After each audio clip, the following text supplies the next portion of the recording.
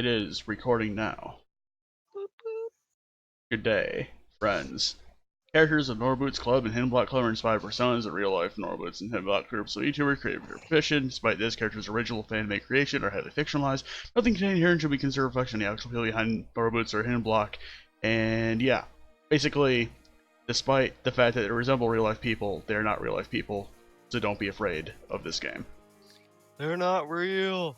Yes, yes, they're not real. Do not let their outside actions cloud your judgment. Anyway, this is Asagao Academy. It is a game that is based on the Normal Boots collection of YouTubers from back in the day, around circa 2015-14 era. The game itself was released in 2016. It is a visual novel in the anime style. So it's not quite anime, but it's close-esque to its style. The main character is a girl named Hana Mizuno. She has pink hair. This is actually a plot point. Pink hair is a plot point. Yes. Yeah. And also, I have a guest who's going to be listening to the story unfold. Go ahead and introduce yourself at this time. Oh. Meanwhile, we see Me. a clip here of Paul holding a Paul No poster. It is I from the dead. It is the Necro Junkie. Necro Junkie. Welcome to Anime Was a Mistake. Yes. It is kind of the thing here. Some people have been giving this game shit because of certain things that happen outside of the game, which we'll not get into for this recording, because I don't want to stir that teapot right now. Anyway, good turn Necro Junkie the full. And now, we shall begin. We configure, turn up the music a hair, because Discord attenuation makes things a little bit lower. Right? Voice volume, sound effects, music, I think those will be fine. So, alright. I think that is sufficient for noise. Now, are you ready for anime? Get A story. in there. I do in. warn you, it's a lot of reading, and the point which I wish to stop might be at the 4-hour mark. So, be wary. I'll also probably need to drink some things here and there. It's a longin'. Yes. And it's only chapter 1.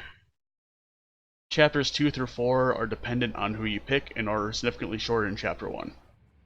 Damn. Chapter 1. The prologue, featuring Hana. The train made its way along the gentle curve of the coast of Japan, whisking me farther and farther from home. Across from me sat a boy, face half buried in a newspaper. He was deeply entranced in whatever article he was reading, and hadn't spoken a single word to me, even when I asked if I could join him in the last compartment of any available space. He shrugged, nodded, and adjusted his newspaper without ever making eye contact. It had been almost an hour, in fact, and he hadn't once looked at me.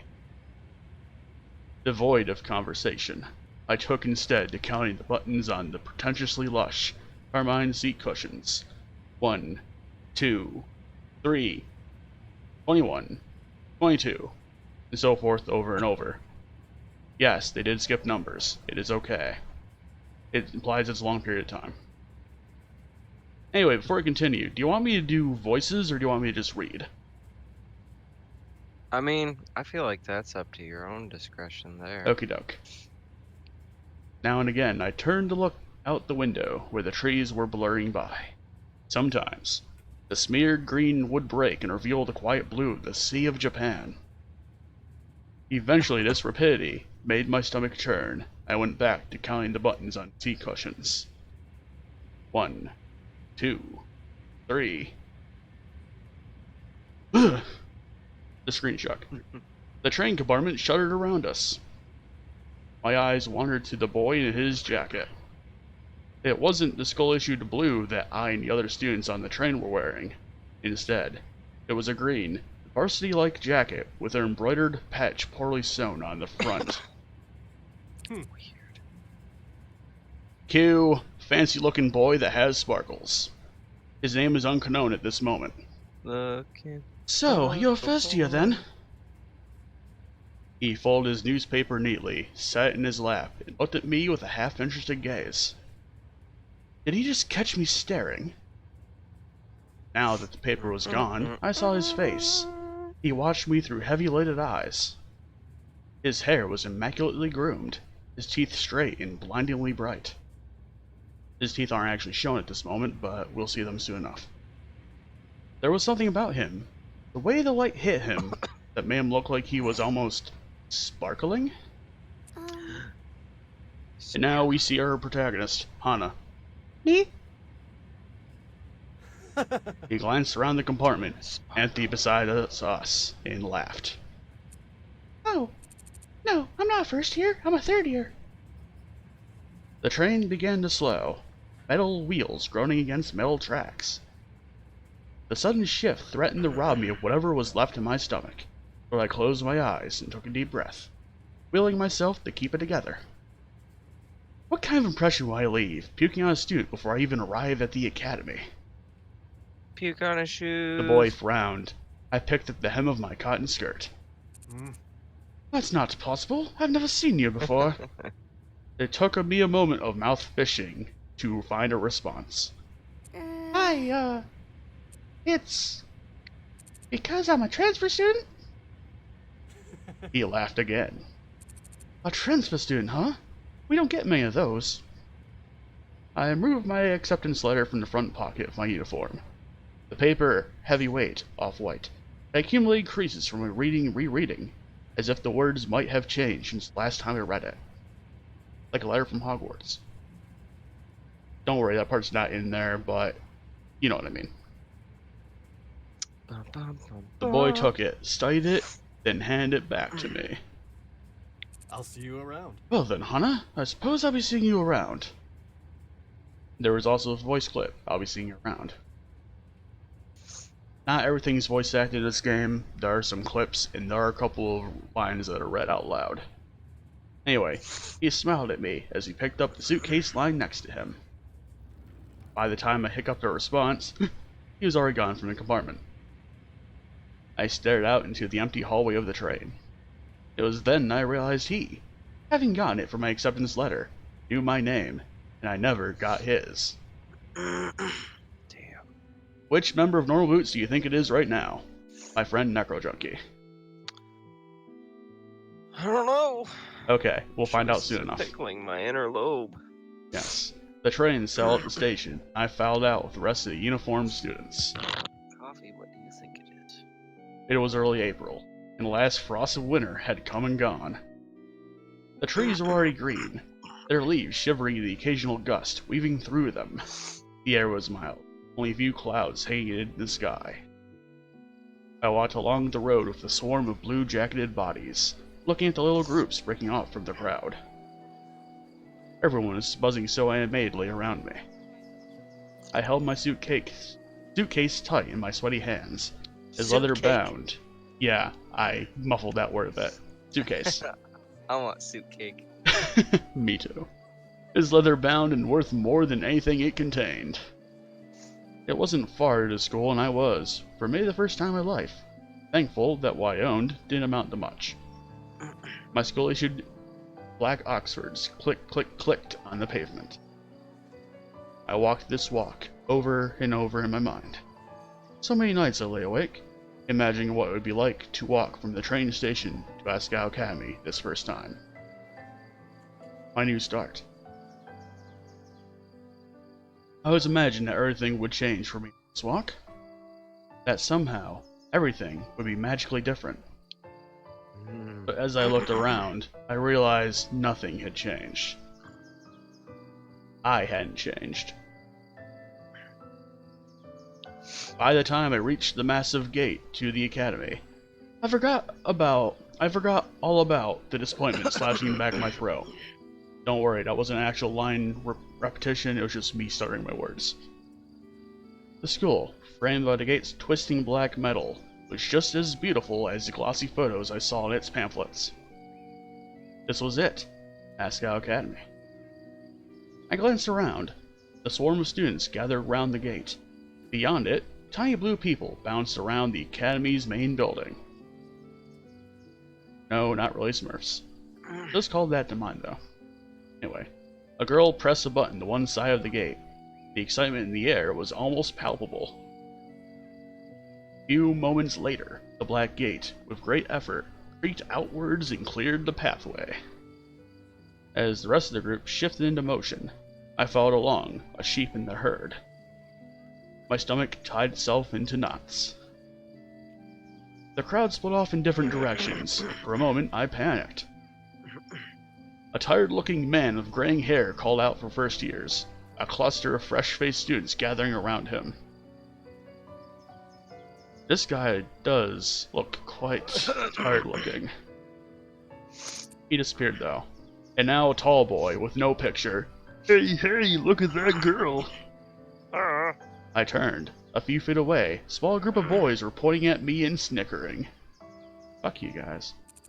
Pink hair, you kidding me? Says the posh boy. We were snickering. Tall back. boys, how desperate can you get?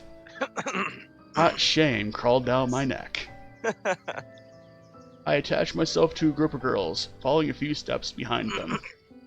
That was funny. In the distance, cicadas hummed in time to my shoes crunching against gravel. My hair. It wasn't my fault that my hair looked like this.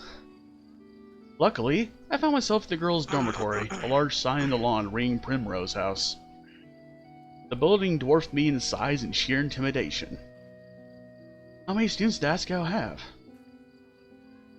As I approached the building, a red-headed girl lingering nearby caught my attention. We see the red-headed girl now. I looked away, then looked back. She was staring at me. She walked over. Oh, you must be my roommate! She actually exclaims that line out loud, but I'll tell you what it said. You must be my Hold on. Let me actually get her voice in. You must be my roommate! I eyed her warily. She was smiling and bouncing in a way that suggested her views on life were akin to a perpetual bouncy castle. What? Oh god. Me? Bingo. Of course, you silly. Let me guess. Room 325? I thought back to the paper I received a month prior for lists of all the supplies needed for the year and my dorm arrangements. Yeah, that's right. She laughed, but I couldn't figure out what was so funny. Was she laughing at me? When I found out my roommate was a transfer student, I knew you were going to be total main character. I'm sorry. A what? Mm-hmm. When I saw you outside the gate, I knew it was you. I mean, look at that hair. I felt a lump forming in my throat. What was she talking about? She had to be making fun of me. I hadn't spent more than 5 minutes on campus and I was already being mocked. My hands began to tremble. Is there something wrong with my hair? Her face slackened from its amused smile to a more worried expression. Then she began to laugh again. Oh, no. It's great, I'm sorry. Actually, that line dialogue was pretty well voice acted. She, exaggerated a little bit, but it's like, no, it's great, I'm sorry. We're getting off on the wrong foot, aren't we? Oh, gosh. We're getting off on the wrong foot, aren't we? I'm Mai Sasaki. You must be Hana. I'm Mai Sasaki, you must be Hana. I bowed my head. Hello. It's nice to meet you, Mai. So, what we should get from this is that Mai is not mocking her for her hair. So don't worry about that, dear viewer or listener. Our school books are waiting in our room for your welcome letter. I read the envelope. I hope you're not mad. Mai started walking towards dorm's front doors. I followed behind like a lost puppy. Did you check in at the front desk already? I did. Didn't know I was supposed to. Good, they'll have to have a staff member give you a tour of the campus, but I can show you around. Don't get many transfer students in year 3, you know. I says. Oh, is that your only bag? Just the one? I'm glad I brought an extra bag of stuff to decorate a room with. I started already, hope you don't mind. I did waste it in your legs. I thought we could do it together, you know? She spoke quickly, the words bubbling from her mouth, and left me no time to answer until the end of her monologue. Yeah, okay, that sounds good. She held the door open for me and I hurried inside. Girls filed up and down the hallway, howling greetings, exchanging vague niceties that were, more often than not, how's your break? And look at how tan he got. Also, we are in a pink dormitory at this moment. At the end of the hallway, there are a line of trees, on like a coast, I guess, because I see a blue beyond it. That seems indicate water. It seemed like everyone knew each other. I followed Mai as she led me through the maze of students and up 2 flights of stairs. Each dorm floor looked the same as the last, narrow white doors lining both sides of the pale pink walls. Thin gold numbers were tacked to the front of each, numbers rising as we climbed. You're not missing anything for the campus tour, I promise. Mr. Saitomo does them every year and he's, like, totally dull. He just drags you around the entire campus talks in that weird squeaky voice of his. I'll tell you everything you need to know. I smiled, trying to let this calm my nerves. Thanks. We head down a hallway on the 3rd floor. Mai stopped us in front of a door numbered 325. Here we are. Door opens. I just want to draw your attention to the background at this point, dear viewer. There are a string of those fairy lights hanging on the wall. There are a couple of posters above the top bunk. One with a parody of Calvin Klein, which is titled Obsession Alvinstein, and there's a picture of a guy in his boxers holding a teddy bear. There's also a guy posing with just pants on. There are 3 cats, and there is a poster titled Tortured Souls, the Only My Guitar Understands Me World Tour. And now, let's read dialogue. A faint smell of potpourri wafted through the room. The walls, like the hallway, were a soft powdery pink. Mai already defaced him with a tapestry of posters, magazine cutouts, and photographs. Some of the photos are of cats, but most are of male models and rugged musicians, like Tortured Souls.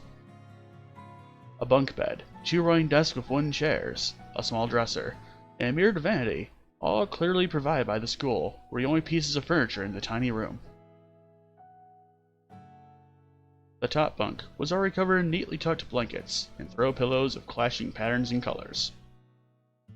The bottom bunk had a single stiff-looking pillow and a thin cotton blanket that I didn't need to touch to know it was horribly itchy. I must have grimaced because Mai quickly smiled at me.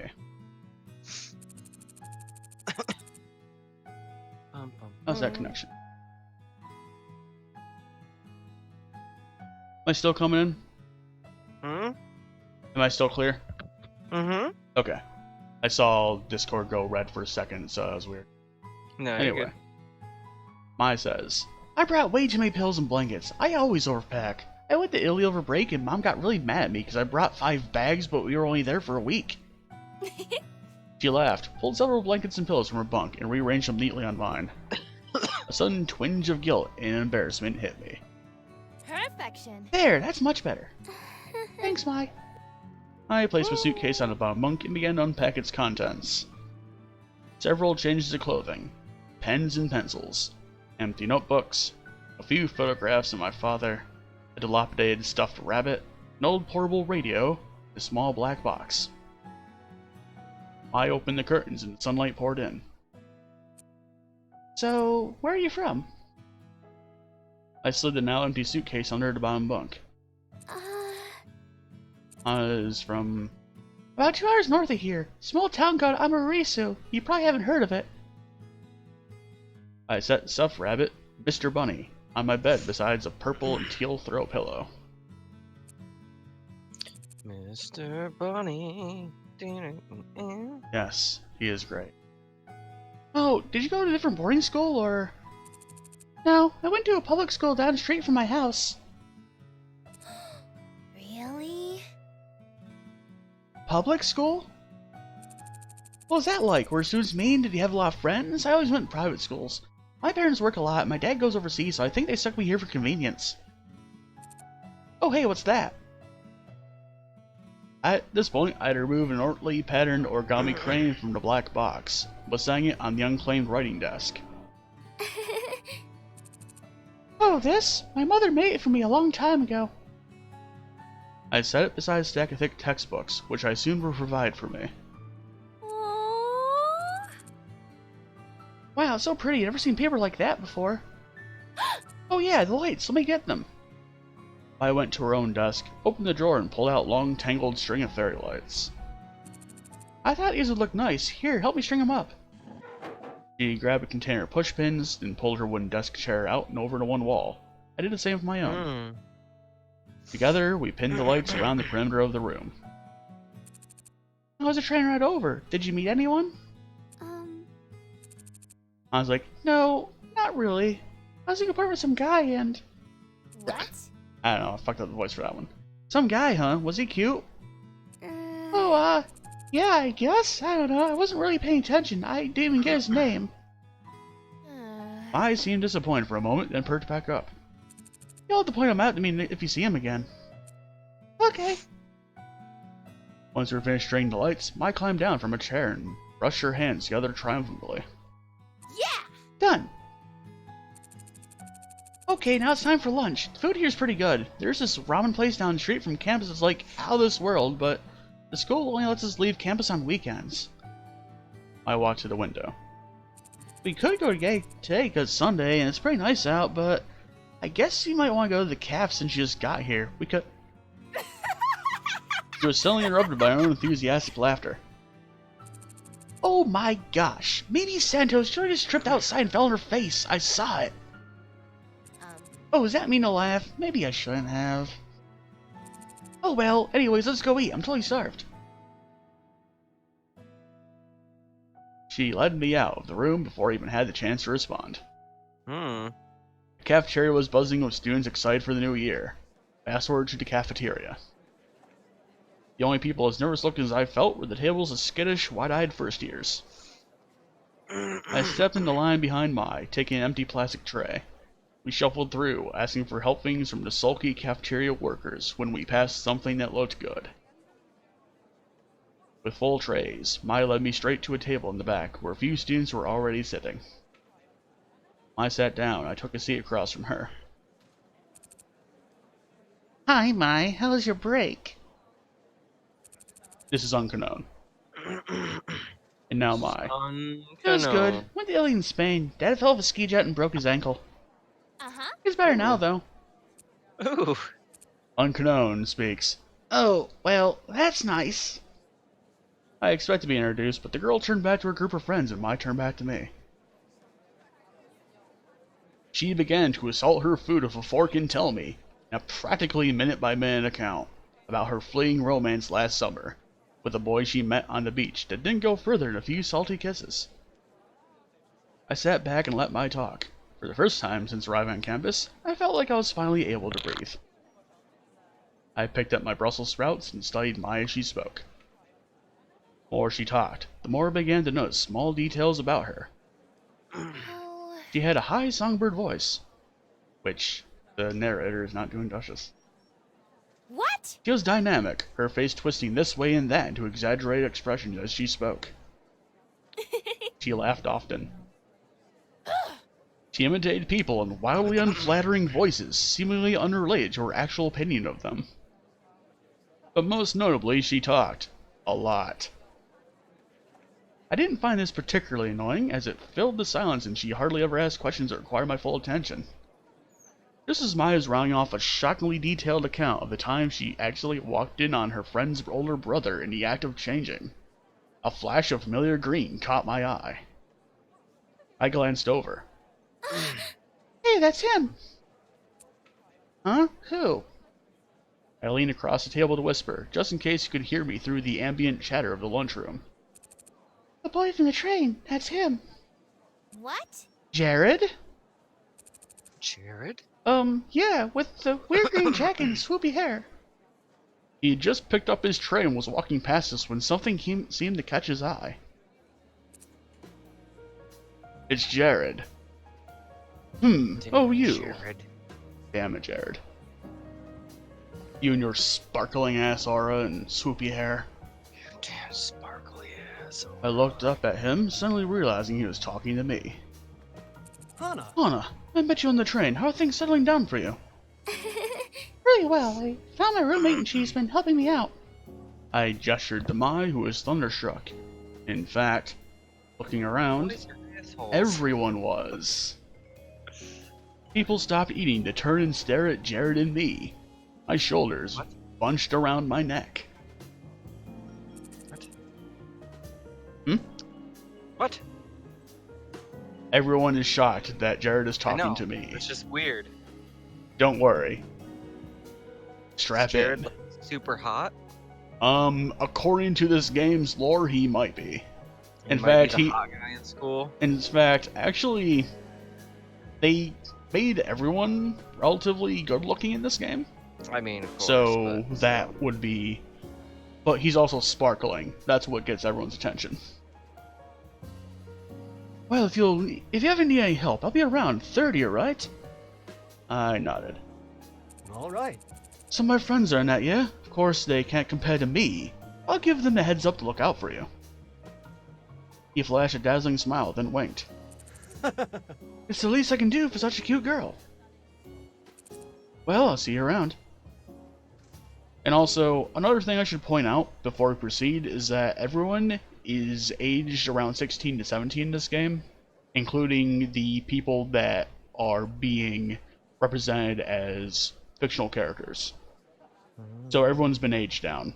Keep this in mind as we look at some other things that come up. I watched a torrent of thoughts raging through my head as he took a seat next to a bunch of guys who were all wearing the same jacket. I is shocked. That's Jared! She tore her eyes away from him and looked at me. He's so cute. He's the most beautiful guy in school! Yep, that confirms your suspicions. Yep. Dear See? listener, Knew it. Knew I it. can't believe you just looked at me. She's blushing horribly, actually. I looked at Mai. Her cheeks were glowing in decent pink. Why do y'all wear those jackets? Aren't all the guys supposed to wear blue blazers as part of their uniform?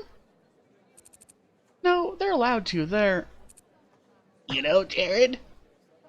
That girl turned back around and was looking at me with sudden interest. If I had to guess as to what her ethnicity is, I would say that she's from the Philippines, maybe? I want to say. Not sure. Hi. Did I know him? I only talked to him on the train for a few minutes, so not really. We weren't friends or anything. But looking around, I and this girl weren't the only ones who were interested. Everybody seemed to be listening in. He seemed so surprised when he talked to me. Maybe a little white lie couldn't hurt? And we have a choice.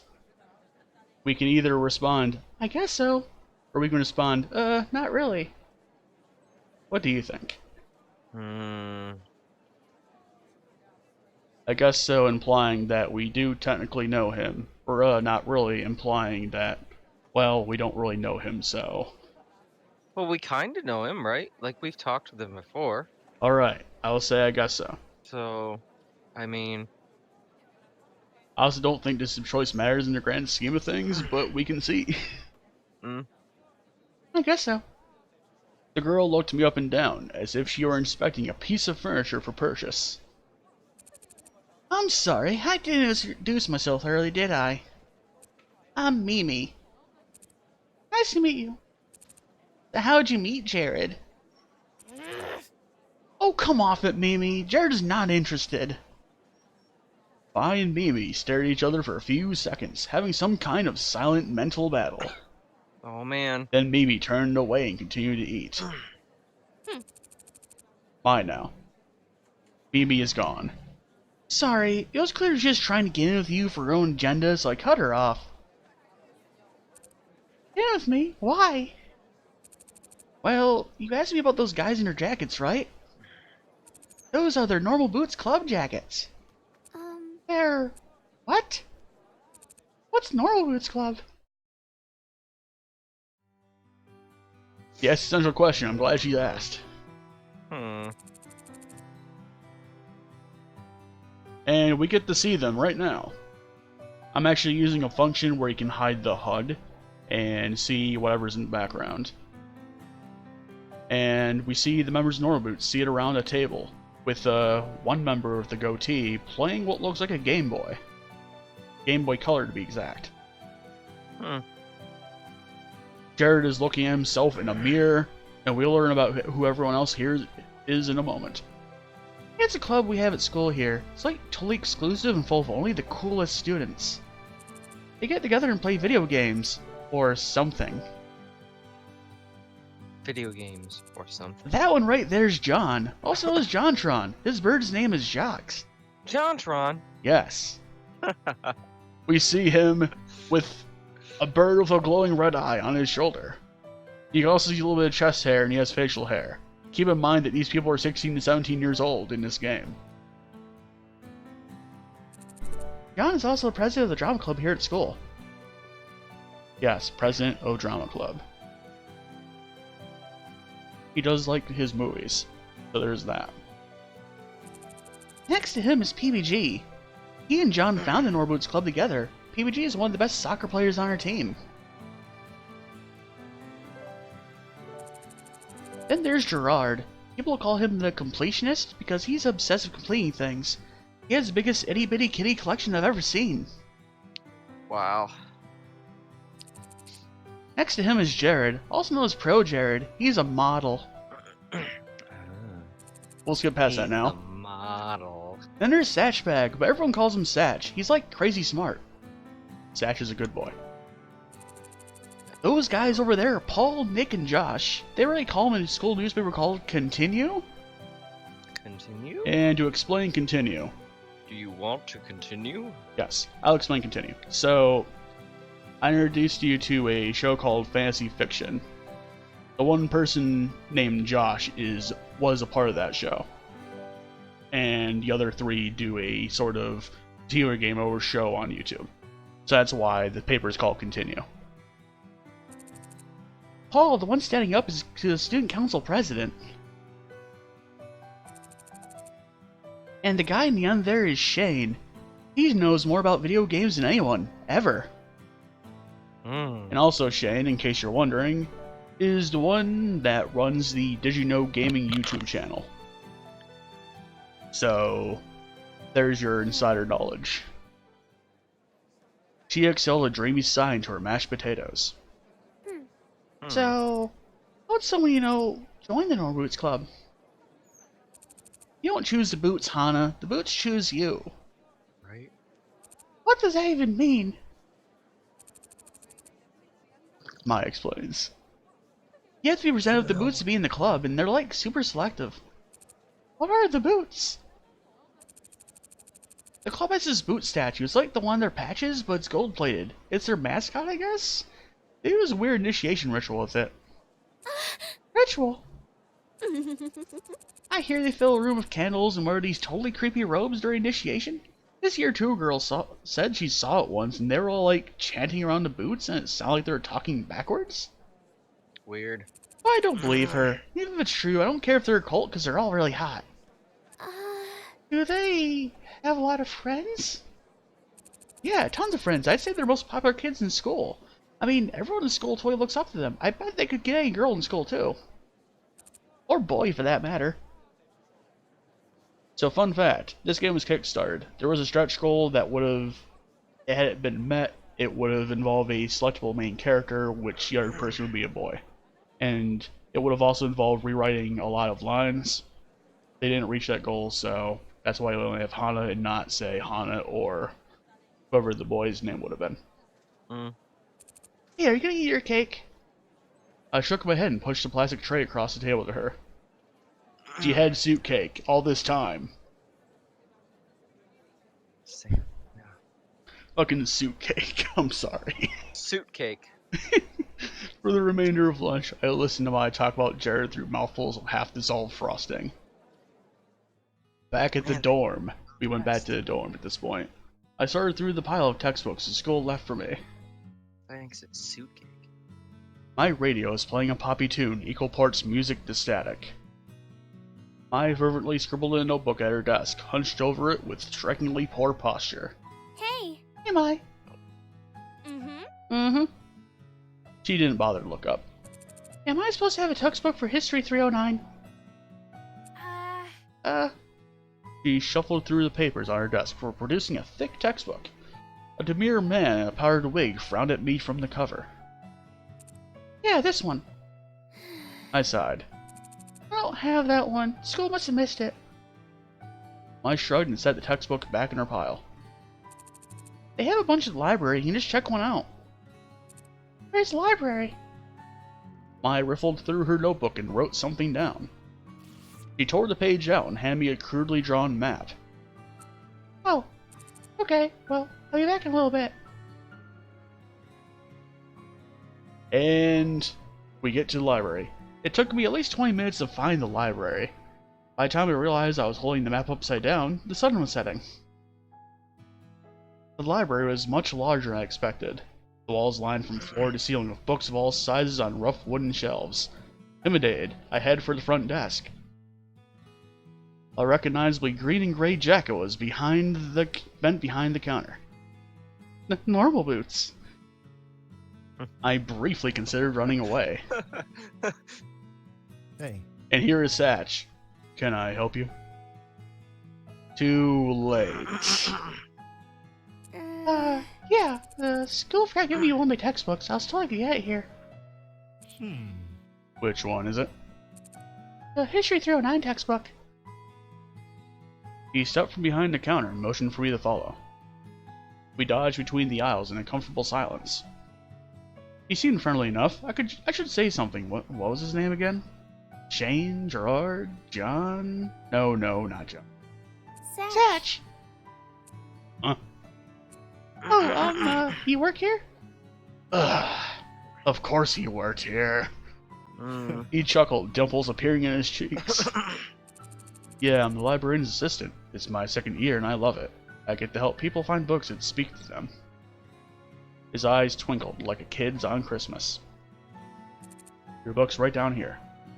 He stopped at a row of thick, dusty books. Was this all history? And pulled out the book of the powdered-wigged man I saw earlier. Thanks. He waved his hand. It was nothing. Do you need help with anything else? I wanted to make a good impression on the Norwoods Club, but I couldn't come up with anything. No. Thanks. Copacetic. Satch says his catchphrase, copacetic. You're welcome. As we head back through the cavernous library, my unease melted away. We weren't talking, but just being near him felt like being wrapped in a soft blanket. I resisted the urge to snuggle up to him. God damn it, Hana. We neared the front desk, stepping around a clump of studying students. As we passed, one of them shifted. The screen struck. Something white flew past my face. Also, cue music change. A thick piece of triangle of paper laid at my feet. I bent over and picked it up. It was surprisingly heavy. There was a quarter inside of it. If I was just a hair slower, it would have hit me in the face. The students snickered, and I recognized the boys that made fun of my hair this morning among them. Bastards. My heart dropped. I scanned my memory for anything I might have done to offend them, but came up with nothing. Don't die now. My hand started to shake. I hid behind my back, trying to think of some way to defend myself. Why'd you do that? Sporty boy says, Hey, what do you mean? Posh boys, we were just messing around.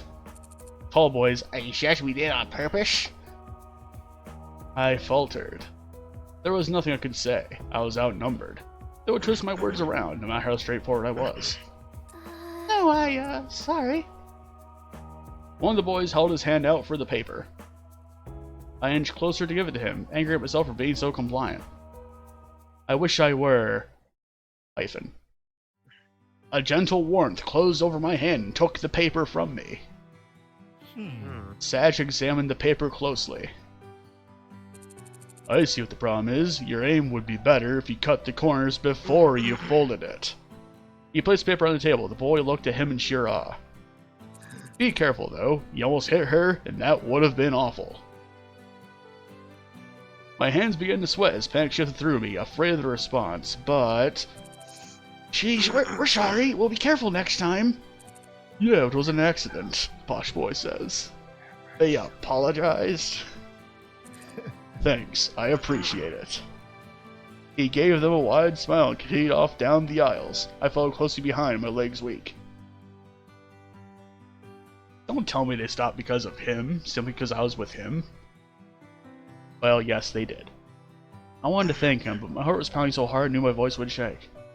He reached the front counter and he scanned the history book. My lips trembled as I willed myself to say something, anything to thank him. He tilted his head to the side. What books do you like to read? Fiction? He chuckled. I just finished a good book. I think you're up your alley if you don't mind me saying so. He reached under the counter, pulled out a thick green book, and passed it to me. A man in black stood on the front, hugging a woman in royal robes. It's long, but it's one of my favorites, The Princess Betrothed. I know things can be tough transferring to a new school. If you're ever worried, just read this. I'll transport you 100 miles away in a second. Tears stung my eyes, so I ducked my head. Thank you, Satch. For more than just the books. You're welcome. Oh, I'm sorry, I don't think I got your name. My name is Hana Mizuno. Hana says aloud, My name is Hana Mizuno. I'm a transfer student. Hana. Well, let's meet you, Hana. You'll let me know how you like the book. I will. That couldn't have gone better. Not only was Satch impossibly kind, but being around him felt easy, refreshing. Like being doused in the midst of a waterfall. Oh gosh, what was I thinking? My cheeks hot, I left the library, 2 surprisingly heavy books under one arm. I settled into bed, eager to get started with my new reading material, but... I was sitting at her desk, carving a pencil idly into the pages of a notebook. Every few minutes, she released long, drawn-out sighs, the light of her pencil whined against the paper. I lowered my book and took the bait. Is something wrong, Mai? She let out another dreary sigh. I hope Jared notices me this year. Does Jared know you like him? I whirled around in feigned shock. What? I don't like Jared. Love him. Oh, wait. Excuse me, she didn't actually say that. I was like, oh. I closed my book and set it aside, deciding to play along. Well, have you at least tried talking to him? I was like, no, I mean, I have before. I was like, why don't you try again? She bobbed her head from side to side, considering this like it never crossed her mind before. Yeah, maybe I could do that. Satisfied, I picked my book back up. Then Mai, out of the fucking blue, says, have you ever had a boyfriend, Hana? What? Huh? Wow, bold. Me? No, never. Really? Never? Never. I bet you 10,000 yen that you meet a totally cute boy here and fall in love by the end of the school year. You're crazy. I buried my face back in my book, barring Mai from any further discussion. Fall in love by the end of the year? Me? If I were a betting kind of girl, I'd take that bet. I awoke the next morning, felt like a lizard in my throat. I was already up, shuffling through her school bag with an enigmatic grin. First day of school.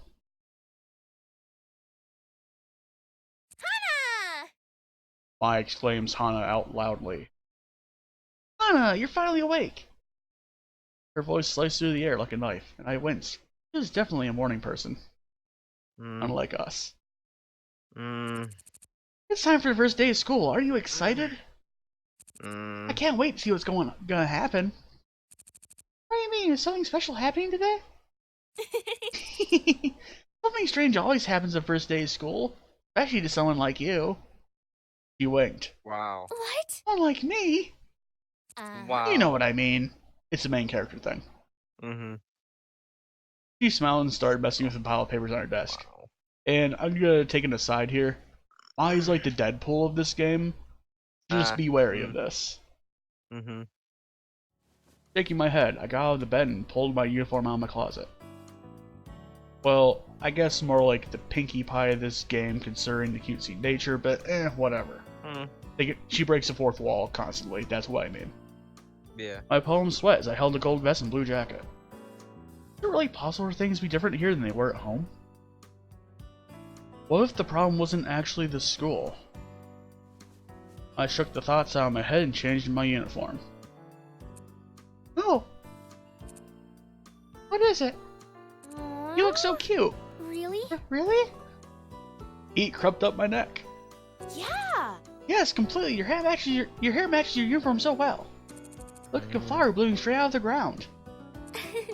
Thank you. Water stung the back of my eyes, and I turned to start packing my backpack. Why was I getting worked up about something as little as this? I must have gotten less sleep than I thought. Is something wrong? You know it's important. No, nothing's wrong. I'm just happy. How dumb was that? Started crying the first time someone being nice to me? I took a deep breath to steady my nerves. What an oddly menacing thud. All the air left my lungs and something like horse hooves slammed against my back. Anna has the blue lines expression on her face right now. She's like, ugh. You'll do just fine. Don't worry. This is gonna be awesome. I stiffly peered over my shoulder. That was you? What? Huh? I stood behind me, her hand raised. Somehow she had the strength of a bodybuilder. Nothing. I was just about to zip my bag up when I spotted the book Satch gave me lying on my nightstand. The Princess Betrothed. He said that if I ever needed to be transported somewhere far away, I could take it with me. It was pretty good so far. Maybe it would be smart to bring it along, just in case I had no one to talk to between class periods. Would I need it for a first day class? And now we have an option. Should I take the book, or should I leave it behind? Take the book. Take it! I put it in my already overfull bag, biting my lip. It never hurt to be prepared, right? You ready? Yeah. Yeah, let's go. Stick with me and you'll be fine. I opened the door and together we stepped into the hallway, merging into a steady flow of cheering girls and fruit-flavored perfume.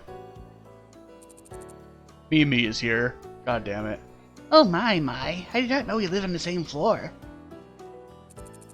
Oh wait, really? That's so awesome. Now you'll catch up. Whatever happened between you and... Who cares?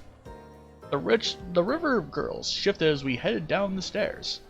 Suddenly I found myself surrounded by a bunch of people I didn't know. What a jerk. Oh wow, what a jerk you turned out to be, Mai says in the distance. My exclamations fade into the buzz of voices in the air. Oh no. What would I do? Yes, the train is here. The train has returned for vengeance. No. Oh no, what would I do if we got separated by a train? Anxiously, I searched the crowd of girls for Mai, but I couldn't find her. Rain strikes again. Everyone was dressed in the same Asagao uniform. It was difficult to tell anyone apart, and being so short really didn't help the situation. As we turned the last corner down the stairwell, I saw a flash of red hair a little ways in front of me. Mai? I reached between two girls and tapped her on the shoulder. That is not Mai. That is actually an unknown person. She has red hair, but it's in a different style. She has red eyes. Huh? Who are you? The girl's eyes flashed, almost like a jolt of electricity shot through them. I'm sorry, I thought you were someone else. She said nothing and turned away, before I knew it. I stood outside Primrose House, watching the flow of girls disperse across campus. Mai was nowhere to be seen. I could even hear her chirpy voice. Oh man. I took a deep breath, biting my lip. This wasn't a big deal. I could go to class alone. You're fine. You got but this. I didn't even know where the building was. There are a lot of buildings on Bravery. campus. Be brave. I reached into my backpack and dragged out my class schedule. Homeroom. 206 Poppy Hall? Which one was Poppy Hall again? Weren't the classrooms on the other side of campus? I picked a direction and began to walk, trying to ignore my rising panic at the thought of arriving late to the first day of class. As a third year, where no one knew me, all the people staring. Hey, Oh, I know that voice. Hey, you okay? You look a little lost. Someone called out to me. I turned around, almost jumping for joy. When I froze. A Normal Boots jacket. He was part of the Normal Boots Club. I could practically feel my tongue swelling in my mouth. This was Normal Boots Club member. I had to make a good impression. He was one of the founders, right? Then he must be JonTron. Yes, we see him on screen with Jock on shoulder. Yes. I'm new. I don't know where Poppy Hall is. Hey, you a freshman? No problem. My class is in Poppy Hall. I'll walk you there. Really? Really? That'd be wonderful. Thank you. Was this really happening? He began walking toward a large brick building in an enthusiastic manner, pumping his arms up and down like he was in some kind of show tune. I found a step beside him. I didn't notice it when Mai pointed him out to me yesterday, but JonTron had big brown eyes and a warm-looking face. He was basically a human puppy. I glanced up at him out of the corner of my eye. Beep! A bird. A bird on his shoulder. Birds always made me uncomfortable. Something about the ease with which they could poke out someone's eyes. Huh. Is something wrong? Why'd you stop? No, nothing's wrong. He followed my gaze to the bird on his shoulder. hey, Oh, this is Jock. Isn't he cute? Jock speaks. Nice to meet you. It spoke? Yeah. He put his hand to his shoulder. Jock jumped into his palm.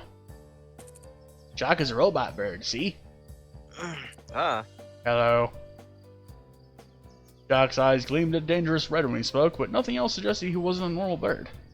That's weird. In fact, if I had known better, I would have said the red in his eyes was painted on. That's amazing. Jock twitched his head to the side, examining me in return. The more he looked at me, the less afraid I was. What are you looking at? What? What? Nothing, I'm sorry.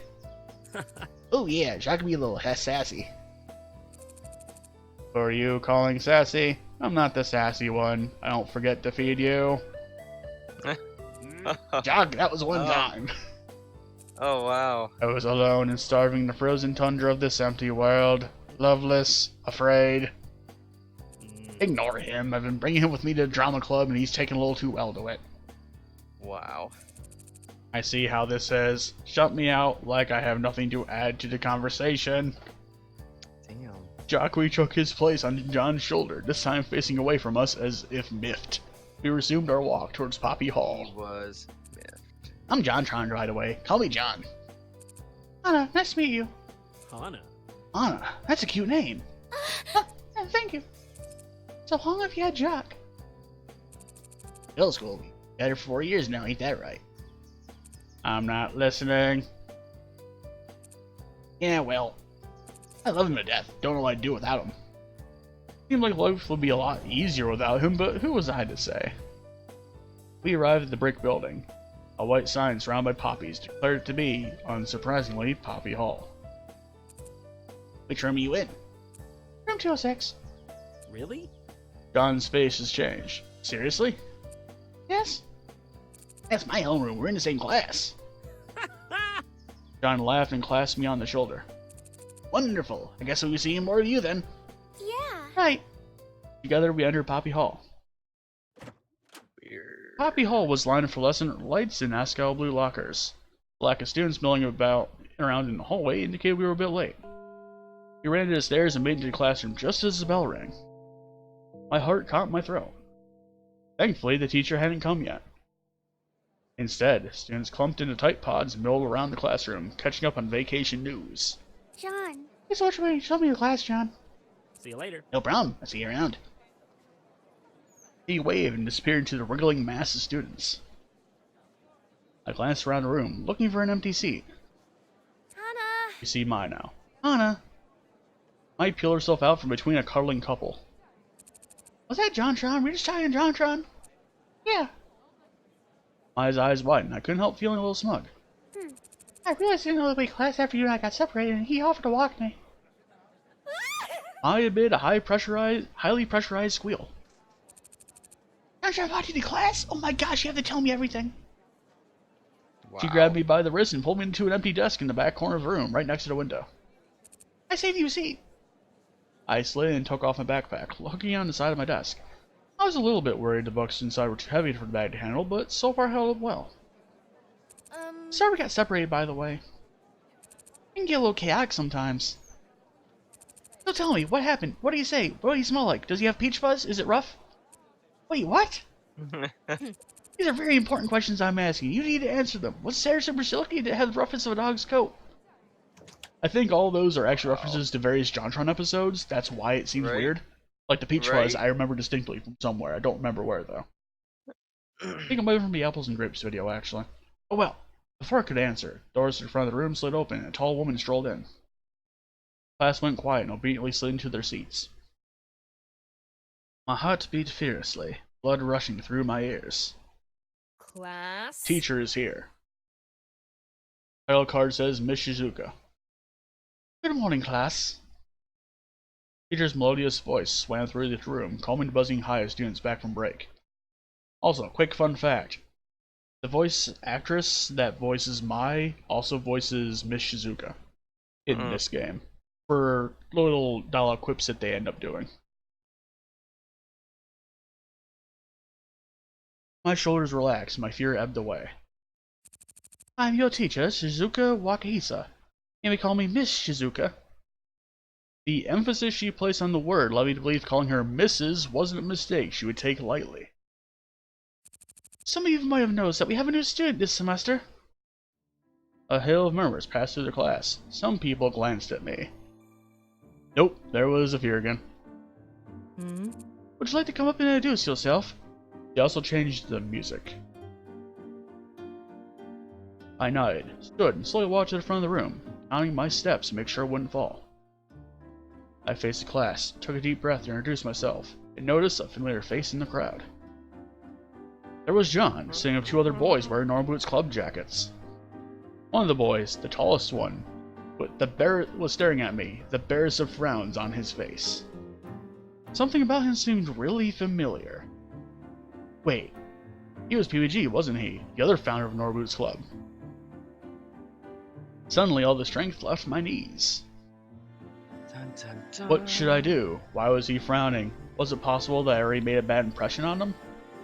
You had to be kidding me. If he didn't like me, what did that mean about everyone else? Wouldn't they follow his lead?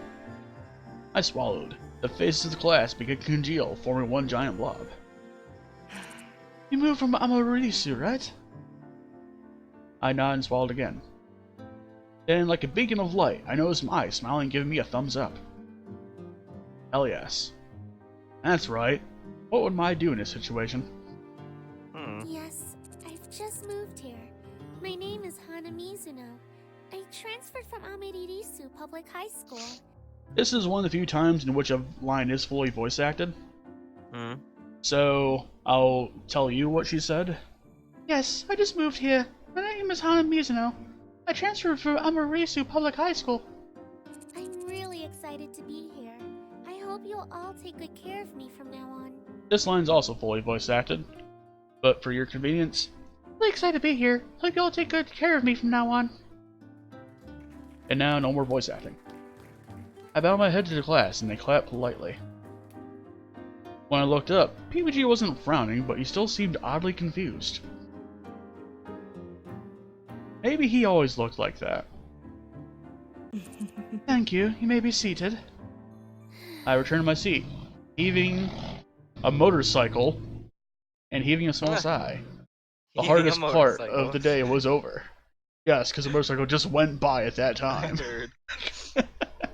Heave that motorcycle. Shizuka began to talk about standard procedure for the semester, the rules for classes, when homework was due, and that sort of thing. It was all very similar to my old school. I spaced out in spite of myself.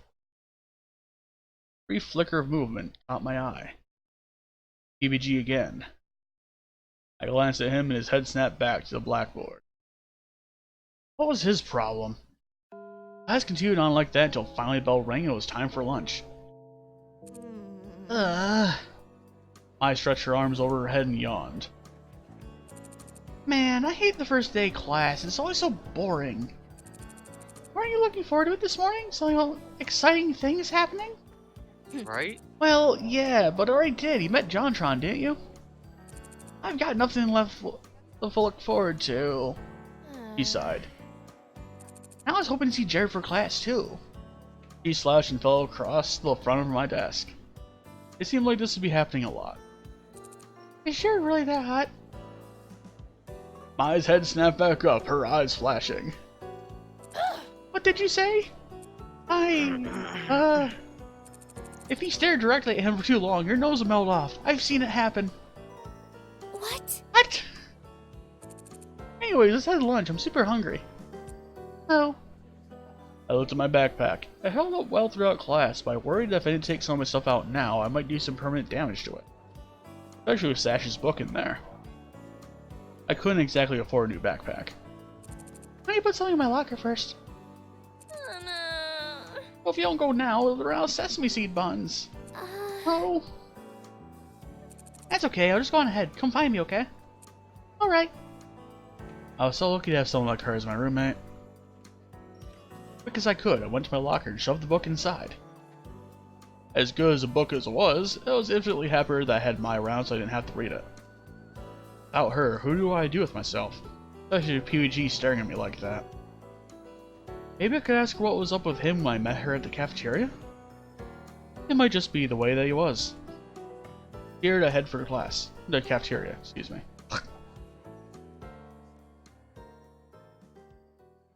I carried my melon bread out through the minefield of people, searching for the now familiar sight of Mai's red hair. Where is she? I couldn't see her anywhere. There was almost no empty seats. All around me, students circled each other, laughing and joking, sharing bites of food and splitting the cost for sodas. Suddenly I felt very obvious, and very alone. Where I can sit? Just then I spotted a table at the front of the room. We see a boy now, with a yellow jacket and a yellow and gray jacket. He also has like an ear piercing of some sort, like a gauge. A lone boy sat at it, stabbing his spaghetti with the vigor of a Roman general. He was having a hard time with it. I moved closer to him, working up the courage to ask to sit with him. Well, no wonder. He was eating his spaghetti with a spoon. Wait a second. This guy was in my class, wasn't he? Saw him that morning at the front of the room. And he was wearing a jacket, just like in our Boots Clubs, but different. A golden gray jacket with an 8-bit block on the front. Was he a member of another club? Or maybe he was friends with them? Hey! Hey, what? Hana. Mai jumps out of nowhere and says, Hana. Oh, Mai. Mai appeared between me and the boy, who glanced up at us before returning to his spaghetti. Thank goodness I found you. Saved your table for you in the back. Oh. I looked at the boy, then back at Mai. Come on. She grabbed my shoulder rather forcefully and pushed me to the back of the room. Hey, what's wrong? Well... You are so lucky I got here when I did. That kid is Brutal Moose. His real name's Ian. He's from the Hidden Block Club. Moose. Yes. I've shared a few of his food-related videos before. Brutal Moose. The Hidden Block Club? Yeah, the rival club in Norboots. He's really weird. I mean... She looked around her to make sure no one was listening in, but we were completely alone in our little corner of the cafeteria. He speaks in Comic Sans! Whoa! Yeah, we better stay away from him, especially since you already gotten to know some of the Norboots guys. Oh, I can't even. What are you talking about? I only just met John today. Uh-huh. Yeah, right. It's all the way PG is staring at you. He totally likes you. Really? Really? Is that what you thought it was? Either Mai was blind or she had a serious case of wishful thinking. Oh, totally. It's so cute. Just like my favorite manga. meet in high school, fall in love, and then go off and fight aliens together. I don't think that's going to happen. Have some faith in yourself. That's totally what's happening. Now you're good in PvG. Can you introduce me to Jared? Oh, was that what she was getting at? Not flashed out sees me. Was it possible that Maya only liked me because she thought I knew the Norwood's guys? That couldn't be the case, though. She was so nice. Still, looking at her shining your face, I couldn't talk myself out of the idea. I actually thought PvG didn't like me. What? What? How'd you think that? Well, It was glaring at me. And now there's a goofy music in the background. Man, you just don't understand. It's love triangle. Love triangle. Wait, who's the third? Wait, a triangle now? I can see it. Stars practically erupted from her eyes. PvG, I can't. I love you. PBG. My maidenhood. Where are you going with this? That was my doing some imitations. That's why I was doing weird voices with that one. I slammed my fork into the table. Maya looked pleased with herself. Okay, I'm just kidding. You're really cute when you blush. You almost match your hair. That's not fair at all. I beg to differ. Still. I searched for mine, eager to change the subject. It was an impressive scenario. What? What? No, it wasn't. I just made up on the spot. Maya laughed nervously. Oh, so that girl was talking to me when we got separated? I told the story of her past friendship with this girl like they were eternal arch nemesis. Apparently they had some bad blood. I nodded, choosing to take the time to relax. Before I knew it, we were finished eating. We got up and tossed our trays together. I headed towards the door, though Maya hesitated. Hey, I forgot something back at the dorm. Oh, need help? No, I'm totally okay. I'm just gonna go get it. I'll see you later, though, right? see you later. Okay, see you in class. I waved, Maya sprinted off in the direction of the dorms. Alone again, I crossed my arms and headed back to Poppy Hall. Large groups of 7 or 8 people were laying out in the sun, playing catch and eating lunch on the lawn. It looked like fun to have so many friends like that. I smiled. Maybe this new school really would be better than my last. Without students inside of it, Poppy Hall looked a bit like an abandoned hospital. My footsteps echoed as I climbed the stairs to the 4th floor. With a sigh, I opened up my locker, pulled out the book Satch gave me. It was a good thing I brought it after all. I stepped inside into the classroom and saw a flash of movement by the window. A boy sat in the windowsill. He jerked up when I came in. Boy is obscured partially because of the light behind him. So what we're seeing right now is a partial silhouette that fades into an actual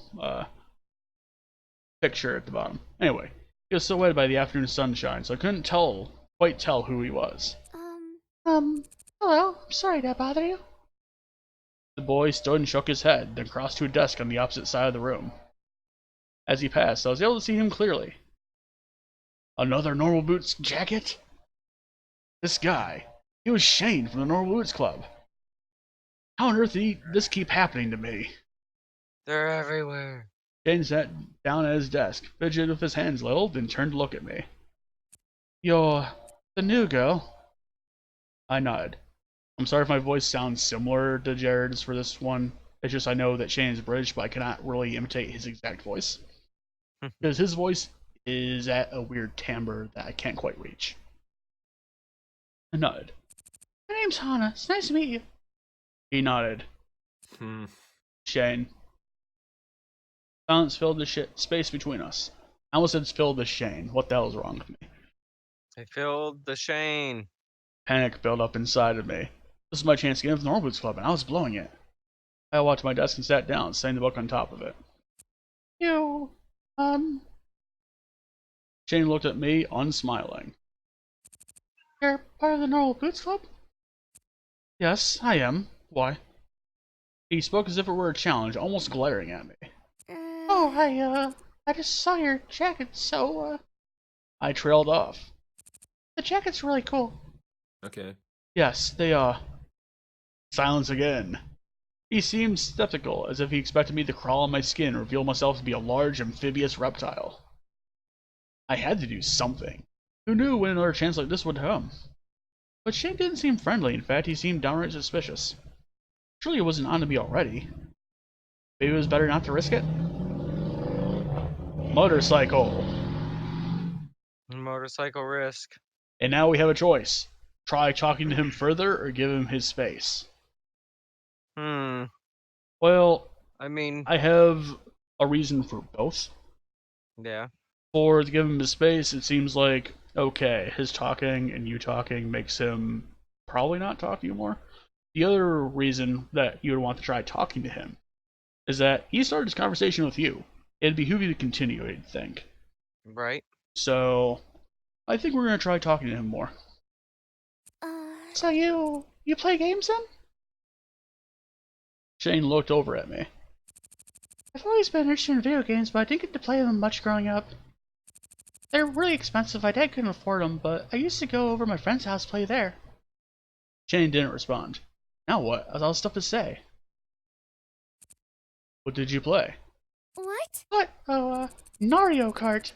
We go into battle mode and triple deck. He would drive around by himself on top level. I tried booby trap to the lowest level. There's a good spot next to the ramp. I'd wait there till my mom came racing down the ramp to find me, then smash over red shell. Shane's angry stare faded. He was smiling, sort of. He made the whole room seem 10 shades brighter, or maybe I was more relaxed. Your mom must have been so mad. She was, but she always lets me do it. Probably on purpose. Did your mom... Fucking Mimi comes in the room, god damn it. A door slid open. Mimi and her friends, a couple of chattering girls, entered the classroom. They stopped and stared from me to Shane. It was clear they thought they were interrupting something, even though they were sitting on opposite ends of the room. Where you were sitting, excuse me. Sorry. No, it's fine. I'd be lying if I said I wasn't happy they caught me talking to the Shane of the Normal Boots Club. The girls went to their desk and sat down. Who are you? Shane was staring at me again, an odd hurt look on his face. I immediately felt like I was caught doing something I wasn't supposed to. Did he know what I was trying to do? But I mean, it wasn't like I didn't want to talk to him. He was an interesting guy. It's not like I only talked to him because he was in Normal Boots. So he turned, pulled out a notebook and some pens, scribbled away, thoroughly ignoring me. The air was stuffy. The collar of my shirt, sweating. The girls kept looking at me over their shoulders as if they were expecting something. I smiled hesitantly at them. They smiled back and started a conversation amongst themselves. The atmosphere was broken. I heaved a sigh of relief. What was up with these Normal Boots guys? John was really nice when I spoke to him, but PG and Shane seemed to hate me. They were anything but normal. Dun dun dun dun. I waited for Mai to come to class, wanting desperately to tell her what happened. But when the bell rang and Miss Shizuki started teaching, Mai still hadn't come.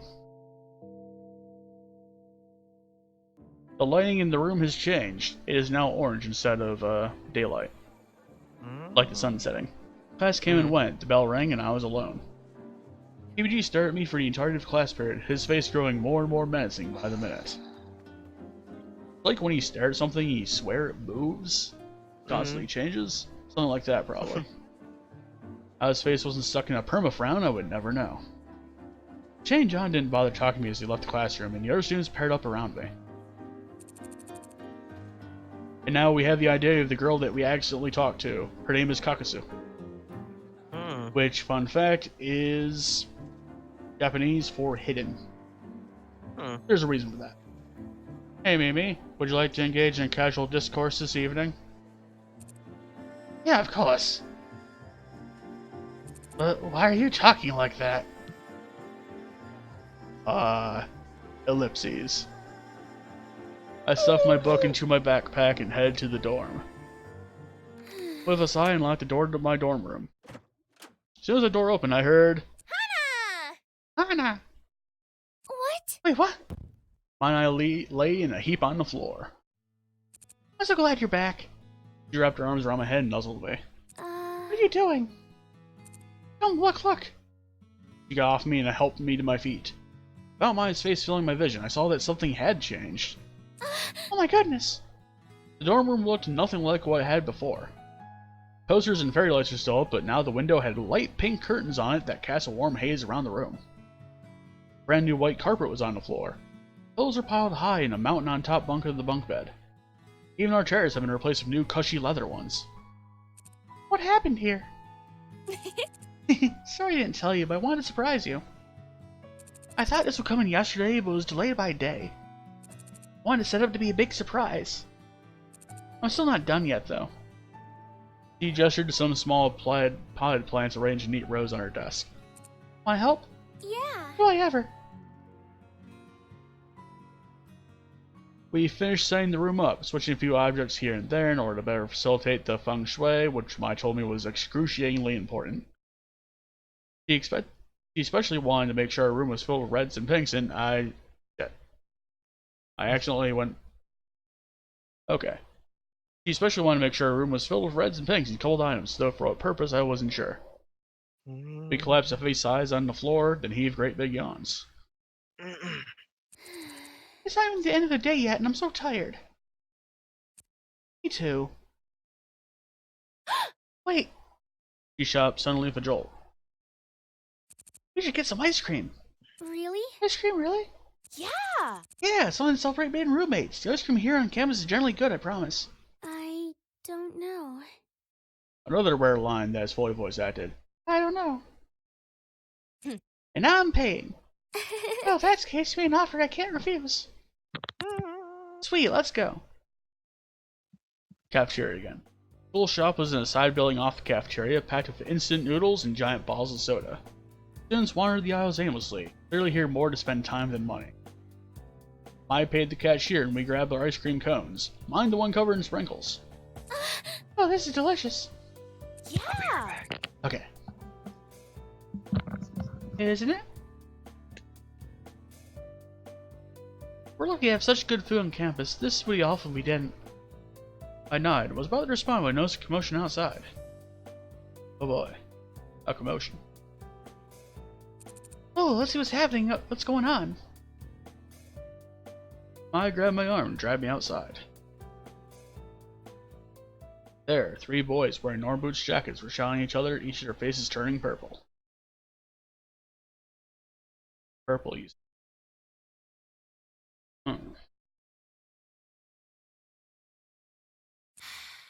This again. What? What are you talking about? Mamma mia! Mamma mia! What? Ah. We're gonna wait here a moment. Let's reflect on the situation at hand. So, just got our ice cream. And the Continue boys are just outside, causing a ruckus. Well, kinda wanna have that line repeat again. Mamma mia! Mamma mia! I am clearly the only one who possesses the proper masculine form. Yeah, right. Taller than you and more attractive to boot. Come on, guys. Can you not see these muscles? Dick pulled back the sleeve of his jacket and flexed his arm. These guys always go on about weird stuff like this. They're very energetic. Oh yeah? Josh got into the downward facing dog yoga pose and grinned. Look at this butt. Just look at this. What I don't understand is why I don't just ask Jared. Oh yeah? Oh yeah? Paul kneeled low to the ground and took off at a sprint, heading straight for us. Oh god. Acro's gonna return, and this is gonna happen. Yeah! Check this out! He sprang into the air in a graceful ballerina's leap, spinning through the sky, and finally... came straight for me? No.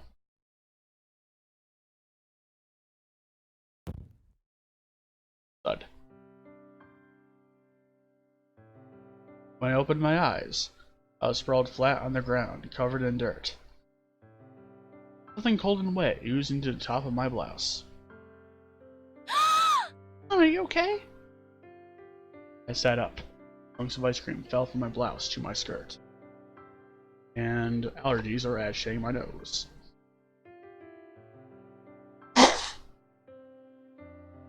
Sorry, dear listener. Dear viewer. What happened? Ah! You ran into someone, you idiot! My uniform, it's ruined. For a few seconds, silence. And snickers rippled around me like the whining of cicadas.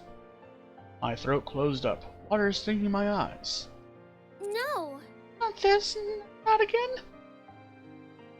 I stood up, prepared to walk away with dignity, when the entirety of the Normal Boots Club suddenly appeared in front of my face. What's up? What happened here? Seriously? Tears slid down my face. No, not here. Don't want to cry in front of them. Hey. Honey, you're right. I'm going home. Hana. Wait, Hannah. It's fine. I just want to be alone for now. It took all my will not to run back to the dorm. I immediately changed my pajamas and climbed to bed, searching for my stuffed rabbit. What am I gonna do if this ends up just like last time? Mr. Bunny stared at me with his big, lifeless eyes. I squished him to my chest, losing myself in his soft fur. The door opened with a soft click. Hana. Hannah, are you okay? Roll over in bed to face the wall, pretending to be asleep. I stood in the center of the room for a while, looking at me. Finally, she sat down at her desk and began to work on something. The sound of her pencil scratching against paper stilled my mind. I don't know how many hours passed, but eventually I fell asleep. I woke up to my alarm beeping, feeling only dread of the hours to come. After the nightmare that was the ice cream incident yesterday, I never wanted to take another step out of my room. I curled up inside my blanket, as my alarm went off. It was only the second day of school, and I felt the same as I did every morning at home. Maya, of course, was already up. I could hear her hair straighten her clap shut every few seconds from across the room. I felt bad about letting the alarm go off for so long, so I put my hand out of the cover to switch it off. Hana. Hannah, get up, you sleepyhead. I know you're awake. I didn't even have time to poke my head out before Maya's body slammed to the edge of my mattress. Bounced me up. She jumped from almost halfway across the room. Morning. You can't hide from my... Sorry. I was breathless. I paused to calm my heart before speaking again. Don't worry about what happened yesterday. No one cares about it, Hana. I've almost forgot about it myself. She must have seen my face. She brought an arm around my shoulders and pulled me closer to her. For real, though. We're gonna go to class, and no one's gonna mention that you made a huge fool of yourself yesterday. You could have put that better. I'm kidding. It might have been a big scene. I tell you, it wasn't your fault. It was Paul, right? When you jump, you have to calculate your trajectory like I did just now. You can learn a lot from a master like me. Get dressed and cheer up. Could bottle up your gloom and sell it to a wizard, and what if you use it for evil? Can't let that happen, Hana. Her smile was wide off the bridge gap between continents. Beginnings of tears picked at the back of my eyes, but this time they were for a different reason. I opened my closet and tried to avoid looking at the sad lump of clothing inside a slather of dried up ice cream. I only had 2 uniforms, which cost my dad an entire month's salary. If I wasn't able to get the stain on this uniform, what would I do? Sighing, I took my second uniform off its hanger and slipped it on as Maya waited impatiently. Ready to go? I guess so. Yeah! Good. Just as Maya said, no one paid any special attention to me. Well, there were a few odd looks here and there, but nothing nearly as bad as I was expecting. As the lecture went on, my anxiety for the most part faded. I took to staring out the window to avoid eye contact. A few boys were out in the field playing soccer. Wait, was that PBG? I scooted closer, trying to get a better look. Hana? At the sound of my name, I leaped to attention. There's something more interesting outside than samurai death battles. Please feel free to enlighten us.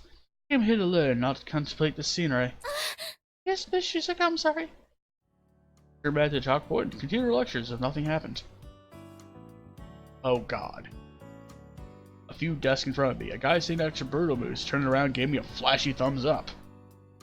He has a 5 o'clock shadow. Oh god. I made a face at him, unsure of what exactly he expected me to do. Then Ian turned around and socked him on the head. The other guy mumbled something to him, probably apologizing. Ian's eyes slid to me for a brief instant. Then he looked away. Were they looking at me because of what happened yesterday, or was there some other reason? I shook my head. There wasn't time for this. I had work to do if I wanted to keep my scholarship. After pages and pages of notebooks of notes on Japanese history, it was nearly time for lunch. Okay, everyone is almost free to go. Work tonight isn't so hard, so don't crumble. We should work together to complete it if you have a hard time. Also, as you may be aware, the Flower Festival is coming up in a week and a half. This news was met with a few cheers as everyone started to pack up. Since you have the day of the festival off, our first exam will be the day before. There was no cheers this time. Romance is wonderful, believe me I know, but try not to let the festival distract you, okay? That is all, see you tomorrow. Miss Shizuka flashed a peace sign and winked as she walked out of the door. What a weird teacher.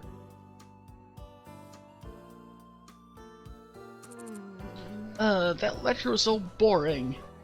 I walked beside me, tray in her hands. We're shuffling through the cafeteria trying to find a seat. Didn't you say that yesterday? Probably, but it's true today too. Anna, help me. I'm gonna die of boredom. You have a time to keep us busy, Mai. What? We already have work to do? How did you not hear that? I sighed dramatically, and leaned to the side and rested her head in the crook of my neck. Reached up to pat her head a few times, but she straightened before I could do it. Oh god, Hana. Paul's walking over here. He's looking at you. Does he look at you? Why is he coming over? Do you think he's gonna kick you again? Same Paul who humiliated me yesterday last night strode towards me. I instinctively backed away, but he kept coming closer. Hey. I'm glad I found you. I'm glad I found you. He didn't look angry to me. In fact, he was giving me an odd, lopsided smile. I wanted to make sure you weren't hurt of anything. You ran off before I could properly apologize. I looked down at my feet. It was embarrassing enough that I ran off crying with a little girl, but to know I made him feel bad was even worse. At the same time, the image of my uniform popped into my mind. I couldn't tell whether I was more angry or embarrassed, or whether I was feeling something else entirely. Got you pretty bad, didn't I? I think a ballerina too hard. He tilted his head to the side. Shame you're not wearing the uniform yesterday. Look at the pink splotches on you. It matched your hair. A deep, sick feeling crawled up from my stomach to sit in my throat. My dumb, stupid thin hair. Everywhere I went, people made fun of it. I thought Norman's guts were different. He was trying to apologize. How could you say something like that to me? Not for the first time, I thought of dyeing a different color, but quickly dismissed it. Paul was waiting for a response. I gave me a quick nod as if warning me not to mess this up. What's up, hon? I mustered up my best smile, hoping it was at least somewhat convincing. It's okay, I'm fine, don't worry about it. Anyway, I'm more than happy to pay for dry cleaning. Josh and Nick and I feel really bad at everything. We never made a girl cry before. Well, not by physically injuring her, I guess. Thank you, I was just gonna scrub it in the sink. Dad and I can never afford things like dry cleaners, so I was surprisingly good at hand washing things. That thing's gonna need more than just hot water and soap, trust me. Tell you what, I have a friend who's a natural at that kind of thing. I'll ask her to get the stain out for you. Just meet you later. Bring your uniform, okay? I'll try not to kick you this time. Without giving me time to say yes or no, he nodded and turned to leave. He spun quickly back around. I flinched. God. You and, Mai, right? Do you guys have a table? Cafeteria is pretty full right now. You can sit with us if you want to, just for the day. Yes, we'll go. Right, Hana? Hi. Lunch. With the Normal Boots Club. Maybe. Maybe I really could become friends with them. And then no one would bother me again. Not about my hair or the ice cream incident, right? Yeah. Yes, please. Alright. Alright, follow me, ladies. He led us to the middle of the cafeteria where Nobu's club sat with a table all to itself. Necro, still AFK. Hey, I found her! You're Hana, right? I nodded, blushing as I took a seat at the edge of the table next to Paul. I forced myself between Jared and PBG. Her eyes were only a few sparkles away from forming huge hearts. Real subtle. So Hana, we saw that you were worried and all upset and all worried. Are you feeling better? PBG looked at me, clearly concerned. My heart was beating hard against my chest, but I wasn't sure whether it was because I was nervous because the sad look in his face made me want to give him a hug. Or maybe it was because I was about 2 inches away from Paul and only an arm's length away from all the other guys. I tried valiantly to open my mouth. Whispers sped around the lunchroom. Look at those girls over there! Who do they think they are? How come they get the scent there? I wish Senpai would notice me. Main characters get all the luck. Some of my thoughts turned dark. Fucking sporty girls also dead. This game.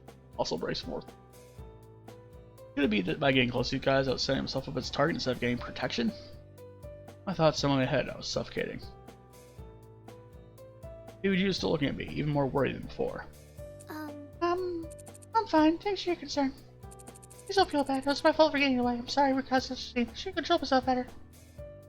I hung my head. It wasn't how I act around these guys. I'd followed extremely polite. My father would have been proud. Hana. Hey, Hana, don't apologize. It was Paul's fright, right, Polly?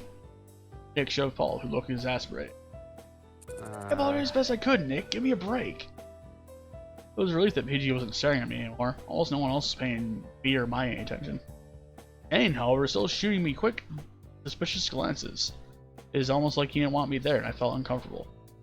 Hey, Hana. I like it here so far, Hana. Good, how about you? I mean, I like it here. Thank you. Gerard smiled at me and turned away. I picked up my food. Guys were all wrapped up in their own conversations. I was busy preventing hyperventilation from being so close to Jared. Fucking Jared. I can feel his body heat. Oh dear. Hey, Doing okay, Hana? As finally Satch turned to me. I know it can be overwhelming. You're fine, right? Yeah. Yeah, thank you. Thanks for recommending that book, by the way. It's been really good. You like it? That's great. I figured you would. It's really funny, but the narrator's annoying.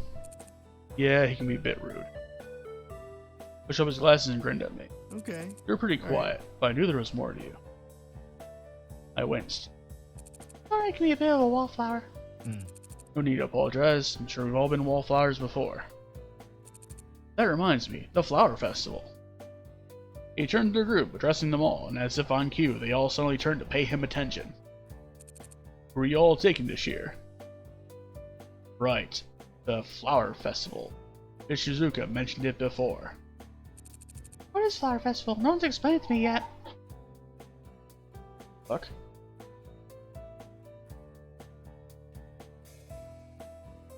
An accident just fucking happened outside my window. Well then. Well, Yeah, that was fucking weird.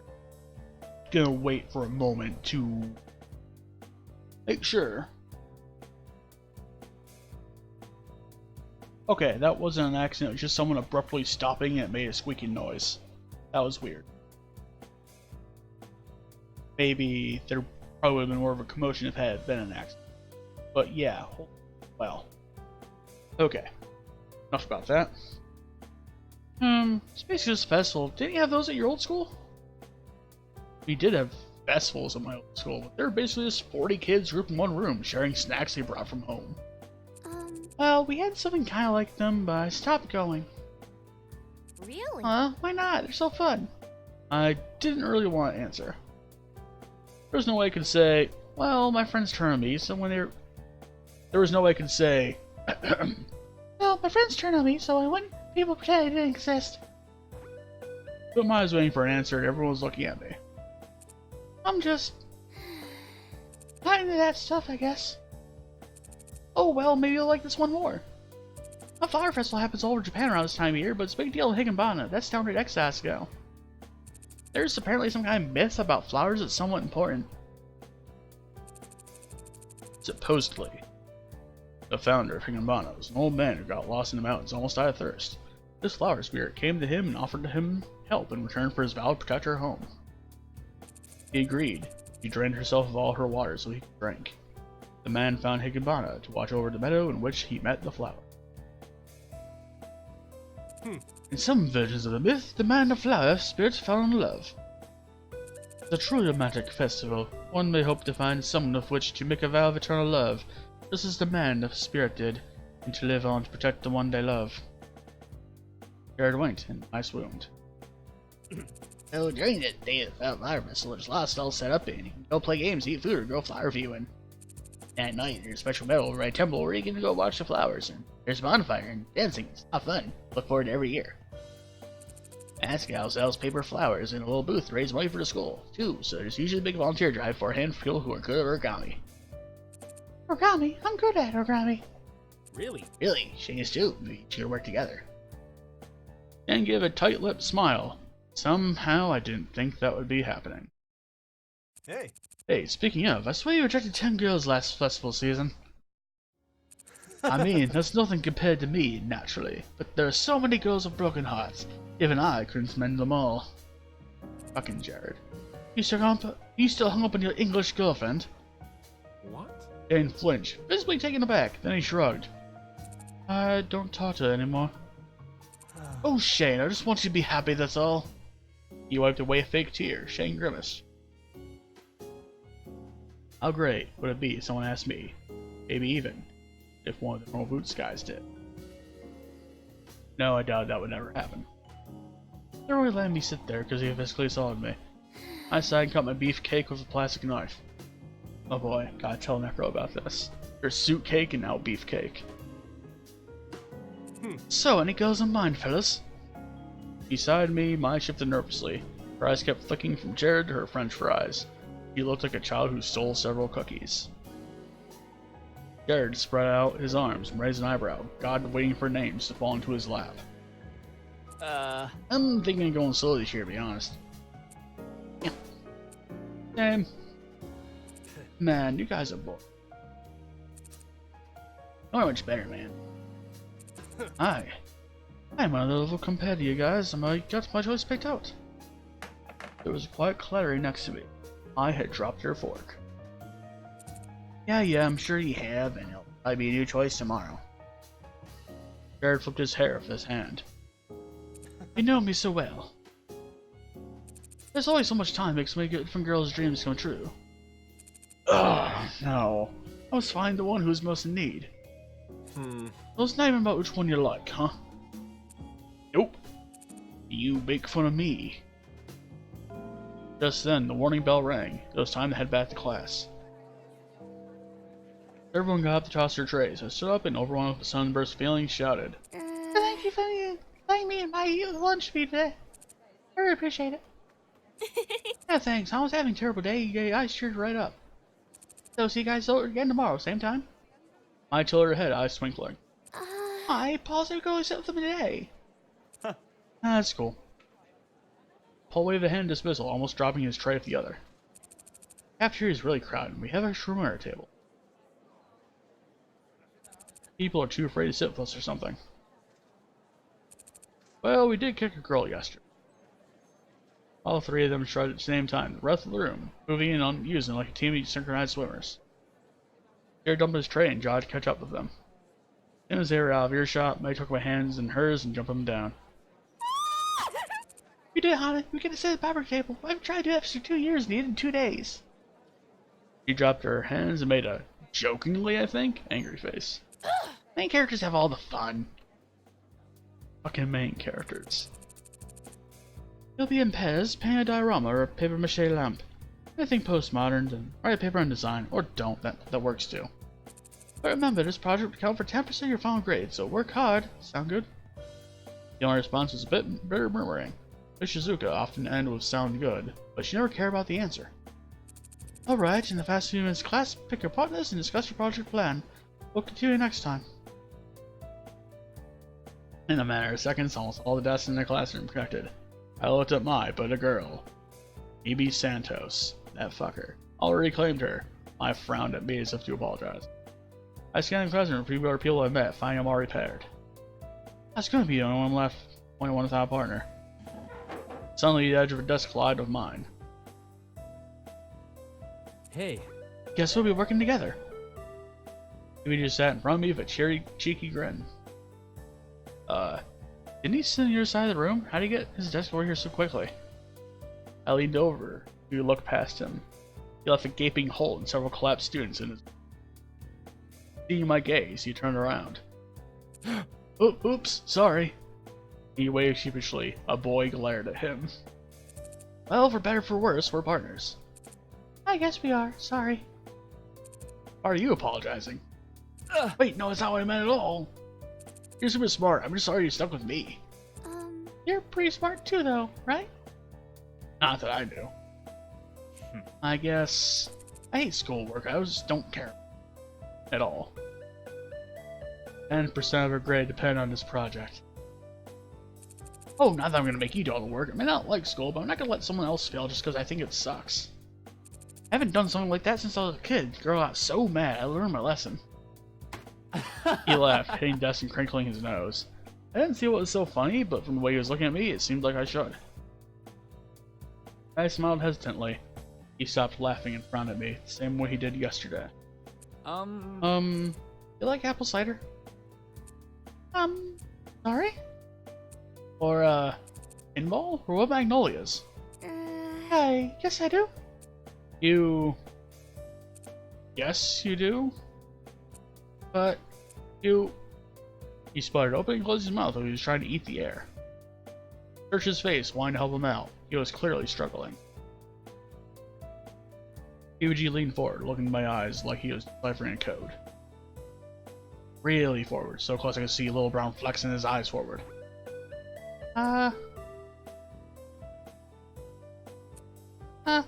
What? Yuji moved away, so he just looked vague into a slight smile. Actually, don't worry about it. Don't worry about it? I was brainstorming, searching for a piece, but you didn't have any strong reactions to anything, so I guess we'll do those then. Like hell. The bell rang as soon as I started packing up. Oh no, we didn't get to pick a project. I'm sorry, it's my fault. I was messing around, but don't worry, I'll come up with something. Just leave it to me. He thumped his chest as he got out of his chair, striking a pose and giving a wide, reassuring smile. He shuffled the dust back to his side of the room as I patched my things away. I didn't understand what happened, but maybe it was better to forget about it. He didn't seem to want to explain. Left the classroom, thinking to wait for Mai, but instead PUG trailed me into the hallway. He cleared his throat and I turned to face him. I tilted my head back at an uncomfortable degree. He was tall. He was scratching his neck, almost avoiding eye contact. There's no almost. Fuck. So I know you say you're fine at lunch, but are you sure you're okay? I mean, you were really freaked out yesterday, so... Heat crept its way into my face. No, I'm alright. As long as you're fine. If you need help with anything, you rely on me, though, especially since... The uncertain look crossed his face again. Well, never mind. You heading back to the dorms? Yes? Nice, me too. We can go together. He pumped his fist into the air. Glanced to the classroom. Maya was still talking to Mimi, looking like she was about to rip a girl's head off. She wasn't going anywhere. Yeah. Sure, let's go. As we turned to leave the hall, we were interrupted by someone wearing a yellow and gray jacket. Rival club's jacket. My heart stopped. Standing before us was a tall man with cheekbones like no tomorrow. Didn't recognize him for our class, which must mean that he was one of the other Hidden Block members. Didn't know whether I should scoff at him or ignore him, but before I could do anything, Yuji held his hand for a high five. Hey. Hey, Jeff. Jeff returned the gesture, and the two locked into conversation. Hey, what's up? Yuji, pumped to the soccer match? Yeah. Yeah, I've been waiting for this day all summer. Right on. You busy? Trying to get the team together right now for last minute practice. You in? I'm so in. I have nothing to do for the rest of the day. Are my cleats still in your locker? Yep. Awesome, let's go to it then. Referee looked at me and pointed. PG turned around, surprised I was still waiting. Hana. Oh, Hana. Sorry, gotta go. See you in class tomorrow. Make sure to bring my thinking cap. He put on an invisible hat that gave me a thumbs up. Oh, wait. You want to come to our game? It's in a few weeks in the first of the year, so it'd be cool if you came to watch us. Mostly me, because I'm a star player. Wow, thanks. Oh god. So, while the Necro is not here to give me a decision to make, I'll relay to you this. In the past, 2 years ago, I did a Let's Play of this game on YouTube. I completed the game. And this choice is mildly important because it determines a certain secret route to appear if you pick a certain answer. I am going to choose not to make that secret route available because, yeah. Because I intend to do a one route thing, not like expand on the others, I guess. So, just say, of course. Yeah. That's really fun. I'd love to come. Ooh, thanks. That really means a lot to me. Usually first game doesn't conjure a big crowd. I bring my. You might have planned on going anyway, but she also included me in things. I want to do the same with her. Yeah. Totally. Bring as many people as you want. Fill up the stands. Left with Jeff, I head back to the dorms. I usually walked with me. Felt weird to be alone. Then I realized it'd feel even weird to be in the dorm alone. Not knowing what else to do, I head for the library. I'll also get started on some homework. Stayed in the library much longer than anticipated, headed over a small sheet of paper, project ideas in a thick book. Every time I thought about leaving, panic seized me. Truth was, I still didn't know my way around the academy. I had been there to guide me. I was more focused on people around me than the places. As students trickled past, laughing and hanging off to no doubt have tons of fun, I fiddled with my pencil. I would have to leave eventually, though. Hesitantly, I closed my notebook and stood. Hey, Hana. Hey, Hana, how are you? I whirled around. Jar was walking past me, a thick book in one hand. Gerard. Right, hi, good, thank you. I laughed weakly and found myself wringing my hands together. Yeah? He has a word. He clearly didn't believe a word I was saying. I sighed. I'm a bit scared to leave. That sounds pathetic, but I don't really know my way around here, so... Yeah, you look a bit like a lost otter. A lost otter? What? But hey, I haven't really gotten a chance to talk to you until now. I've been wanting to ask if you're settling in alright. No, transfer students don't really get introduced to school the same way freshmen do. Are your classes okay? How's your homework load? Do you like the food? Getting along with my? I stuttered, unsure which question to answer first. Everything's, fine. That's great, yeah, she showed me around the campus recently. Very nice of her, but she wasn't very thorough. A grin slowly spread across Gerard's face as if he was unwrapping a present. I can show you around if you like. I just give tours to incoming students. If you're new, you really should get a tour. Oh god. Alright. So.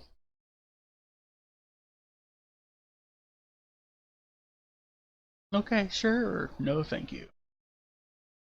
Because I want to have multiple choices for this part. I have outsider knowledge. Okay, sure. Gerard's eyes lit up at the mere mention of a tour. I felt bad turning him down. All right. Great, we can start the boys' dorm. I need to put my books away. He laughed and headed out of the library. I fell into step alongside him.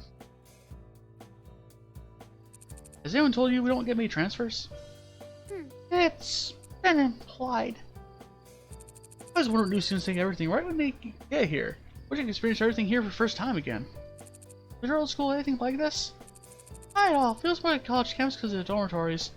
My old high school is just a big brick building. Bird nodded. I didn't want to say more, but there we were, in front of the boys' dorm. 12 open doors for me, and once inside he held open his hands. Aw, yeah. This is Bluebell House. It's where the boys live. It's literally a carbon copy of the girls' dorm, except the walls are blue. There's a picture of what looks like a banners, I think? Like some dudes walking with banners, or is it like a train station, or I don't know. Feel free to walk around, but please don't go in any rooms. I'm gonna go drop this off. Be right back. He raced off to the stairwell that took them two at a time. I had a feeling he was rushing so as not to make me wait longer than I had to, and I smiled, made me feel cared for. There wasn't much to look at or do while I was waiting though, so I stepped to the side so as not to block the door and stretch out my neck, listening to the sounds of an action movie from a room nearby. Maybe I should wait outside. I headed for a dormitory door, but when I reached to pull it open, the door swung open by itself and two yellow-jacketed men stepped into the hall. I stared up at them in shock, and they looked at me the same way. Oh, pink hair, that's unique. The one on the right instantly called out my hair in a thick British accent. The other, probably the youngest student I've met so far, scanned me up and down. You're the girl who sat at the Norwood's table, aren't you? You could tell? Our presence are so well known, just sitting at their table. I wasn't sure whether to be pleased or upset, but the men in front of me were busy talking amongst themselves. I never thought they'd entertain. My Scottish voice. I never thought they'd entertain having a girl join them. Do you think it's because of the puzzle incident? Jen would never be comfortable with someone joining up just like that, though. They hardly know her. There must be some reason she sat with them, though. They're planning to see her up, and we should get back at them. Excuse me? I shouted into the middle of them, shocking even myself. It wasn't usually so loud or forward, but the way those two were bickering gave the impression that they hadn't stopped them. They keep on going forever. I'm right here. You just asked me something if you're confused. Hey. Hey, you're right. So are you joining Urbo's club then, or? What? Joining Urbo's club, everything crossed my mind as a possibility. All I was thinking about was getting in good with them, getting on their good side, so I'd hopefully feel it best with me. Actually joining the club? Was that even possible? And weren't they gamers or something? I had almost no experience with video games. There was just no way I'd be able to join. In my crestfallen face, young member backtracked. Sorry, I didn't mean to upset you. We're members of the Hidden Block Club, and our Boots Club is our rival in tournaments, so we were just wondering. Greetings and salutations, my beautiful person. Okay. Greetings and salutations, my beautiful person. I'm Candida Chris, and this is Jimmy Wetzel.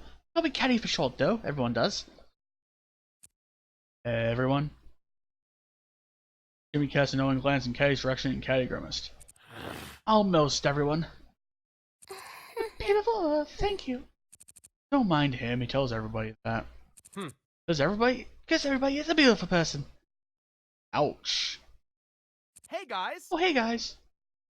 George's here. George skid around the corner, panting as if he ran the entire way. In fact, didn't doubt he had. Hey, my Hana, she's a friend of ours. Be nice to her, alright? What? What? Would we ever be anything but nice? Yeah, whatever. Last year's tournament would beg to differ. It was one time. I was only because Shane ate my pizza. Oh yeah, I forgot about that. Later, guys. Anyways, I want to keep you. Just give me a hot tour to campus since she's new here. But it was nice meeting you. Wait, hope you see around more. Bye. It was nice meeting you. It's been so long since I've done Caddy's voice, it's a little bit out of sync.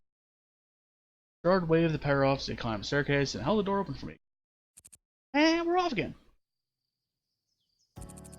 At Celia Art Center, there's a recording booth and lots of spare rooms or clubs to meet in. Theater's right next to it. It's where John holds the drama club and all of its rehearsals. I think the student council election is held there, and Gerard has a special event at least once a semester. Last year's martial arts exhibition, Jared did kendo against other practitioners in the school. Shook his head in awe. See what I mean? He's truly talented. Really, all my friends are. I think I'm really lucky to have people like that around me. Gerard. Ah, Gerard. Huh?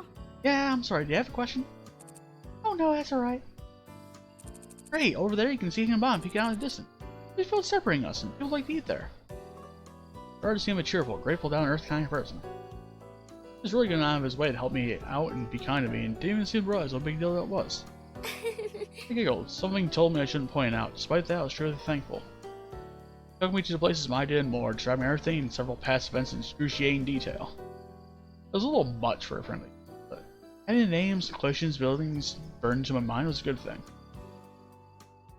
We entered the tour back in Poppy Hall after what seemed like hours of walking. Gerard was keen on finishing off tour for the best place on campus. Ta-da! Here it is, Norwood's Club Room. He pushed the door open and pointed inside. It looked like a regular room filled with desks and some kind of toys. Not much, but it's home with some of my happiest memories. He shut the door again and dusted his hands. There's a little closet here people use to store things too. He reached to turn the handle, but paused and then retracted his hand. Was that A shutter I saw? Uh. Just a little tip. Not before you open the door to any closet on campus. Really? Why? Oh, you know, ghosts, I guess? That was strange advice, delivered strangely. Trevor was uncomfortable. I wasn't sure what to make of it. He nodded, and a few seconds later opened the door.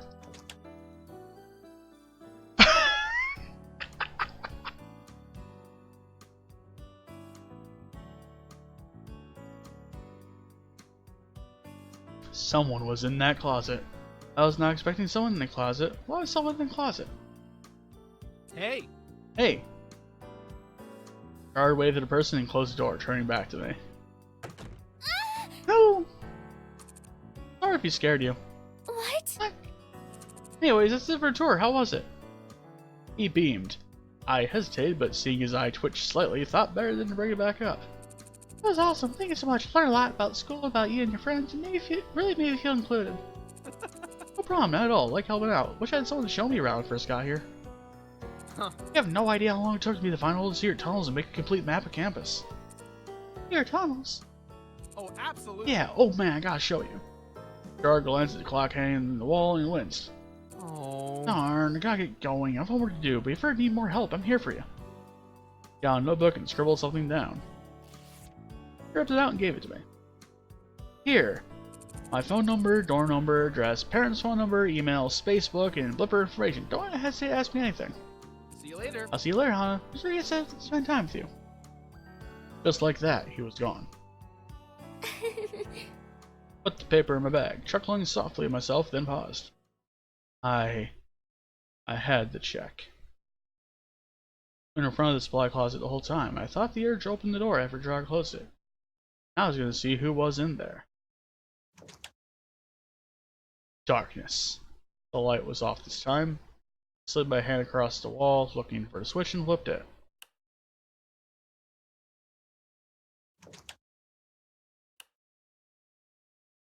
There was no one in the closet. I froze, still as the paintings and construction paper that lined the walls. He wasn't in here, and this was the only exit. Closed the door, blinked hard, and walked straight back to my dorm room. Forget about it, just forget about it. Ignoring that last incident, Gerard went out of his way to show that he was thinking about me. In fact, I had the impression he was this way for everyone, maybe even everything. He was thorough, very thorough, and he wanted to help you. He did everything in his power to do so. Maybe it hadn't meant much to him, but it meant a lot to me. I returned to the dorm, crawled into bed with a smile on my face, ready to take on the next day. This time, I knew I wouldn't get lost. Jesus! A lot of posters everywhere. Finally, I arrived at Poppy Hall the next morning and immediately became clear something changed. Fucking photos. Posters drenched in nausea-inducing neon colors were plastered on the lockers. Several students gathered to take a look. Oh, my gosh! We walked over to one of the walls to get a better look. Is that Jared? When Mai didn't respond, I turned to look at her. The expression on her face told me that her mind wandered somewhere that would have made a call girl blush. Mai, you're drooling! That seemed to jolt her out of her fantasy. She lifted her sleeve to wipe away the dribble on her chin. I'm not. What are these posters for? Well, last year Jared put on a fashion show. Looks like he's doing it again this year. Wait, but Gerard said he did a kendo show last year. Whatever. Fine. No, Jared is into fashion? I shrugged. He's not. I waited for some type of clarification. He's so cute. One time in biology, I saw him take off his sweater and his shirt kind of got stuck to it and pull up, and I swear he had like 20 abs. I waited in vain. Good morning. Oh no. Hello, ladies. Oh no. My eye whipped around. There stood Jared in all of his glittering, magnificent glory. Mai's face turned a blushing pink. Beautiful guy in school. I see you're admiring my totally sweet post-its. Yeah, they're really something, Jared. I like your abs. With sudden, soul-crushing realization of what she said, her expression twisted into a mixture of horror and disgust. Jared was unfazed. Hana? Thanks, but Hana, it was you I want to speak to. How do you want to talk to me? Oh yeah, okay, what's up? Jared looked expectantly at mine. He didn't move. Realizing she was in trouble, I nudged her with my elbow as slowly as I could. Hey! Hi, would you give me a soda? I'm right thirsty. I word, my scuttled away. Oh no. Jared turned back to me, cold light in his eye. Seemed used to the effect he had of women. Oh no. This is a part that aged poorly. Well, I want to talk to you about the fashion show actually. You're new here and all, so you probably don't know, but every year I like to put on a little fashion show to showcase my modeling skills.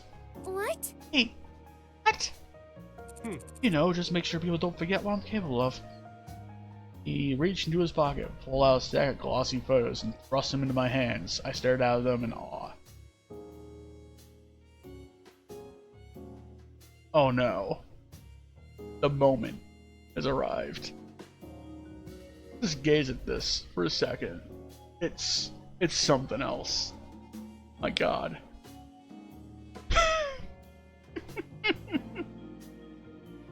I flipped through them, starting to notice a pattern. As you can tell, my beauty is something that simply can't go to waste. Like the old fashion show here at Asagao Academy, ensure everyone gets their yearly dose of Pro-Jared. No. Why? It did not age well at all. Flip to the last photo. Heat shot up my neck and my ears. Surely this is some kind of joke? I shoved the stack of photos back at him, one of my sweaty palms against my skirt. What does this have to do with me? Ah, that might have been a touch rude. Jared as smooth as ever, simply smiled. you're perfect. I think you have potential, Hana. Oh no. He suddenly leaned close to me, so close in fact I could smell his cologne. Musky sweet aroma, earthy scents, and... Potential for what exactly? Jared shifted, his mouth so close to my ear could feel its heat. For greatness. He reached to his shirt pocket and retrieved a small slip of paper. With quivering hands, I accepted it. All right. My card. My number's on the bottom. If you have it interested, I can teach you a thing or two about modeling. I stared down at the card in my hand. Feeling that if I looked away, it disappeared. By the time I gathered the courage to face him again, Jared was gone. Feeling quite dizzy, headed for class, his card staring all death in my white-knuckled. By the time I got through the milling students into the classroom, I was sitting at her desk, face down, completely still. I took my seat, twisted around and poked the ejected my-shaped heap. Hey! Hey, hi. Mm. I heard muffled groan of despair. I can't believe Such a social disaster. You're not. Tried to sound comforting, but I was never good at this sort of thing. I finally lifted her head from her desk. Yeah. She motioned to the business card that was still in my hand. I sat in front of her. I appraised it for a long minute with a blank face, as if I set a rare artifact in front of her that she didn't actually believe was real. Then her eyebrows pulled together. He gave you his number? Well... Yeah, sort of. I mean, not really. I should call him if I want him to teach you how to model like him. It was embarrassing to even say the words. I felt awkward in my mouth. The moment I said them out loud, I wish I could grab them back and swallow them.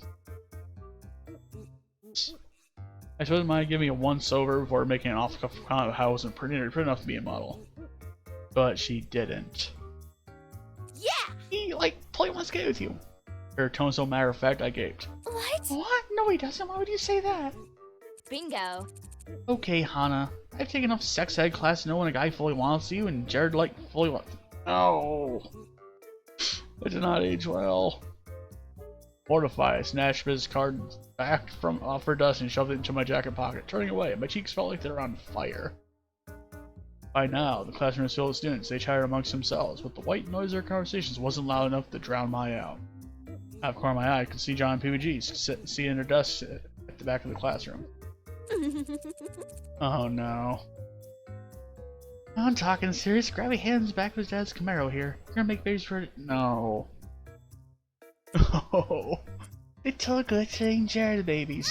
No, we're not. You're crazy. I don't know what you're talking about. Miss Shizuka, like some kind of angel, cleared her throat in front of the class. I exhaled gratefully and sunk down to my seat. Class finally ended. Mai and I head for the cafeteria. The instant forgotten in a hurried attempt to explain Miss Shizuka's scandalous last relationship. Okay. What a jerk! Seriously, you spent all this time trying to choose between her and some dead chick who only liked him because he looked like her ex-boyfriend. I mean, who does that? We got our food and hesitated in the middle of the room, looking at the Norbut's table. Neither of us wanted to go up and demand a seat, especially if we were on our way in the day before. What if they changed their minds? But Sash, noticing us standing like lost lands in the little room, waved us over. Hey, girl. Hey girl, how's class? Oh, you know, normal?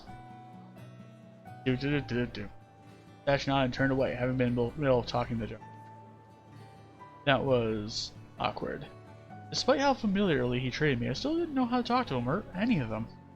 I looked across the hill and locked eyes with PUG, who stared at me like I was a baby German shepherd. You! All right. Cookies! What? What? Oh, sick. You brought us cookies! You're best, Gerard! Paul sprang out of his chair and practically tackled Gerard. Ah. Whoa, calm down, there's more than enough cookies around. Gerard started passing cookies around the table, then paused. You're back again? He looked at Maya and me and tried to ignore disappointment on his face. Well. Oh, here. He handed us each cookie, then headed back across the cafeteria. I stared at the small chocolate chip smelling in the warm cookie. He not was here, but so nice yesterday. He didn't want to eat the cookie, now he's going to attribute his two faces to that. Hey! Watch where you're walking next time. A sheepish Gerard stood next to a short, skinny boy who was holding his tray above his head. I'm sorry, I'll be more careful. Oh, you're from Normal Boots. Wait, you're the guy who plays the eBay Kitties, aren't you? The boy sneered. How the hell did you manage to get in a group of that like that? Huh? They're my friends. Playing with those stupid dolls, you're an embarrassment. The kid's friends were hitting his shoulders, looking from Gerard to our table with panicked eyes. I think they're fun. Whatever. The kid was led off by his friends. Gerard came back and sat down at the table. That was weird. Gerard sat down and began happily munching on his cookie, looking for all the world like he didn't even care about what just happened. I scanned the cafeteria for the boy who heckled him and found him sitting alone at a table, head in his hands. His friends left him behind. What's that about? Oh, that? They just get all the time. Like ABK figurines, you know that kid show, The 5 Kittens Who Live in Kitten Town? They're originally supposed to have magic powers, but whatever, I like collector figurines, they're so cute. I almost got them all, I'm only missing Princess Pumpernickel, she's the rarest. Oh, why is that guy making fun of you? Doesn't it bother you? Afraid of bringing up bad feelings, and Gerard shook his head. Looks kinda weird, right? Teenage boy collecting toys meant for little girls? Uh-huh. I like them, so I don't let it bother me. Tried to bring enough cookies first time, Hana. Glad that you were joining us again, but I'm glad you're here. I bit my lips. Yeah, Hana, he was being nice the whole time, and here we're jumping to conclusions. Hey, your cookie get cold if you don't eat it. I unwrapped the cookie. Down some chocolate and cinnamon hit me. Broke off a piece, popped in my mouth. Gerard whispered something to Nick's ear, who started laughing so hard milk came out of his nose. Well, these brother gave people making fun of him? Couldn't believe it. I didn't believe it. At my old school, people made fun of me every day. It was hell. There's no way you could just brush it off like that. Not when I tried so hard to do the same. As I finished cooking and started on my ramen, Gerard continued to laugh at the rest of Norbut's club. Wondered whether it was as impossible as I always thought. Hana? Hana, can you pass me some pepper? I got it. Here, Jared. Thanks. What was your name again? It's Mai. Nice. Thanks, Mai. Hannah! Well, Hana, ready to head back? Oh yeah. Did Mai look sad, or did I imagine? We threw our trays on the racks and head out of the cafeteria. As we waved normal boots and Gerard cheerily waved back, a sudden pang hit my stomach. Was it guilt? After class ended that day, Mai said she had volleyball practice and sped off. Thankfully, this time I knew where I was going, so I headed straight back and collapsed on my bed. It was nice to have some time to myself. After everything that happened, I felt like I was going crazy. I could relaxation. Didn't have a computer or TV, and the book Satch gave me was really good. But sometimes got a bit hard to read. That I took out my phone and started flipping through the app store. Nothing really looks good. Wait, what was this? I sat up. Dumbadoom's Revenge! Face off against 3 other players and catch monsters, raise them, use your unique skills to aid you on your puzzle-solving quest. Only you can save the world from its ignorant king and utter destruction.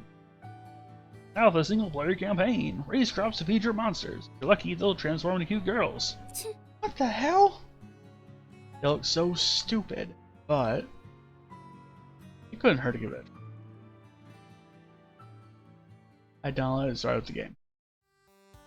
Welcome to Dumbadoom's Revenge! I skipped the intro sequence, quickly hit single player. Loading! The load times were terrible. Suddenly, a cartoonish hilly valley met my eyes, panning over to a white castle nested next to a cliff. A lazy king lay asleep on a throne while a squat silver soldier ran into the room. King Dumbadoom, quickly, we're under attack! Oh, just send the first battalion off, please, I'm rather tired. The knight left, and the screen faded to a world map, showing off a horde of black blobs on the right side of the screen. A small group of knights ran up against the blobs and were instantly devoured.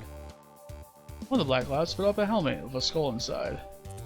What the hell is this game?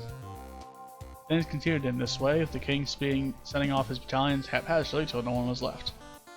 Then the king awoke in his chair and turned to the screen. You! Me? Only you can save my kingdom, please! I'll They can save your kingdom, you're the one managing it! How dare you! What the hell? Could this thing hear me? You're no longer my advisor! Go back to your home village and let me deal with this myself!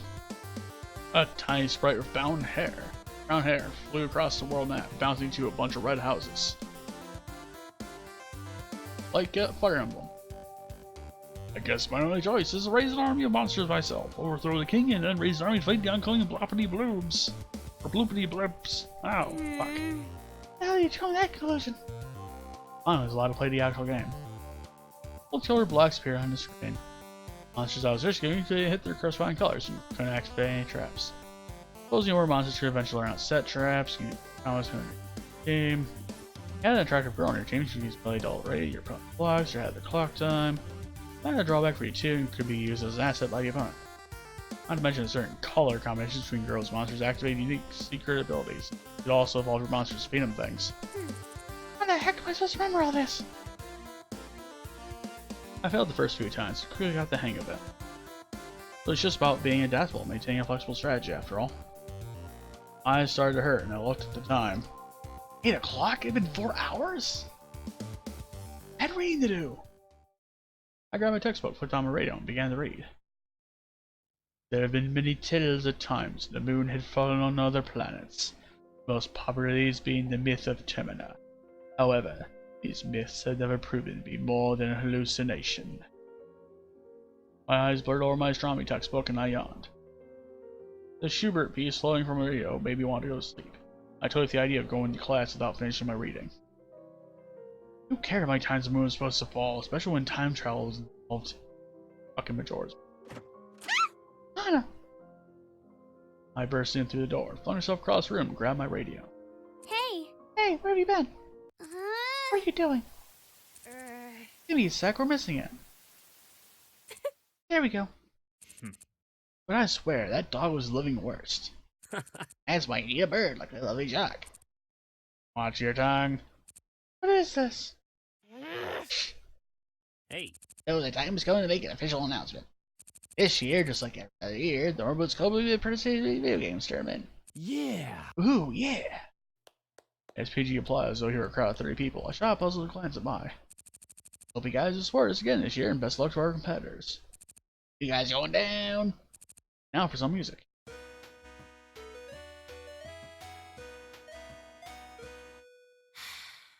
I turned down the radio inside. Mm-hmm. Okay, what'd you want? What was that? PB&J's. Hey Bar Gamer, it's PBG and John Turner's radio show. Every year show, what do they do on it? Oh, you know, they talk and stuff and play music sometimes. Everyone in school listens to it. So glad you brought your radio. Got mine at home. In a video game tournament? Yeah, didn't you hear him talk about it the other day? No. Come to think of it, I hadn't paid much attention to conversations. I was too busy worrying about myself. Every year they have a game tournament down the Hickabah Mall. Lots of people come and compete, but everyone knows real fights between Normal Boots Club and the Hidden Block Club. Is that what they do? The away tournament? Yeah, that's why no one's ever joined them since their inception. Well, I guess partly they're a group of friends who just happen to make a club together, but also unless you're really talented, you just drag them down. Ouch. Not all of them are so harsh, but some of them, well... I glanced away, but I felt like I knew who she was talking about. Probably she. That's too bad. The conversation I had before Jimmy and Caddy came to my mind. Had they really thought I was joining our Roots Club? There's no way. I haven't played video games since I was a kid. My father gave me a 4DS when I was home, but...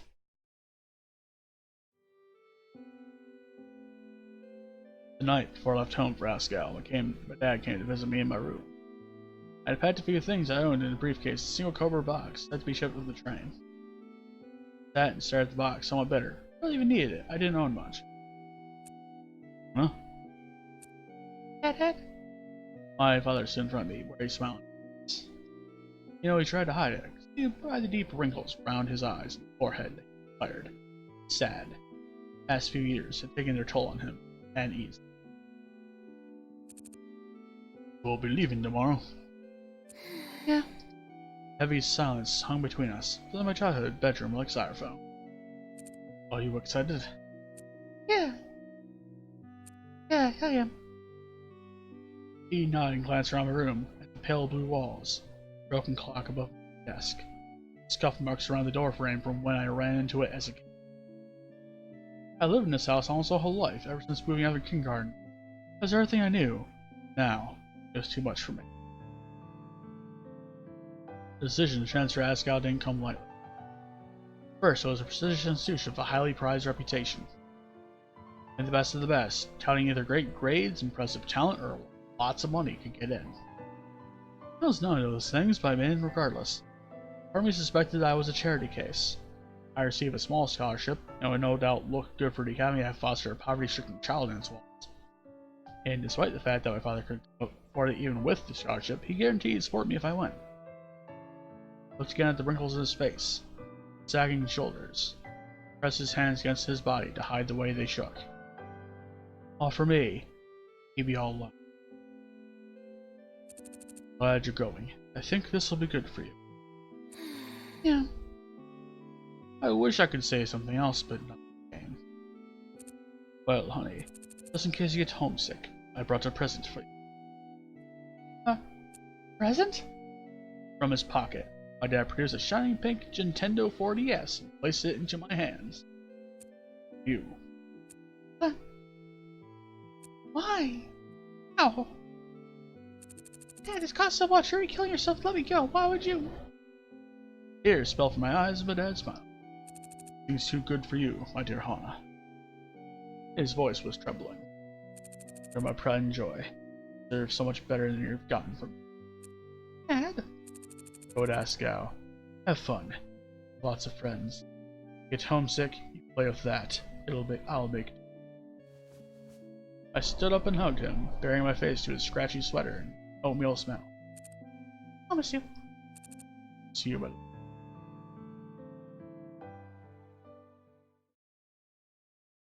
But the thing is, he forgot to give me a cartridge to play with. I glanced at the machine hidden behind my desk lamp. I watched me carefully. Well, you never know what could happen.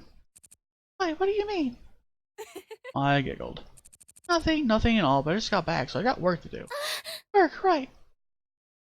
Even I still had that project to do, but he hadn't met to discuss it at all. He said he had it under control, but I should probably make a backup plan, just in case. It wasn't that I didn't trust him, it was just that... Okay, I didn't trust him. Sighing, worked a kink out of my shoulder. Looked like it would be a long night. Ugh.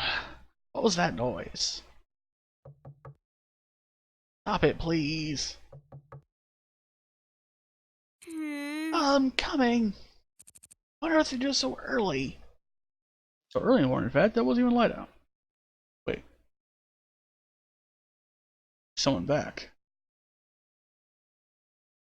Not quite. Not quite back.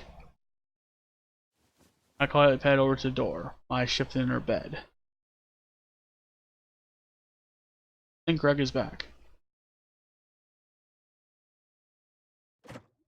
What? Huh?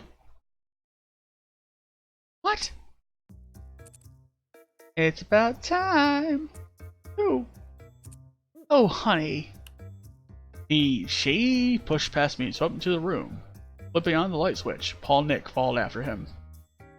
Anna, I felt just terrible for ruining your uniform. Sincerely, we owe you an apology and a clean uniform. I'm not so good at that kind of thing, so I brought a friend to help me.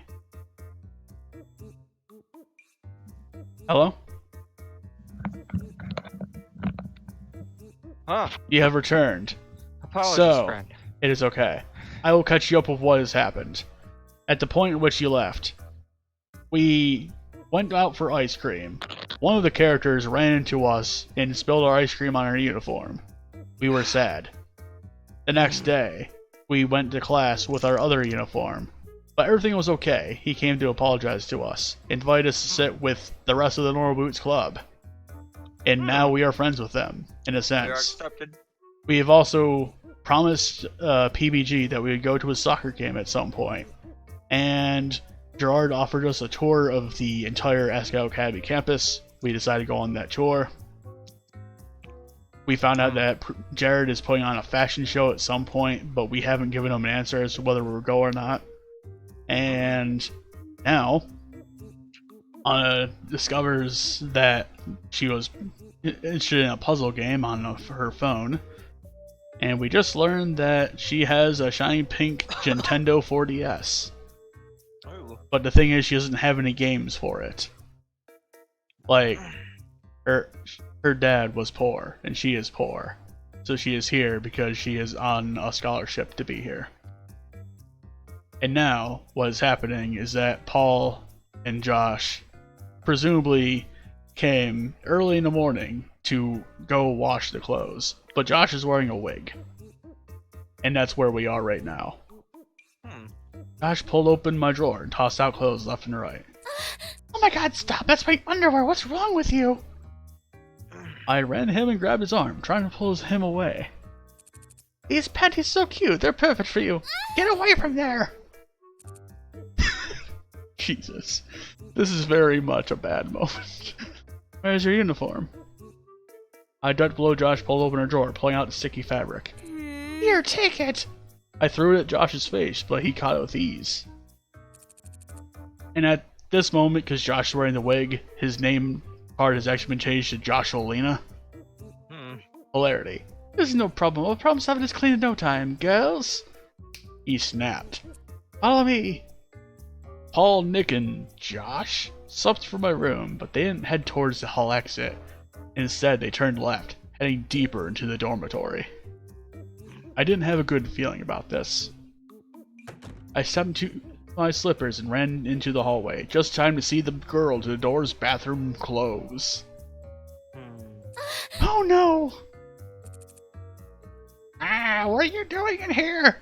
Fucking Mimi's title card comes up and she's screaming. I sprint to the bathroom door before I could get there. Paul and Nick slammed to the wall across from the door. I'm like, you are the worst! Whoa! Paul's like, whoa, no, this is all misunderstanding, please. I'm sure it was. Tell me, wait a second, where's the other, person who was with them? He's doing something in the uniform in the sink. Mimi tossed her head of a sniff and headed back into the bathroom.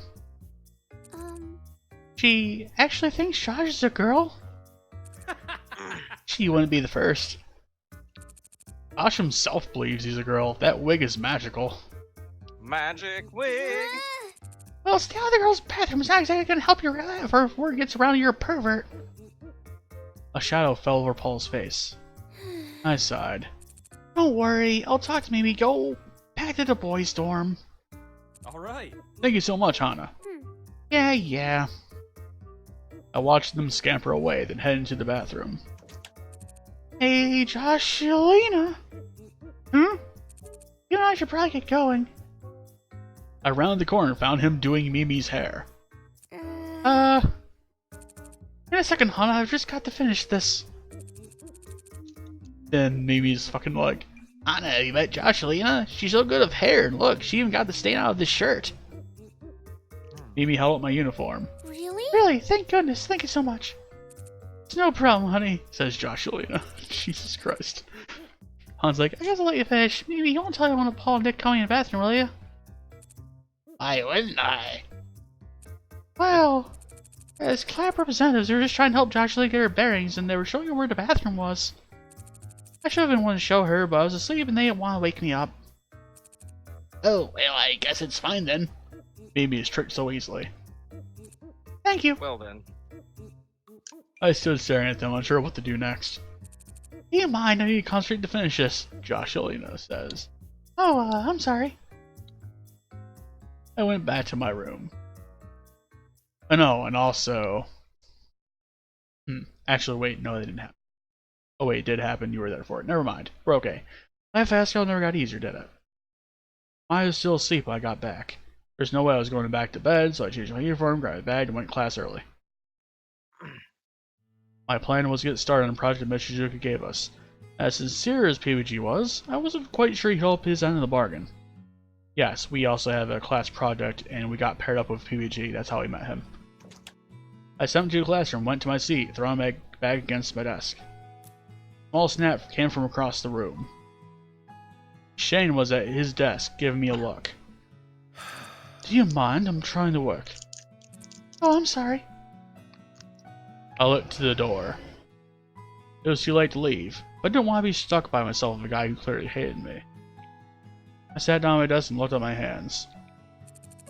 This is the quietest place I can find in the mornings. Really? Really? Not the library? Shane shook his head. I see. I'll try not to bother you. He shook his head again. You're fine. Do whatever. Sounds like an asshat. I don't know. He smiled a little bit. It'd be awkward if I just sat there like that. So, what are you working on? Shane looked at me, and for a moment I thought he wasn't going to answer. Then he waved me over. I crossed the room to his desk and looked over his shoulder. Several sheets of paper with lightly sketched outlines lay in front of him. It looked like they were for... comics? You draw comics? Yeah. What about? He shrugged. Whatever. He said it with a touch of finality, so I skipped to another topic. Do you mind if I ask where you're from? Shane gave a heavy sigh. You don't tell by my accent. I'm from England. This is my second year. Oh. He continued to draw, etching the lines of a British flag above what looked to be a government building. Do you miss it? He finished shading a line before responding. I guess. My whole family is there. You're by yourself? Why'd you come here? Class will start soon. Don't you have something to work on? Ouch. Taking the hint, I went back to my desk. Suddenly, the door slammed open. Hey. It's fucking JonTron. Hey, look, we got here early. Jock's like, wonderful. Oh, Hana, Shane, look like it's just the four of us. We should stir up some trouble. Trouble? Let's play a naked Michizuka's chair, eh? I bet she'd think it was hilarious. No. Shane's like, no. Nah. Ah, come on, I bet I could find an exploding bird to dive bomb us during class. No. No. I think they'd probably bake her a cake. Filled with knives. Really? Shane's like, the heck is wrong with you? Bless you. Thank you. Shane was more an ocean away from his family and friends. I was only 2 hours away from my dad. Yeah, I miss him so much. Was Shane homesick at all? He wanted to make a cake filled with knives. Well, Really? Hana suggested a cake, and JonTron's like, filled with knives! Just in his joking fashion, I assume. But still. What even? This game goes in weird directions. We had to endure the Jared is uncomfortable moment earlier, so I think we're in the clear for this run. Two other students filled the room and I joined at my desk, asking why I abandoned her. Filled her own the situation. She had a good laugh, but as closer to class time, I felt like something was missing. Eventually, I realized what it was. PBG wasn't in class yet. The bell rang. Miss Shizuka came in. Class began, but still, he was nowhere to be found. Where was he? The real problem that causes grind to be necessary in RPGs, if you ask me, is that the whole system is flawed. That's Miss Shizuka talking, by the way. Well then. Miss Shizuka's on a tangent again. She must have gotten stood up. Class was nearly over and PBG still hadn't shown. I was worried, but no one else seemed to care. That kid always misses class. Still, what if he was sick? Why didn't anyone care? At the sound of the bell, Miss Shizuka jumped. Oh, 202-page reflection on why the human species as a whole is the emotional range of a teaspoon due tomorrow. She definitely got stood up. Miss Shizuka? I stood and dashed over to her desk. Yes, Hana? PBG was in class today, and I can take his notes if you need. Oh, Hana, you're a godsend. Miss Shizuka's eyes watered. She leaned over her desk and pulled me into a hug. It's wonderful to see our youth have hope. Hana.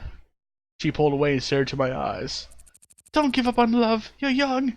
If PBG is the one you want, you have my blessing. Here, take these papers. That's awful presumptuous of you there, lady. Like, I like that part. It's hilarious to damn. me. She shoved the handouts from today's class in my hands and gathered her things. Bless your heart. Crying noise effect occurs. She left the room crying. Mai's like, poor thing. She must have really liked this one. Does this happen often? Often enough. So you taking that to PBG? Yeah, but now I think about it, I don't know his room number. 402. How? It's next to Jared's room, so of course I notice him leaving in the mornings. Ah. I got tryouts, so I won't be able to go with you. Good luck, though. I'm sure he'd be happy to see you. I told you, I don't think he feels that way. But before I can say anything more, she left the room. Yeah, that. 400, 401, 402. Here it is. I paused from his door, my heart in my throat. I suddenly felt horribly stupid about bringing this to him. It wasn't like he would even look at it. He said himself and he hated school. But what if he was dying there? John went to the trauma club, he wouldn't be back for a few hours. Sucking it up, I knocked on the door. Who is it? It's Hana. I brought some notes from. The door swung open before I could finish my sentence. PBG beamed down at me. Hana. Hana, hi. Hey. Hi. Come in. Thanks. Cue, shot of bedroom. There's a soccer ball underneath a desk, there's a chair, there's a TV set with what looks like a Super Nintendo underneath it and some games. There's a green blanket on the top bunk and a plaid blue and grayish blanket on the bottom bunk. There's a picture of the scenery from Duck Hunt on one wall. Duck Hunt scenery. Yes, like from the game Duck Hunt. Wow. And on the other wall, there is a poster of a joystick that looks like an Atari controller. I step into a messy room. Posters line the walls, and small Harvest Noon plushies are piled up on one of the beds, which I assume to be PBG's. A TV was on in the center of the room. Turby twinkled happily from the pause menu. I actually drew Turby a while ago to demonstrate what it was. It's basically a crossbreed between Kirby and a bird of some sort. You're playing games? Huh? Oh yeah. PBG closed the door behind me. I didn't feel like going to class today, so I thought I'd stay and do some work. Work? Well, we do have a tournament coming up, so this kinda counts. I brought you the stuff we went over in class. Oh, thank you. He took the papers out of my hand and set them on a desk next to a small stack of manga. I'm glad you're feeling well. Were you worried I was sick? Sorry. That's adorable, so I'm kinda happy about it. What? What? You wanna hang out? We have work on our project at some point anyways, right? Well, I didn't really have anything else planned. Great. He plopped into a beanbag and slapped a pillow down next to him. You wanna play? Not too good at games. I think I'll just watch. Okay then. He unpaused the game. Turby sprinted across the screen, shooting fireballs from his mouth. PBJ didn't talk much, instead commented on the game and laughed at him when he died. Before I knew it, the sun was setting and I had to leave. You're welcome back any time. Actually, we're having a Stomping Sisters tournament in 2 days. You can come if you want. Really? Really? Sure. See ya. Awesome. It'll be at noon in this room. I'll see you there. I left the dorm and stepped out into the fading sunlight. The air was warm, filled with the smell of freshly cut grass. Actually, I can kind of smell freshly cut grass outside right now. I could put my finger on it, but something about him English. But something about being around PBG was comforting. Shaking my head, I went back to the dorms. Hey. Hey, Mai, how are your tryouts? Hana, close your eyes, don't move. Before I could flip on the light switch, something warm collided with me and my eyes were covered. What's going on? Stop squirming, you're ruining it. Ruin what? Just follow my lead, okay? My guided me through the room, telling me where to step. Down. She put her hand on my back and pulled me in half, inching me to something that felt like I had a roof. Almost done. What exactly is going on? Yay! And ta-da! I gasped. Cue a CG of a blanket fort. We are in a blanket fort now. Blanket fort. Hey, what is this? What does it look like? It's a pillow fort. I've been looking forward to this for ages. That's already happened. Made team easy. Left early because I wanted to set this up for you. Me? Well, for us. You've been such a good friend to me, Hana. So glad we got to be roommates. I want to do something for you to make you feel more at home. I've seen how panicky you can be going around school. I don't know what happened in your life, but that's how your fresh start, right? You've got me, you've got the school, normal boots too. If you're up for it, this can be your new life. You don't even have to look back. And now's when we can play. Hi. Yeah! I'll give you a background on Hana. At this point, we'd also learned that back at home, she was kind of bullied around and not treated very well. That's sad. Yes, I knew it. I told you were going to cry. Perfect. I guess it's been successful. Ah, Mai, you've done it again. Mai! Hana tackled her, slammed her into a hug. Oh, be careful, you don't want to break it. This took me forever. Mai, I was bullied at my old school. That's why I came here. And now this is Hana confessing it to Mai. And it was only because my dad gave up everything to afford it. I thought you wouldn't like me, and I have a hard time trusting people. But if you want to, I think we could be best friends? Oh, no. Oh god, now I'm gonna cry. Yay! Yes, let's be friends. I'm so happy. Me too. Together we're unstoppable. I'll say, let's hook you and Jared up. Wait, what? Wait, I can't even speak to myself so distracted. It's fine. There's no way he couldn't fall for you. Oh yeah, no one's caught your eye yet? Huh? I say there's more than a few series on your horizon. Aren't you gonna give it a shot? Me? Dating? My eyes shifted across the fort my made, the stuffed rabbit sitting on my bed. The window of the view of Asagao's manicured lawn. My life changed so much, so quickly. You know? Maybe I could. Yeah! Oh yeah, that's what I'm talking about. Well, I prepared some activities for us to do. Look. You pull out a tablet and open an app. We're gonna marathon you through Vavatar. I don't know. Too late. You press play. We were watching Vavatar, the last heartbender, I'm gonna guess. If it's anything to go by. Speaking of, like, I really want to, like, rewatch. It's been so long since I've watched that anime, Avatar. Yeah, it's been a while since I watched it too. I really want to watch it again, and I'm like... Say, for reference, the last time I watched it, my stepbrother Jordan was really young at the time. Yeah. And it was still on TV, like, the first, like, the Airbender, not the Korra series. And he wanted me to, like, watch it with him in a couple places. And it was, like, the last few episodes of, like, the last season, like, fighting, like, Ozai stuff I leading up to just that can't event. find it anywhere to like stream. That's the thing. Like not Netflix or Hulu or anything like No. that. No. Damn. Yeah, I'm very upset about it. Yeah. Sorry, I've got allergies too. They're flaring up a little bit. As evening faded into night, we hauled in the blanket fort, watching episode after episode, messing with each other. After I'd been in for a long time, I rested my head on my shoulder. Before I knew it, I'd fallen asleep.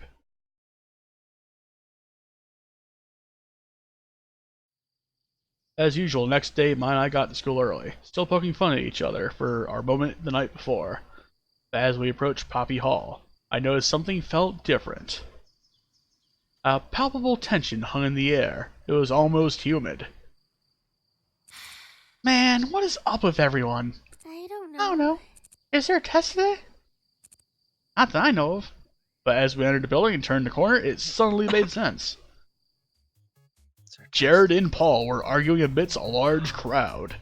And there is conflict music. Spit flying from their mouths, while Nick and Josh walked along the hallway, pasting posters of Paul's face over Jared's modeling shots. Oh man. I thought I told you to stop and take these posters down. No, what is wrong with you? These walls are everybody's space. We don't have to listen to you. Josh and Nick are retaliating to Jared. Oh man. And you should know this campaign's way more important than your little fashion show.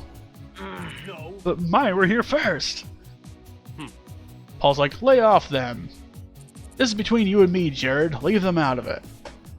You've been taking up all the wall space of your show. The student elections are much more important. It's our government. Jared's like, the student government doesn't even do anything. Whoa. Paul's like, whoa, whoa, whoa. As current president, I can say with full knowledge and proper authority that the student government does a ton for his school. You don't even know, Jared. You don't even know. Mai's like, Mai, was this student actually Mai? She wasn't with me anymore. She pried herself between Jared and Paul and was pushing them apart. I ran forward to help her. You guys should stop. Hana. Hana! Both of them shout in unison. Jared and Paul, anyway. I flinched. Jared's like, sorry, Hana, I didn't mean to yell. We want your opinion on something. You're a regular student, a new student. You're uninvolved. And Paul's like, which do you think is more important, our student government or the fashion show? And now I have 3 options. The first 3 option one, actually. We can choose student government, obviously. We can say, I think it's the fashion show. Or I can say, I don't want to choose between you. Do you want me to use outsider knowledge, or do you want to make a choice? Use outsider knowledge. Alright. Use the magic. I'll tell you what happens. If you say I don't want to choose between you, you lock yourself out of both of them. And if you go with the fashion show, you make Jared an option to date. So we're going to go with the student government, because I don't want to do Jared's route at all. Right. Student Oh, I government know time. that's right. It's Paul time. See, Jared? I told you. The students want representation, and I will give it to them. You made the right choice, Hana. You've gonna vote for me, right? He gave me a huge grin, and I nodded. Part of me felt like if I didn't vote for him, a puppy somewhere would die. Jared, on the other hand, looked irked. Guilt ran in my stomach. Hana, please come to the fashion show. I gave you a ticket, right? Hopefully I change your mind. He didn't actually give us a ticket. He did give us a business card with his number on it, though. It was amazing. He even cared what I thought. I was like, Hana's usually right about these things. You should listen to her. Mai patted me on the back, and I jumped. I forgot she was there. Jared looked at Mai, raising an eyebrow. Are you sure, Mai? Don't you have your own opinion? Why do you bother to ask? Mai's like, well, if I'm being honest, I care more about the fashion show. I go to elections because I have to, but I go to school because I want to. Plus, it raises a lot of money for the school. Or go to the show because I want to. Jared's like, thank you. He gestured dramatically at Mai as if her opinion sealed the deal. That's because we made it a fundraiser. Paul says. The 5-minute bell. Class is about to start. Jared nodded to us and walked away. Paul opened his mouth as if to say something more, but evidently thought better of it. He headed after Jared with Nick and Josh, thanking them for their help. Being a year ahead of us, their class would be on the next floor. I began to follow them, but I gently pulled her arm. Our classroom was the other way. Oh, Jared. Jared, if you ain't helping show him here. Her yell echoed through the emptying hallway. Jared, without looking back, raised a hand in acknowledgement. Mai covered her mouth and emitted a skull-piercing squeal. Wincing, I dragged her into the classroom. Fast forward to lunch. After the drama that morning, I wasn't sure what to expect at lunch. I dialed on my own, making up an excuse about copying notes, hoping my retention remaining would dissipate while I was gone. When I got to the cafeteria, it seemed my plan succeeded. Hana, we saved a spot for you. Get over here. When I sat at Norwood's club table, looking like she completely belonged, she waited for me to join her. I sat down next to her at the edge of the table. Josh was across from me. We made eye contact as I sat down, so I nodded slightly to him. He nodded back. I felt accepted. Hey. Dick addresses us. Hey, Hana, how was class? Hey. Good, thanks. Peachy might have already told you, but we're getting together our project. It's going pretty well. I'm doing the... Is that Gerard back there? In a shy move of not wanting to look at Dick in the eye, I glanced to the side and saw Gerard in the back of the cafeteria with someone I didn't know. Everyone turned to look. Satch. He's probably doing some trading. Satch waved a hand. So I borrowed a new drawing tablet the other day, hoping I could use it to make plans for my machine. Satch changed the subject and everyone started talking about that. The machine. I, however, kept my concentration on Gerard, who was holding a small figure, standing with the girl he was talking to. Were those what they were trading? Now Mai. Those are ABA kitties. They're really popular right now. I'm surprised you don't recognize them. They're kitty figures of all different shapes and colors. I have a few myself. You know me, I'm hip to know about these things. They're pretty cute, but kind of a little girl thing. He shrugged. Gerard is known as completionist around here. Every time a new thing gets popular, he collects them all. Never seen his collections, but I heard they're really impressive. You have to be a dedicated person to do something like that. The completionist? Was that why he was so thorough in giving me a tour? IBK is the thing right now, and last year too. I think in first year there were a lot of people collecting silly slimy snakes, but that got a little fast. Looking at slimy snakes. And I think I lost your voice. Hold on. There we Slimy go. snakes. Yes. I didn't know when the voice cut off there, sorry. Word, sorry. You just didn't like everything coated in a thin layer of slime. Still have one in my room. I can show you sometime. Jared tapped Mai on the shoulder, and she whirled around, hitting me in the face with her hair. Yes? I wanted to thank you for this morning. Oh no, it's nothing. Definitely, I mean it. As Jared and Mai spoke, my eyes went back to Gerard's exchange. The girl pulled a second figure out of her backpack and held both of them up. Gerard inspected it and shook his head. She pulled another one out. Sadly, this time, Gerard's face lit up. He held his figure and they swapped. How bittersweet, letting go of something you love to get something you potentially love more. What do you think, Hana? My attention was pulled away. I hadn't been listening to the conversation. Huh? Yes or no? And now I have another prompt. Yes or no? Which one? I'll let you pick. Yes or no?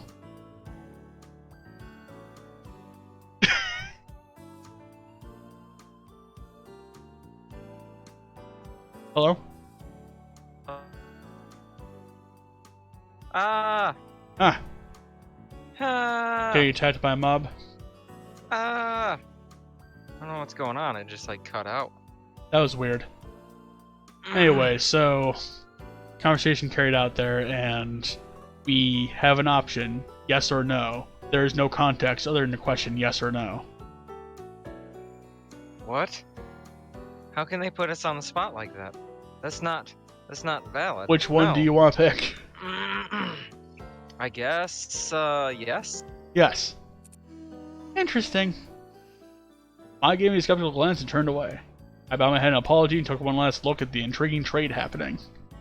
The girl laughed, and Gerard is now talking to a boy with messy appearance who made exaggerated hand motions. It looked like he just got out of bed. Was this another trade? All right. Jared, so official announcement in case you haven't heard, we're having a competition tomorrow. It's a little casual something to get us ready for the tournament. Yeah. Finally, you've been playing this one since last year's. My attention snapped back to the conversation I had in front of me. Was this what PG was talking about yesterday? Hana, Mai, you're invited if you'd like to come. Either way is fine, but let me know so I can plan. How does it work? It's a little thing, some lightheaded fun to start the new year. Shannon interjects.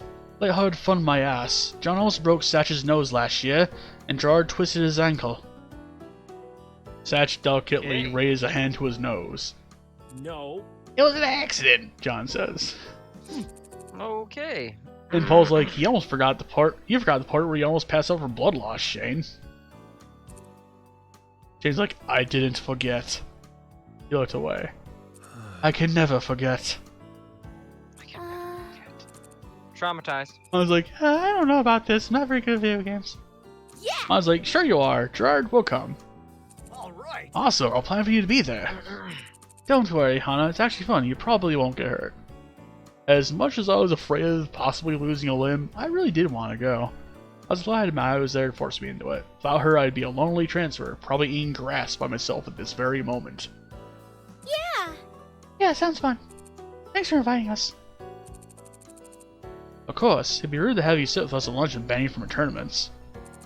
Plus, it'll be nice to have some new competition. I look forward to winning. The rest of lunch passed by comparatively uneventfully.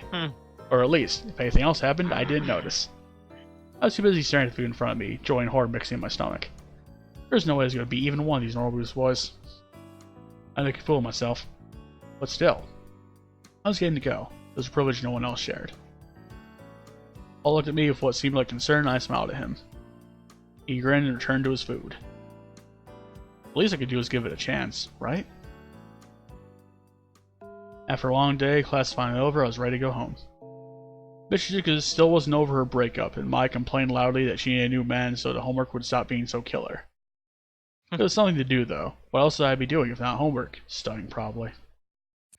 Hana. Before we go back to the dorm, there's something in A32 that I want to show you. Come. A32, wasn't that... Remember it's Clubbu? We're all in there. There's no meeting today, so no one's gonna be there either. That's exactly why I need to go now. Oh no. I grabbed my hand and dragged me to the halls. I don't know about this. What if someone sees us? You act natural, no one will care. There's so many people around, nobody isn't sure what we're doing. I was full of confidence I wish I shared. I really don't think I'm comfortable with this.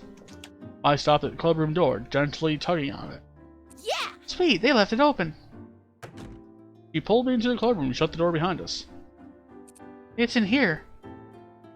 Here was a storage closet at the very back of the room, a plain white cabinet.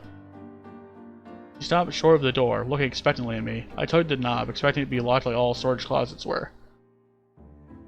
The knob didn't move, confirming my suspicions. Relief swept through me. Well, darn, looks like it's locked. I guess whatever you have to show me, you'll have to wait till another day. Or maybe never. Huh. I was like, oh, I know it's locked. That's why I have these. She pulled a shiny chain of keys from her pocket, eyes sparkling. What? Yuka's keys? Who gave you those? No one. I'm borrowing them for a little bit. No harm done. Yeah. She fiddled with the door handle, going through key after key. Why? I'm seriously gonna cover all this. Someone's bound to find out. They always do. Finally, there was a small click and the lock relented. Don't worry, Hana. I'll protect you. Mai opened the closet and light shone down and dropped onto its contents. Yay! There they are! To my utter bewilderment, there sat luminescent golden boots resting on a velvet pillow, cased in a glass box. What are these? I stepped closer to the case. I was about to put my hand in the glass, but stopped inches before, wrought with guilt. We shouldn't be here. These, Hana, are the boots. The boots. It's a symbol of the North Boots Club. This is their club, after all. I'm telling you, the guys don't mess around. Is it made of gold? Real gold? It must have cost a fortune. I say they're solid gold. Only worth 100,000 yen or so, but to really make sure. Oh no. Mai's fingers wiggled in front of her face. We were to stop her. She opened a glass case and lifted the boots from the velvet pillow they rested on. Mai, please be careful. I grabbed the boots from underneath, just in case they dropped them. Good thing too, because they were heavy. The gold was cool and hard to the touch. These boots were definitely not wearable and anything but normal. I bounced them up and down, weighing them for hands. Her arms flexed as she did so. I suddenly realized why her pats on the back hurt so much. Volleyball made her strong. Bingo. Yeah, definitely solid gold. Amy lied to me. She said they were gold-plated. I didn't believe her, so I had to check. So you dragged me alongside of her? This display of wealth made my stomach turn.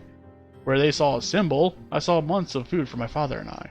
100,000 yen just lying in a closet protected by a single, poorly guarded key. Might not be a big deal to students with rich parents, majority of the academy, but it was more than disturbing to me. Yes, you. Why do you experience this with me? So by the warm glow of the spotlights, Mai smiled at me. That smile almost made me feel okay being here without permission. Almost. Plus, when we get caught, we'll be okay. There's no way they can punch you if they really like you. What? What? The storeroom lights flickered on. We both turned abruptly, still holding the boots. It's like, no. Fucking Shane storing in the doorway. Maybe not that one. Oh shit. You, what are you doing here? That case is supposed to be locked. Well, it was locked. My! Shane. We're really sorry, Shane. We heard the boots were kept here. We were curious, that's all. No harm done, right? Here, Mai, let's get the boots back to him. Yeah, I was just showing her. We aren't suspicious. You guys hide away. How's everyone supposed to see it? She handed the boots to Shane, who placed them carefully back in the case, adjusting the pillow to the center. No. We hide it from people who aren't in the club, like you. Case clicked shut. Shane, I'm sorry. Do not come back here. Get out of my sight. But Oh damn. I am containing my anger now, but your continued presence is making that ever more difficult. I gulped. My eye dashed out the door. Shane slammed the door behind us. Do you think he's gonna tell the rest of them? I really hope not. I might have ruined my reputation with them. Sorry. I think you mean I might have ruined your reputation with them. He threw her head back and laughed, not quite grasping the consequences of her actions. You'll be fine. I'll be being fine. You're students just like us. It's not like we stole it. But Shane, he was really angry. That's just an act. Don't worry about Hana. I said I'd protect you, right? Her words seemed genuine enough, but I had a hard time believing her. It was almost as if she'd planned for us to get caught. Okay. Good, now let's head back to the dorms. That competition's tomorrow, and I do not plan on losing due to lack of sleep. The tournament, I completely forgot. Would even less participate because of what we just did? I hummed happily as she skipped down the hall, somehow impervious to my anxieties. Heart heavy, I followed her. Only time would tell. Saturday dawned bright and harsh. The cloudy light outside mirrored my gloomy mood as I quickly dressed and woke up Mai. Hey. Mai, it's time to get up. Morning. And I'll give you some outsider knowledge. That doesn't really come up again unless you do a certain route. So don't worry about that affecting anything. Oh, why? Video game competition, remember? We're playing Sped Stopping Sisters today. I shot straight out of her bed. Oh my god, Jared, I can't with Jared today. She catapulted from the top of her bunk bed and sprinted out into the hallway. I heard crashes and shrieks and she massacred the other girls to get into the bathroom. The sun... Actually, with that dialogue, I heard a bunch of crashes and a couple of girl screams. It's as if Mai actually did tear through the hallway and massacre some people on accident. Sun slowly rose through the window. Everything will be just fine, right? Soon Mai returned, fully dressed and raring to go. Come on, Hana, let's go. She grabbed my hand and dragged me out into the campus commons. Prince wasn't tugging her, but I followed her silently. Even more strangely, she wasn't talking either. Our nerves have gotten the better of both of us both. We wandered the halls of the boys' dorm, making our way to room 402. Dormitory still smelled awful, like stale Dorito chips. I wondered how I never noticed it and realized this was the first time I came on a weekend. Rather than wandering campus all day for classes and clubs, most people were sleeping in or hanging out in the rooms. And the reason why this is our first time here on a weekend is because when Jar gave us a tour, this was our first stop. Mai slowed down as we climbed the stairs, staring at the floor. The closer we got, the slower we progressed. We opened up the 4th floor door and crossed the hall. Finally stood in front of Huji and John's door. You should knock. What? What? Me? You should knock. You got here first. Yeah, but you're their friend. Well, you know them better. You've got pink hair. Is there a problem, ladies? You got pink hair. We both froze. Scents of ham wafted through the air. Oh, To Jared! Good morning. It's fucking Jared. Hello, ladies. There's something wrong with the door? Oh, no, we just... Oh, you want to wake him up in case you're still sleeping? Her loud, low-throated laugh. I don't think they'd mind having you wake them up. My eyes almost rolled into the back of her head. Here, allow me. Get in between us and tapped on the door. Also, fun fact, every member of Norboots did a unique knock noise for this game, so you'll have some different knockings happening throughout. Like, depending on who is knocking. That's He was cool. surprisingly tall, and being some 10 inches shorter than him, he towered over me. He looked down at me and winked. The door flew open. Hey. It's PBG. Hey guys, glad you can make it. We'll be a bit squishing here, but it's better than nothing. Fucking Shane's here. What? We couldn't get the classroom this year? I jumped. Shane stood behind me, expressionless. I didn't even see him come. Yeah, it turns out Hindblock decided to book it for the same day. Wonder what for? John snored somewhere in the background. I'm not sure your room is better than nothing, Shane says. Oh, Shane of the zingers. That wasn't a zinger. Are you just gonna stand outside or are you coming in? Oh wait, that was John. Never mind, whatever. We stepped through the threshold, fully and completely entering PBG and John's room. Boy territory. We were out of our element. I had never been in the room before, and she glanced at the walls, shelves, and desks like a manic squirrel. Her eyes gleamed. I had a sinking suspicion she was making note of what she saw for her own nefarious purposes, though what they were, I had no idea. Rather, I didn't want to know. What's Right. up? Go on, take a seat anywhere. I looked to my left and saw boxers lying on a desk chair. Blood shot into my face. Were they... used? PBG followed my gaze and turned red. Let me clear up a bit. Pigsty. Do they have pigsties in England? Oh yeah. Everything in America is derivative of England. But we're in Japan. Shane looked at me blankly. Man, we're so lucky the Wii U is 8-player stomp. Wii spelled O-U-I. Like the French Wii. It's great. I'm excited to crush you, Shane. John sucks. Wow. So, also, all the members of Norboots had recorded some lines that they could use as, like, random interjections. So, they were, like, expected to, like, say Hana at some point, and also a few other common phrases. Shane, for the hell of it, didn't record that many lines, but he did throw in a random throwaway line, which is just, Jontron sucks. And that just played here. Followed with the dialogue, I don't think that's going to happen. What? Wow. Like, they were friendly at the time, so it was definitely a friendly gesture of Jontron sucks. Hey. Hello, guess who's here? Fucking Drawer comes in. Drawer entered without knocking, a bright smile on his face. Hold on. Aw man, Shane got here before me. Did you fail to see me leave? Yeah, I was whatever. hoping you were in your bathroom or something. I was like, we brought extra controllers. Paul, Nick, and Josh come at the same time. I was like, does nobody knock around here? And Nick's like, no, why would we? To be polite? Josh like, girls and their ridiculous social constructs. What? Wow. An intricate knock clattered through the entryway, and I pointed towards the door in defiance. See? Somebody knocks! Good morning. Satch comes in. Hello. I brought bagels. Figured we didn't want a repeat of last year.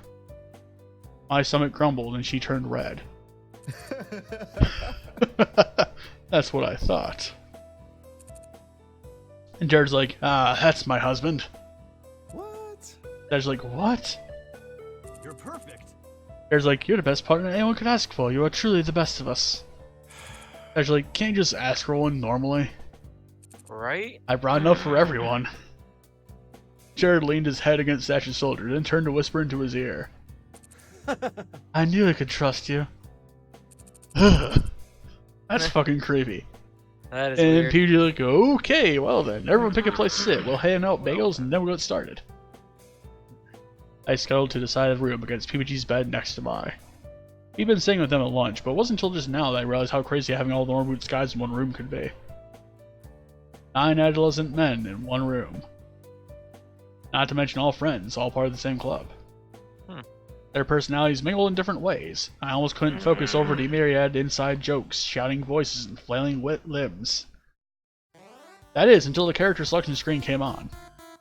And there's a new music in. In the blink of an eye, the controllers were gone. PBG glanced over at me, noticing I didn't have one, offered me his. Oh, really? I'm not good at these kinds of games. He's like, there's no way you're worse than me, or Jimmy for that matter. Jimmy? Well, he's not here. He's in Hidden Block. Oh well, anyway. Seeing as he didn't want to take no for an answer, I grabbed the controller and selected my character. Turby. He was cute and bouncy.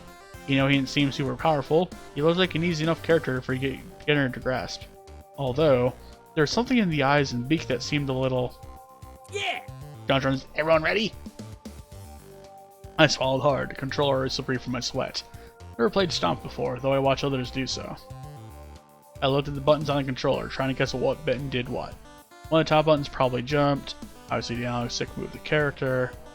They selected stage, some of the cute little houses and small animals bopping around in the background, and the countdown began. There were buttons on the back that clicked when you hit them, but I didn't know what they did. 3. Oh, there was a weird blue button on the top right, but not on the left. 2. And another analog stick? Was that for a camera? How could you all control the camera at once? 1. Oh no! Go! John's like, die, Shane, die! He's like, what the hell? Attack everyone, not just me.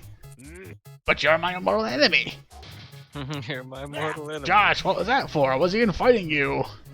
Josh comes in. You're wide open and death waits for no one. Oh, damn. Damn, that's savage. And death waits for no one. The battle began. To display a slight mercy, the boys left me alone to wander the field and get a sense of my character. Oh, that does jump! I hit the jump button again and again and again, watching my character float higher and higher towards the sky. Yeah. I can fly! My joy is cut short as a Noki ball emerged from nowhere and pegged my blink blob in the eye. Motorcycles, shut up. I fell off the side of the screen, and despite trying to jump back up, it wouldn't let me. Hi. Ah, look at you. Nick interjects. Turby can kind of hover for a while, but eventually gets too full of air and has to land, otherwise he'd be OP. Oh. When in doubt, Yeah. down B. Down B. In the commotion of the Turby match, down B. curses and death threats mixing with the clacked controllers, no one was listening to what Nick was saying. The key to getting someone to hear you in this commotion of the scene was shouting their name in the beginning of your sentence. Paul's like, Gerard. Jared's like, Satch. I frowns my pink little blob fell back onto the map. Following Nick's advice, I hit down B. A cloud appeared around my pink guy and became a rock. What? What? I don't understand. What would a rock do? I repeated the move multiple times, always turning to a rock of some sort on the ground, never hurting anyone near me.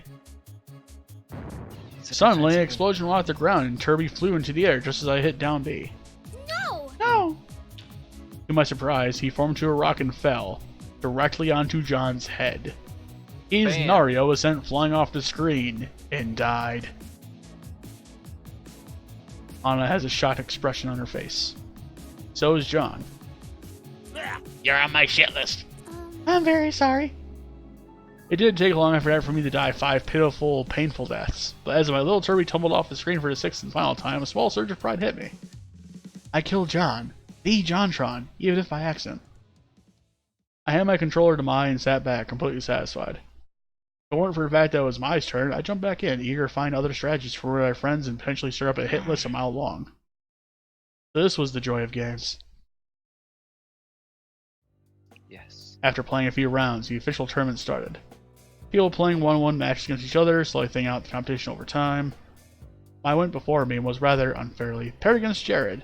Every blow he doled out to her was, in her mind, some form of actual physical contact. At least, judging by the way she shivered when she hit, it was. Ugh. Unsurprisingly, she died almost immediately. I was the last person, set to go against PBG. The others chuckled as we were passing controllers. And he's like, don't worry, Hana. PBG's the easiest of all of us. You're bound to beat him. You're like, come on, guys. Don't worry, Hana. I'll go easy on you. I nodded as PBG picked the most level playing field, a small platform flying out in space. Final destination. No items. Wait, what? The match started and PBG graciously held his players still.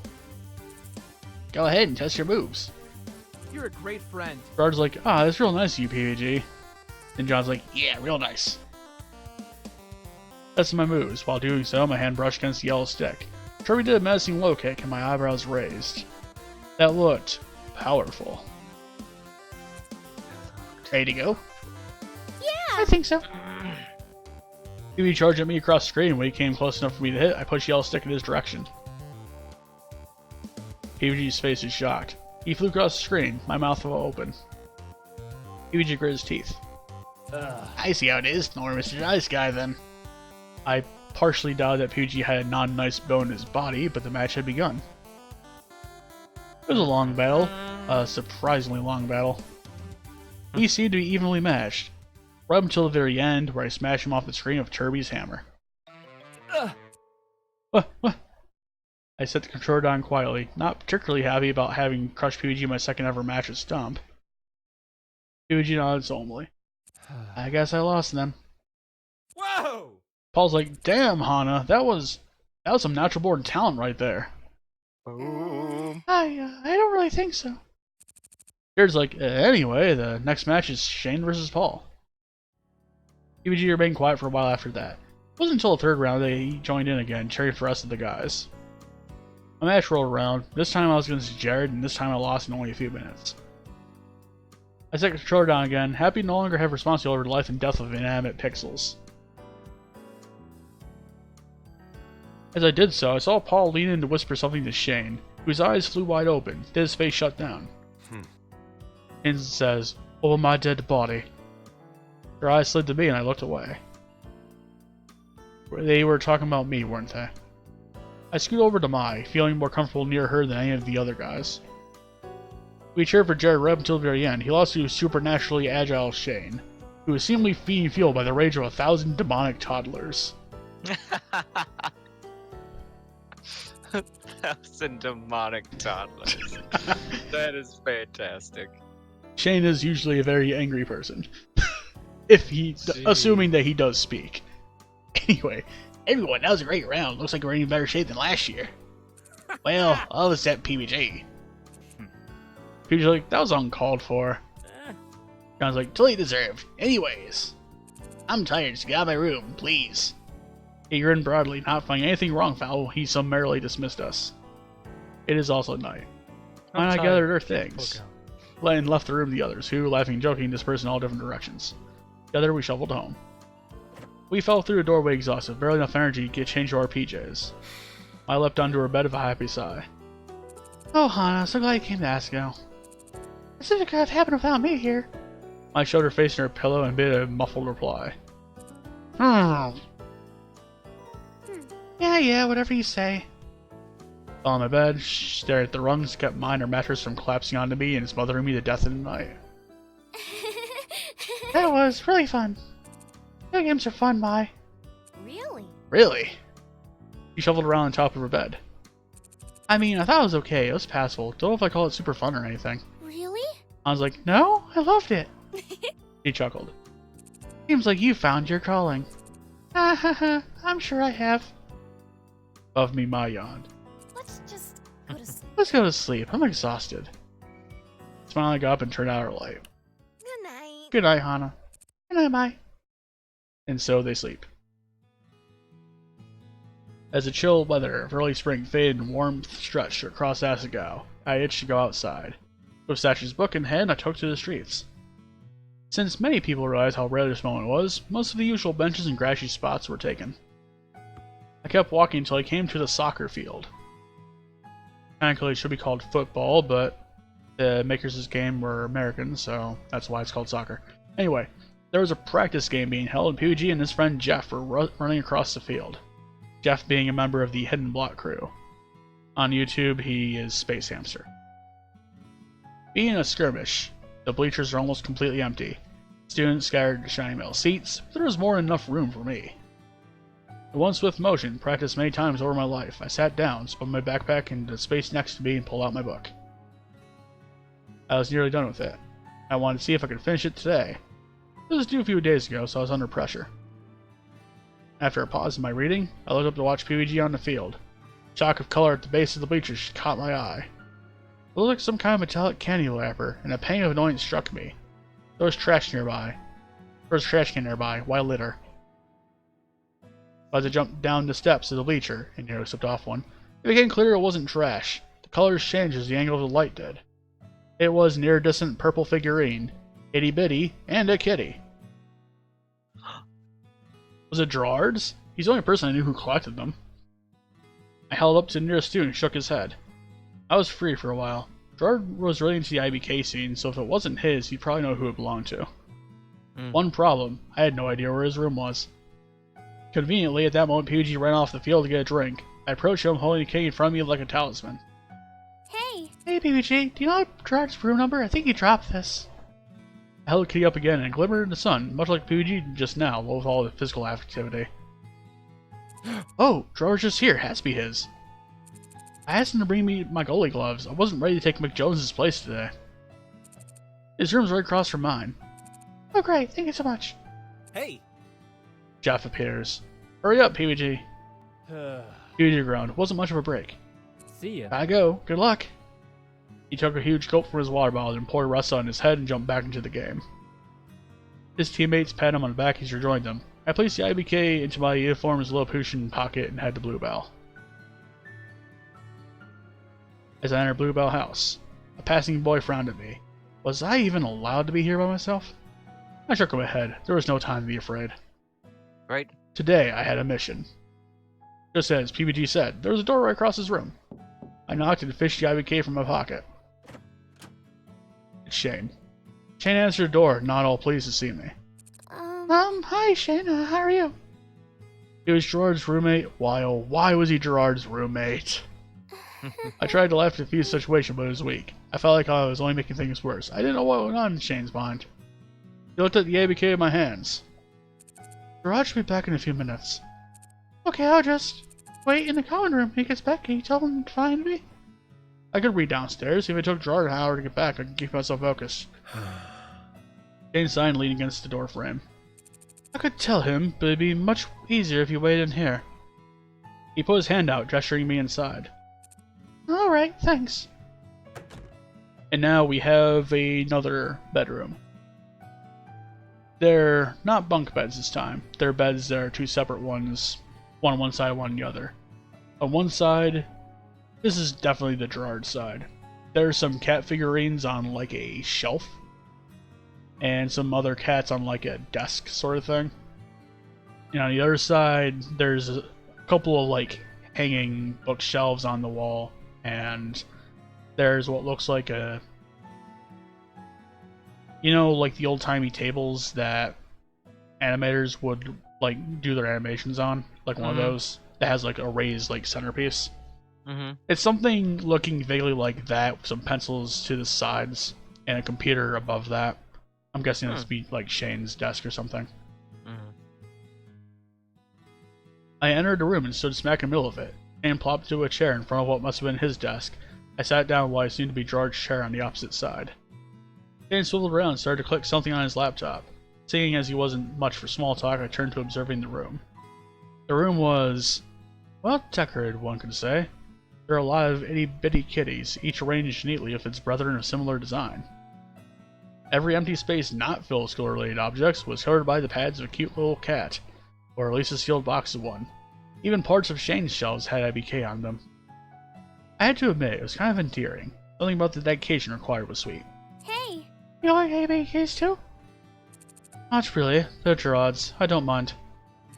I see. It's kind of niche. I'm surprised you're into them. Oh no, I don't collect them. I just found this one on the side of the field. Gerard was there earlier, so I can't find whether it was his. My hastiness to stone figure did not go unnoticed by Shane, who made a face at me. If it's not Gerard's, you'll probably know whose it is, right? Shane smiles a little bit and says, it's probably Gerard's. I smoothed the phone over to Plastic Kitty absent-mindedly. Shane returned to whatever he was doing online. I conversed with the figure in my hand. Ooh, is a pretty kitty. Ooh, is a pretty kitty. You are. Gerard came back in about 2 minutes later. Hey, Shane. Hey, Shane. And Anna? He held his 2 coffees in his hands. Suddenly he turned pink. And what are you two doing in here? Alone, together. And he's like, we're not doing anything. Hana was looking for you. Huh. That was a weird spike in microphone.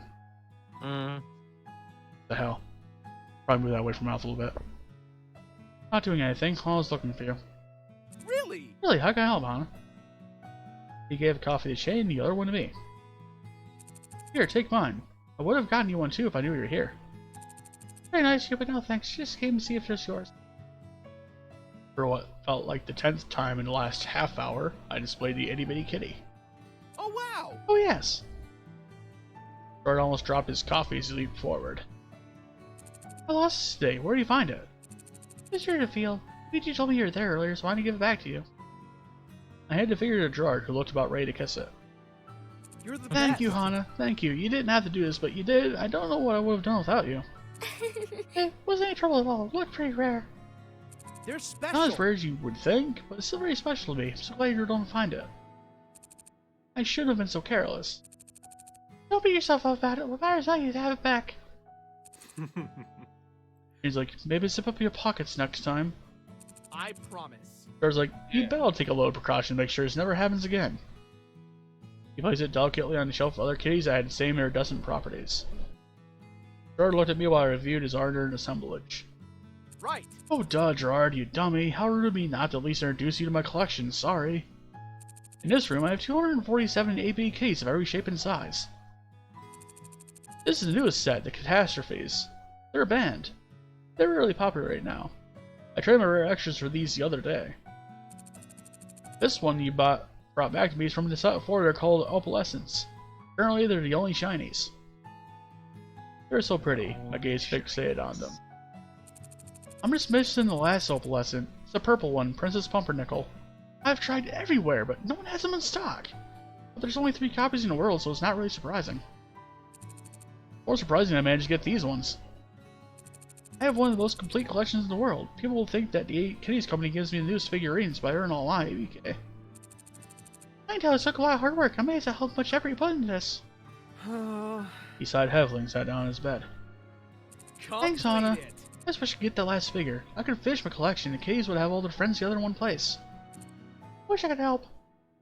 Don't worry about it, Hana. This is my battle to fight. I nodded and glanced at my watch. See you later. I should go. I really want to finish my book today, but if you need help, I'm here.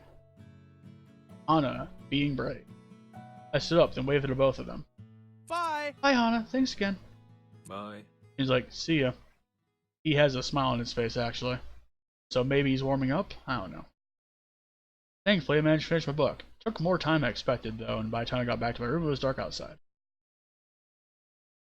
When I opened the door of my room, the lights were off. I flicked them on, and a huddled form of Mai hugging a stuffed purple bear appeared on her bed. Hello. I'm back. Mai glanced at me, burying her face again in her bear. Was she sulking? It doesn't like her to be so energetic. Are you okay? That doesn't sound very okay. Mai glanced at me again, her face a light shade of pink, like she was holding her breath. You know, you can tell me anything. You tell me a lot, so it's the least I can do in turn, right? Besides, we're friends. Mai sighed and threw the bear on the floor, where it lay as if screaming in agony. Not fair. She sighed again. I know it's terrible to think like this, but even though I'm really happy for you to be friends with those guys, it's just not fair. Those guys who? The Normal Boots Club? I can't believe Just I've been a fan of them for so long, I've loved Jared forever, and then here you come out of the blue with your pink hair, and just like that, you're friends. Now her fingers in front of her face. But here I've been trying the whole time, Jared didn't even know my name. I know I'm being stupid, I feel bad, but still. Hi. We have an option. What's our option? There are 3 options. We can say, they're your friends too. You say, it's understandable. It trails off, so I'm assuming more. And then there's some friend you are. I mean, I almost am inclined to say it's understandable because going with me, I wouldn't be sure how to respond to this. Their friends too might be truthful, but it might sound like half-assed response. yeah, and kind of presumptuous of like That their, and some friend you are is just fucking rude. there. So I'm gonna go if it's understandable. I didn't know what else to say. Yeah, well... You scratch your head, avoiding my eyes. Thanks for understanding, I guess. I'll try my best to get over it. Okay, let me know if I can do anything, I guess. I will, thanks, Hana. No, thanks for telling me. I leaned off her bed and picked up the bear, patting its head. She chuckled. We smiled at each other. You know, it was awkward. It seemed like everything was fine. I really was a good friend. Class. Change. Despite our slight confrontation last night, Maya was as peppy as usual next day. It seemed like there was no reason for me to worry, but that didn't mean I didn't. Bell rang, class started. Shizuka wrote origami flowers on the board in ornate script, and turned to glare at the class. Class? A flower festival is only a few days away. It's time again to start folding flowers to sell for the school. We do this every year, guys. Don't want to hear any groans. You're free to write me an essay on the importance of these funds for the school if you'd rather not participate. A few students rolled their eyes, but I smiled. Kind of fun, I hadn't pulled origami in years. I'm handing out practice sheets because I know how bad you guys are at origami. I'm only going to teach you once, so pay attention. Shizuka returned to the front of the class, picking an ornate green paper. As she instructed the class, I realized these were the most basic version of origami flowers. I was already familiar with them. I folded my practice paper with ease while Shizuka roamed the room, helping the students who struggled to follow along. These creases are weak! Kingon can do better than this! Hell, my ex could do better than this! Damn. Sadness passed across Shizuka's face. She turned to the boy next to her and slammed her hand on his desk. You need to be better! Be better for everyone's sakes! It seemed like quite a few students were having trouble. I went to the front of the class to get some new paper, passing John on the way back to my seat. His paper caught my eye. Hey! You fold this wrong way. Your flow's gonna be narrow if you keep going. John has a sad face. I'll be honest with you, Hana. I have no idea what I'm doing. Help me. He kind of looked like he was about to cry. I knelt by his desk, unfolding and refolding his paper. It looks perfect. You're so good at origami. Do you have to make flowers the old school too? No, I used to origami a lot when I was younger. This muscle memory just kicked in. I think so. Really? Really? What odd skill to have? Is it? Hmm. Please. John clasped a hand around my wrist. Get with me. Help me. Sure if you need it. Yeah! I knew I could count on you. Thank you, Hana. You're a goddess. You damn right. I spent the entire rest of the class period slowly doling out lessons to John and PBG. I offered to help Shane, but he turned away from me instead of watching over John's shoulder. I kept my movements larger and exaggerated so he could see too. It was nice to feel useful. Class is over, I headed back to the dorms with Mom. We had a long night ahead of us, filled with homework and possible reward of chocolate ice cream should we finish on time. But before I got far, someone called my name. Hana! It's Jeff, from Hidden Block. Hana! Jeff, is everything okay? I was like, hey, Norwood's club has a meeting today and PG forgot to take his soccer uniform with him. He held a blue and gold uniform. You don't have much time to change for practice if he doesn't have this, and I have to run down to field. Can you take it for me? I was like, of course we can. I grabbed the uniform from Jeff. Awesome, thanks. He dashed towards field. My turn to me, victory running through her face. Yay! Finally, a chance to see Jared in his element. Come on, Hana, we gotta hurry. We approached Norwood's club room, hearts thumping nervously. At least I assumed mine was, judged by the way she was fidgeting like a hummingbird on acid it was. We stepped up to the door and we were about to knock when I heard my name on someone's lips. It was Shane. Hana. I froze and turned to Mai. Her face was lit and she pressed a finger to her lips. She leaned in closer to the door and I followed suit. Dude, I think it's fine. What do you think she's gonna do to us? You need to calm down. No. But it's so pink. No one has hair like that. People can't choose their hair color, Shane. This is Zach speaking. That's a really poor reason to judge someone. Shane's like, I know, but don't trust people with pink hair. You know there's more to it than just the color, don't deny it. Weird things always happen around people with pink hair. Wow, what a Usually's like, sure, but they're not dangerous. He's like, aren't they? My heart sank. I stepped away from the door, unwilling to hear more. Wow. I was like, Hana. I held my hand and shook my head. Just when I thought I was beginning to win Shane over. Was this how he truly felt about me? I'm heading back. But... I stepped past her, walking as quickly as I could back to the dorms. Luckily, I didn't pass anyone on my way back. I didn't think I could manage small talk without bursting in tears after what happened. I kicked off my shoes and went and set my backpack down by the desk, passing the mirror. I paused as I did so, turning to the mirror, valuing myself on a whole new level. So much grief. My hair caused me so much grief over the course of my life. Now, for some reason, Shane thought I was suspicious. I smoothed my hair with my hands, shortness of it catching me by surprise. It was softer when it was long. With a sigh, I turned away and collapsed onto my bed, hugging Mr. Bunny to my chest. Did I dye my hair, Mr. Bunny? No. I raised him up, staring into his glassy eyes. Yeah, you're right. I rolled on my side, squeezing Mr. Bunny to my chest. Thatch said himself, you don't choose your natural hair color. Yes, pink is her natural hair color. Mr. Bunny was small against me, and I smiled at him. At least he still liked me. Shaking my head, I went to my desk. I had better things to do than mope. You're still studying, Hana? I took my headphones out of my ears and turned to Mai. Our plans for that evening were postponed. I silently thanked her for not pushing me to keep them. I wasn't in the mood. Yeah, it's only been a few hours. You haven't moved since you left the room last. I climbed to her bed and dangled her hands off the side. At least take a break, okay?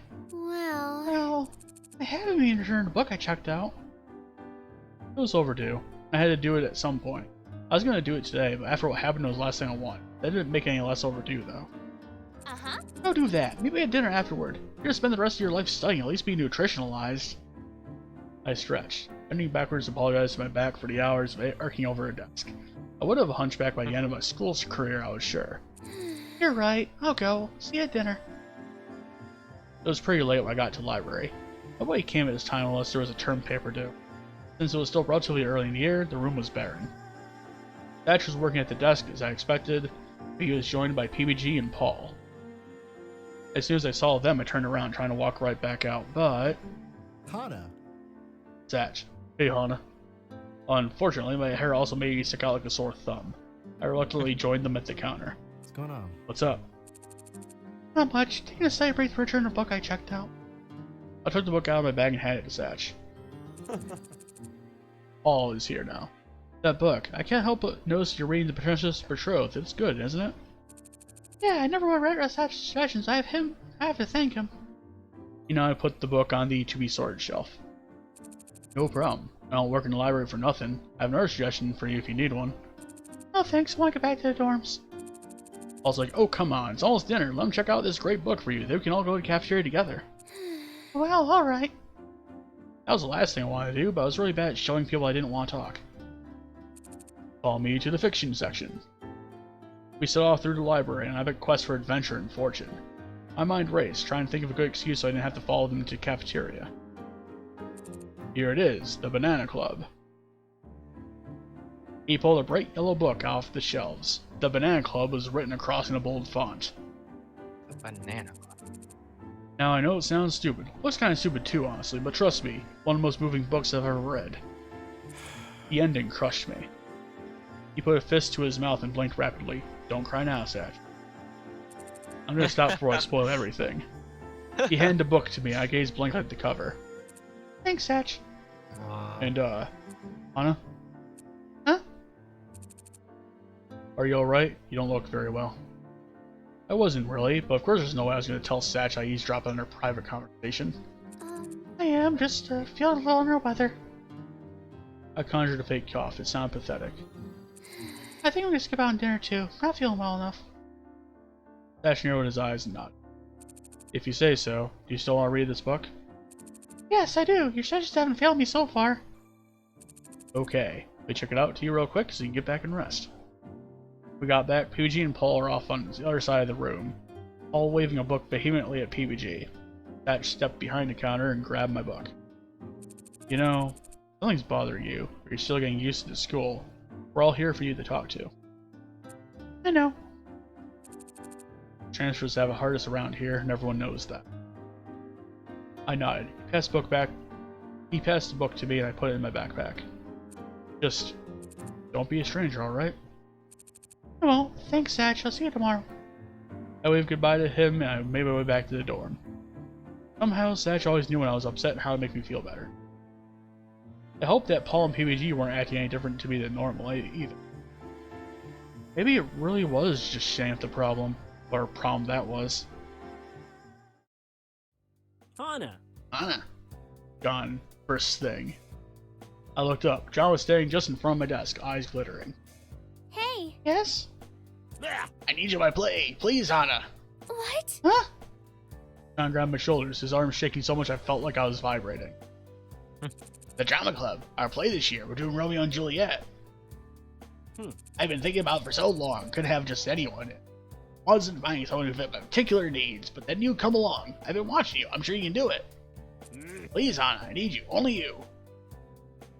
Did he want me to be Juliet? huh. Awful fucking presumptuous, Hana. Anyway, at least come see what I've been working on. Please, Hana. We can say, okay, or I don't know. Sure. Yeah, I'm okay. I'll come see, I guess. Yeah. Oh, Hana, thank you so much. You're darling, darling. John flung his arms around my neck, just as quickly let go. I glanced away to hide my face, sure I was turning pink. Awesome, this will be great. Maybe after school in the theater. I've got everything prepared for you. Yeah, you're great. Oh, no, that's it. Come on, Hana, let's go to lunch. He hustled out of the room with a bird-like grace. I stared after him.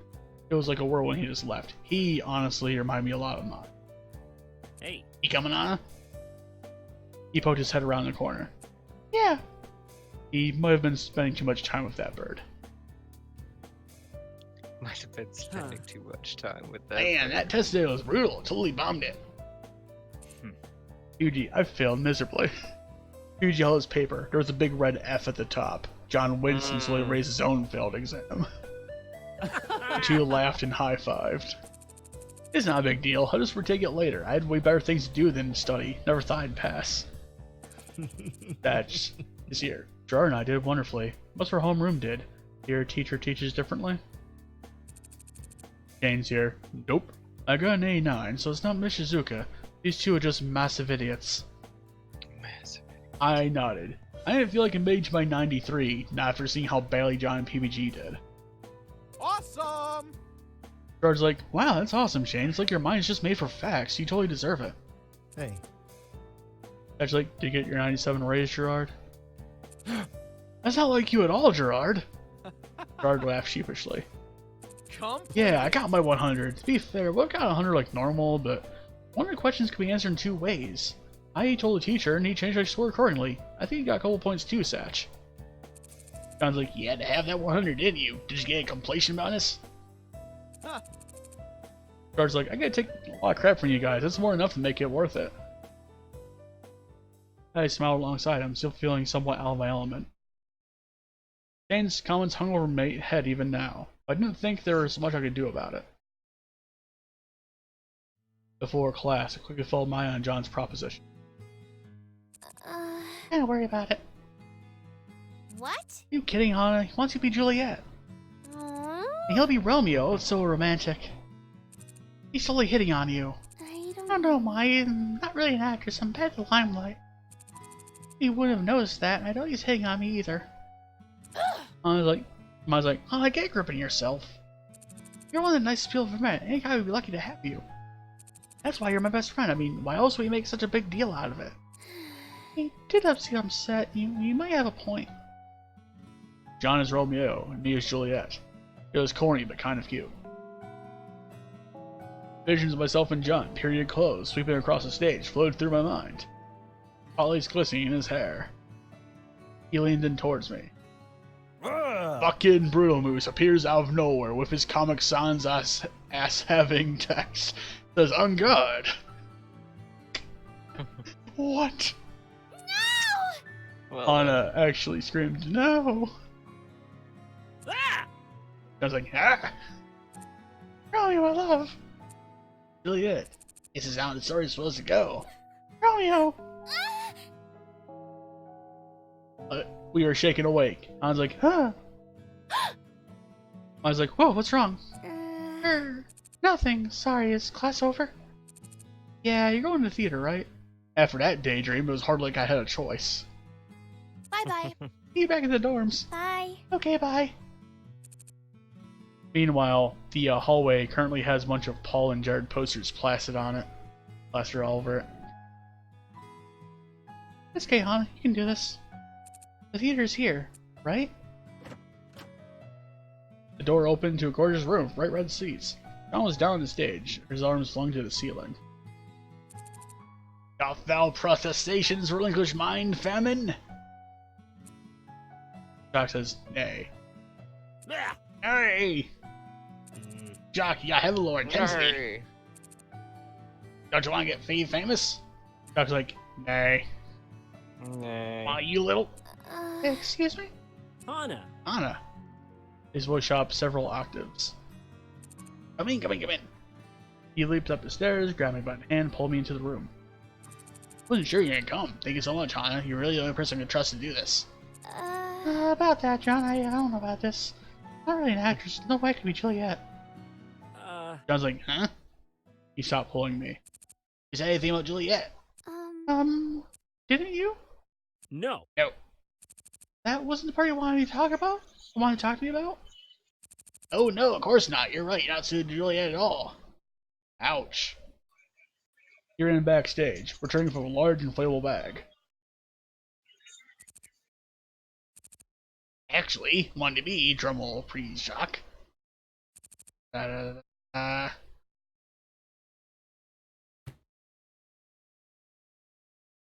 He tossed it back on the stage.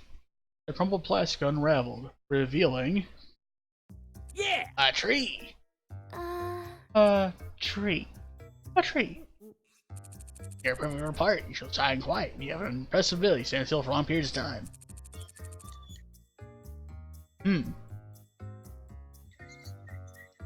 Hello? Oh, he's AFK. Damn. Yeah, fucking tree. The other day in class, he stared at his face for almost 20 minutes straight and didn't move a muscle. Oh. Of course. Why would he want me to play a lead role? Because obviously was cut for that kind of thing. Wanting to play the Romeo to my Juliet? How ludicrous. What's wrong? Of course I want to be able to play Juliet. I don't think I could do that. John's like, well, it's not that you can't. But John wasn't trying to be mean, he just didn't seem to get that it was insulting. He wants you. What? He wants you to play as a tree? Yes. A damn tree? Yep. I'll think about it, okay? But I think I'm gonna go for now. If you say so, be sure to give me an answer soon. I'm so ready to this. It's gonna be the best play yet. Especially if Shock is our Juliet. I love you. Shock says. This fucking robot voice. What is this? Goodbye, John. See you later. See you later, Hana. No. How awful was that? I shut the door to the dorm room, wanting nothing more than to collapse onto my bed. Hey, what's up? Hey, Hana. I was laying on her bunk bed upside down, her red hair spilling over the side. Something glinted in her hands. What are you doing? I'm cutting out little blossoms, see? She held a pink cherry blossom to the ceiling. I saw your senpai would notice you. What are you even talking about? You know, senpai always notices the girl when she's outside, surrounded by a shower of cherry blossom petals when blowing her hair. Bingo. Your guy definitely knows you with these. A flash of anger ripped through me. Why don't you just save them for yourself? Jared never knows you without them. I turned on my heel and stalked out of the dorm room. It was because of stuff like that I thought John was trying to... No, it was stupid me to imagine it could ever happen in the first place. You're like cutting in and out. Yeah. Sorry. Anyway, so what happened was... I was cutting cherry blossoms and I was like... in a bad mood. She's like, save them for yourself, for Jared, Really? and just stalked out of the room. You're like super cutting in and out now. I'm sorry. Let me fix that real quick. Maybe.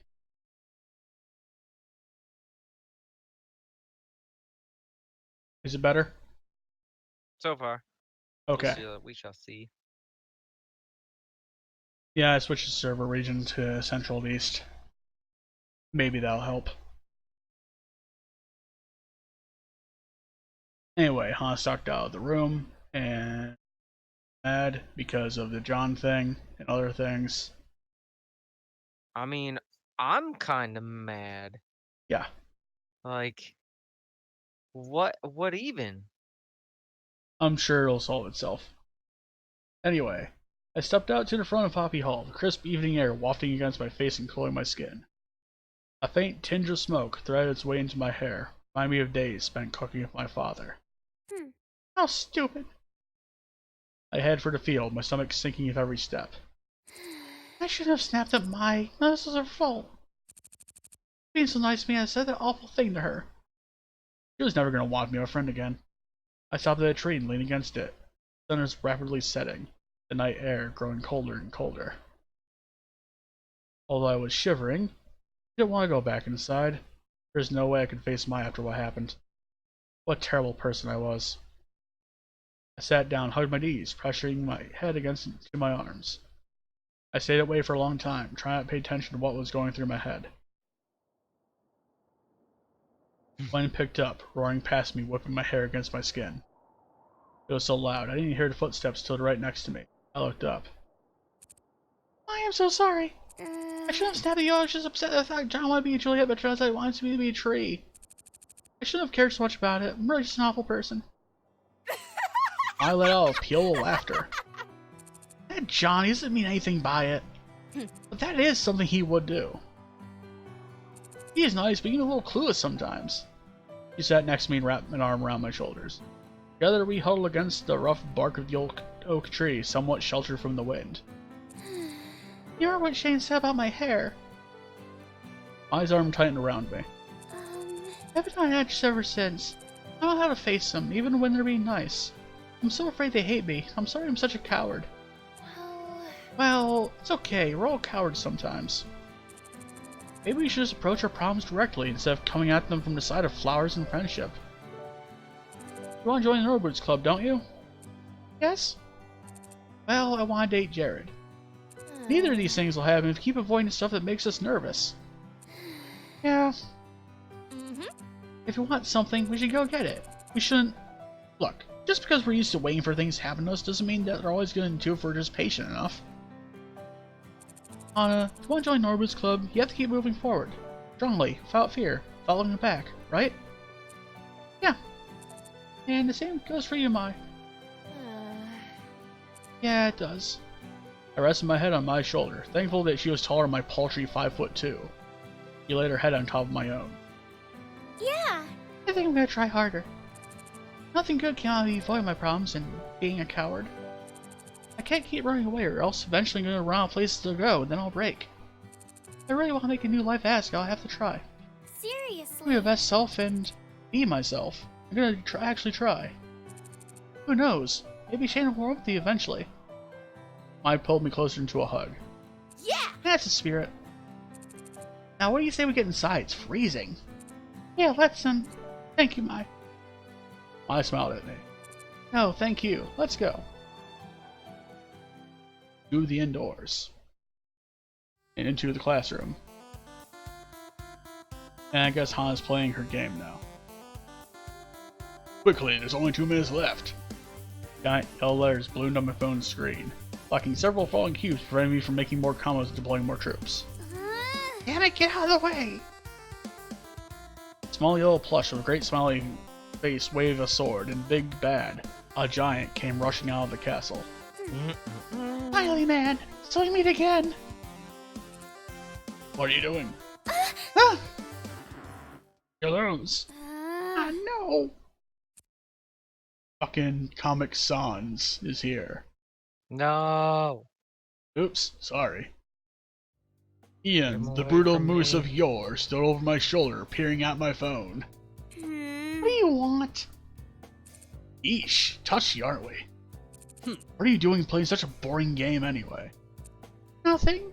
I was waiting for mine, I was bored. I shall return again. Okie doke. To tell the truth, I was practicing. That game is similar to one's giving in a tournament, right? You lost pretty quickly. Doesn't seem like you're any good. He looked at my phone again and froze. Lens. Slanesh? Is that you?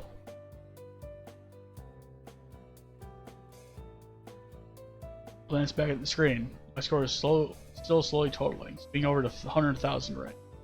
What? Holy crap, how'd you do that? Do what? Score. That's incredible. How have you been playing this game? I had never seen Ian so animated. He asked me out, also will say he cared about what was happening. I guess 2 weeks maybe?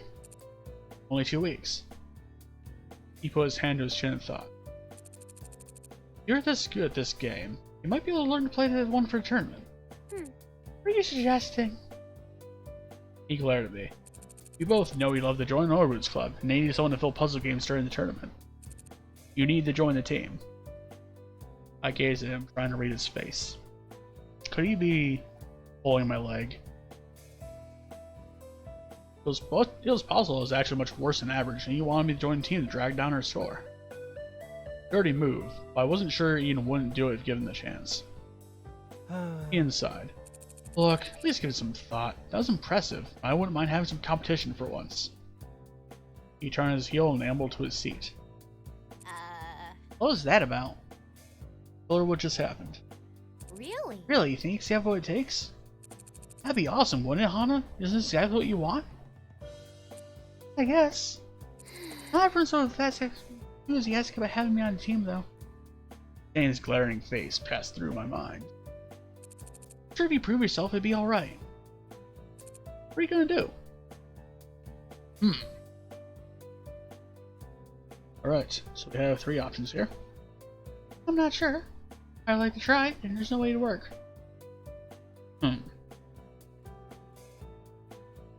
Given the positive attitude that we're trying to maintain with Hana, it behooves us to say that we'd like to try. I'm gonna do that. If I fail, I'll work hard and give it my best. And maybe I can make Shane and the others accept me. Now's not the time for you to sit around and wonder what else I can do. Yeah! There's my girl. Oh, Hana, your cab flowing through the sky like a shooting star. Bless. What are you gonna do next? Talk to them? The image of myself going head to head with Shane flickered through my mind. Maybe not just yet. Sensing my unease, my shrug. Well, don't worry about it too much. It's part of Hidden Block after all. Wouldn't help him to have competition besides. Shizuka stalked in, looking furious. And to page 394. And that was the end of that. Finally, class was over. I got out of my bag, joined Maya as she headed to the door. Hana? Shane stood before me, shifting from foot to foot. Can I speak to you? A lump formed my throat. What do you want now? Here, Maya, go on ahead. If you say so. The weird tone in her voice, Maya left us. Shane waved me out of the classroom into a nook next to the window. It came to my attention that I perhaps said something that perhaps I should not have said. Perhaps I may have possibly bothered you in some such fashion as caused my words, I said. I'm sorry? Yes, exactly. What? Well... sorry. What I said about your hair. My heart skipped a beat. How'd you know I heard that? I came to my room last night and tore my ear off. Oh my. My chagrin quickly turned to gratefulness. How many other girls would go to one of the most popular guys at school to chew him out because he was mean to her friend? Especially when I wasn't even supposed to hear it. I hope you can forgive me. A weight lifted from my shoulders. Oh no, I'm really happy. Thanks so much for apologizing to me. To be honest, I've been worrying about this for a while now, so I'm glad I changed your mind. I didn't say that. I deflated. Look, it's not really about you. Or in a way it is, but you can't really help that. This will make you feel better. Never mind. Look, you have to come with me out of a surprise. Following Shane around is not something I would particularly like to do, especially considering what just happened, but... Yeah, okay. Shane grabbed my wrist and led me down the hallway. I could probably have followed him just as well without his needing to do that, but there were worse things in this. For long, out in front of the Norboots club room. What is this? Without saying a word, she opened the door and let me. Inside, the entirety of Norboots was waiting, along with Sol and faced Ian. Bye. Well, looks like my work is done. Goodbye. He brushed past me as Poochie began to laugh. See ya. Thanks, man. See you in the tournament. So, Han, I bet you're one of my mistress talk brought you here.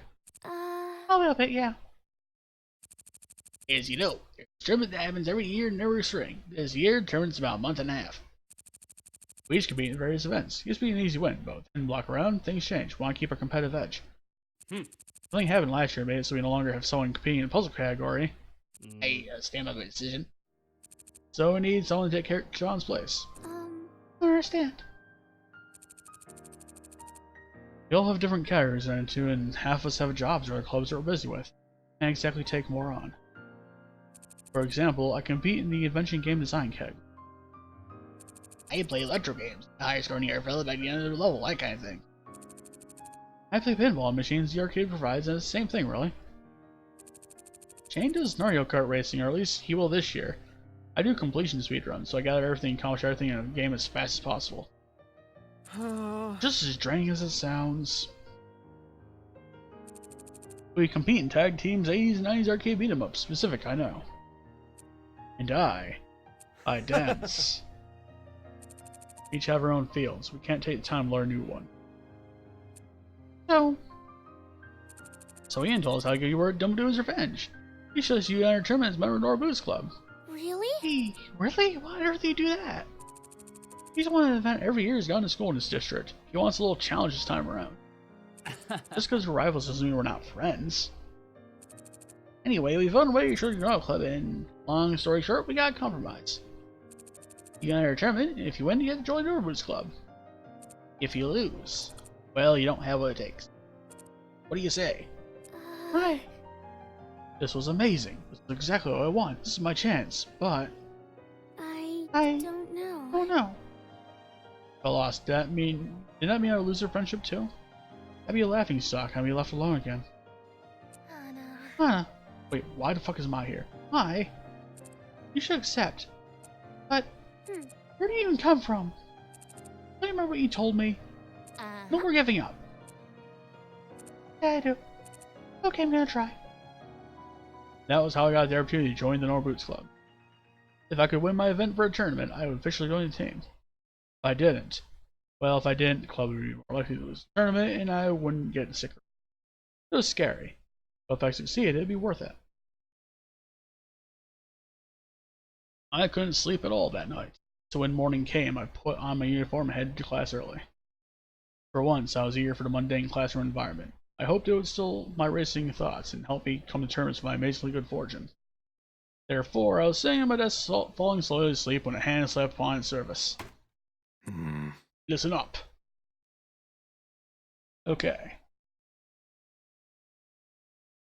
Listen up. I screwed my chair away from my desk. Shane glared at me. You'll really compete with us in the tournament. I still can't believe it's happening. You better not let us down. He pulled out the chair in front of my desk and sat down. Let's talk strategy. What? What?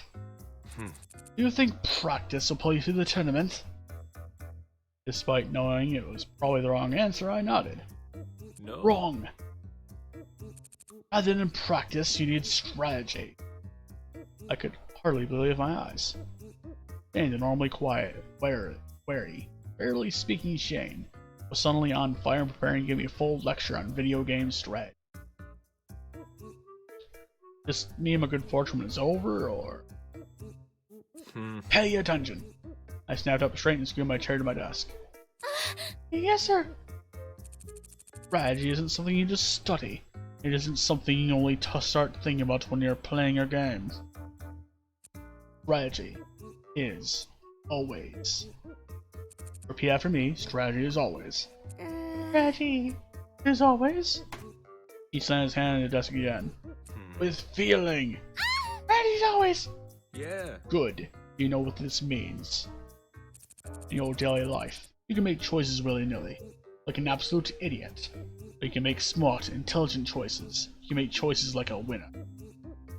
I am actually going to take a screenshot of this for a moment.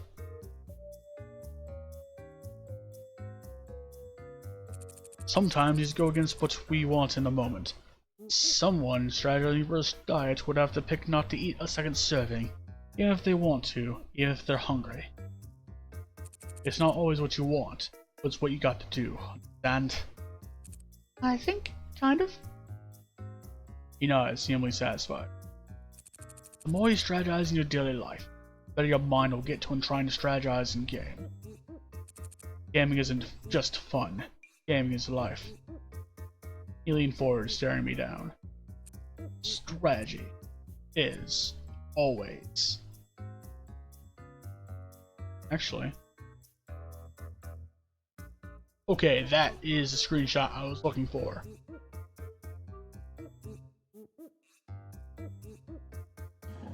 Shane grabbed the bottom of his chair and scooted frantically away, his mission apparently accomplished. He sat at his desk across the room, pulling out his sketchpad and drawing pencils. Then, face calm as ever before, he started to draw. How was that? Was that the same Shane I've seen for all these weeks? If he heard me, he didn't respond.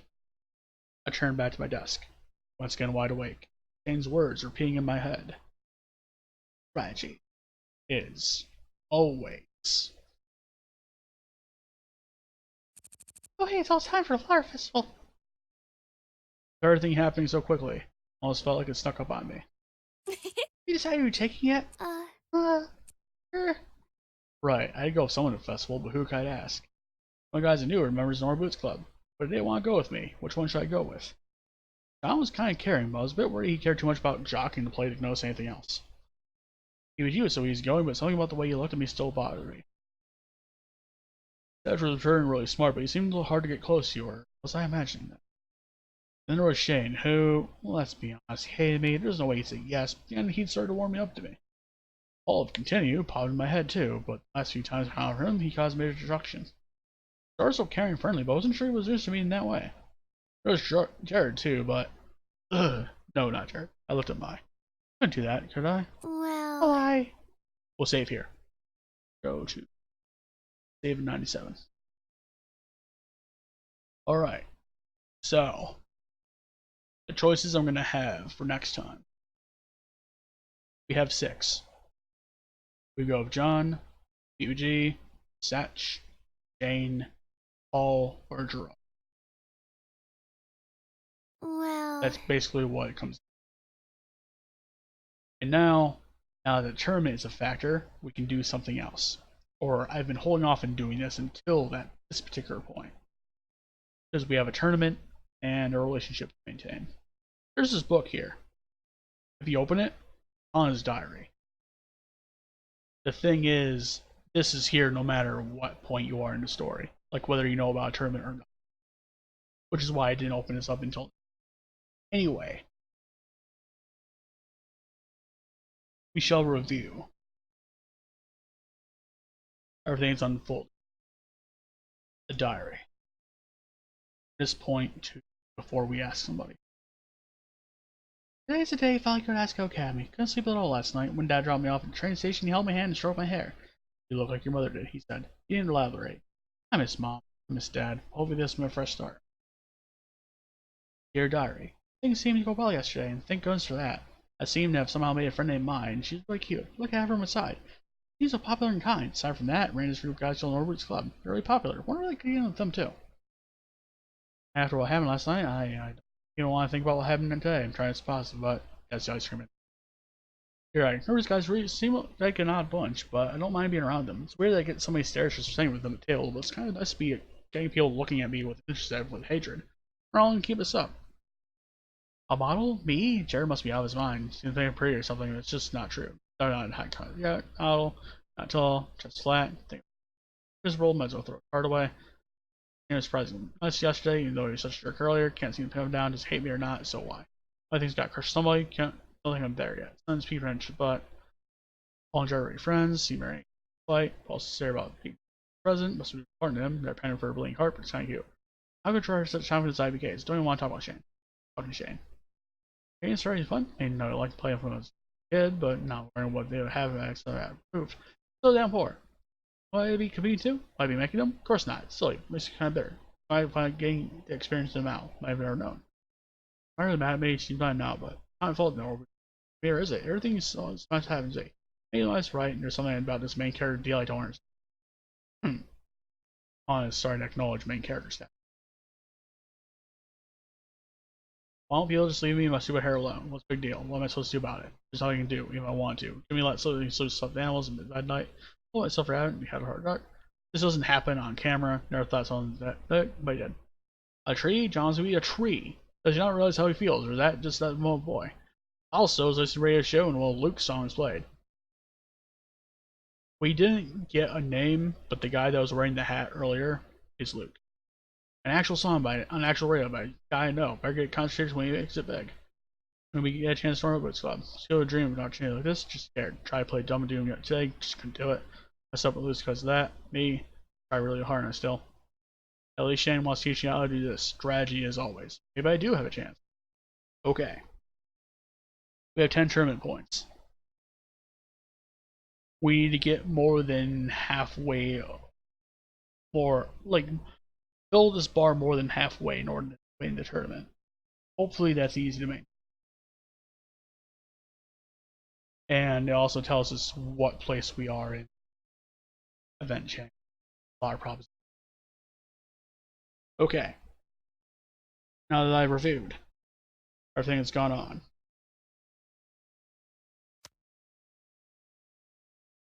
we are going to pause here for the time being. If you watch this stream, or premiere, I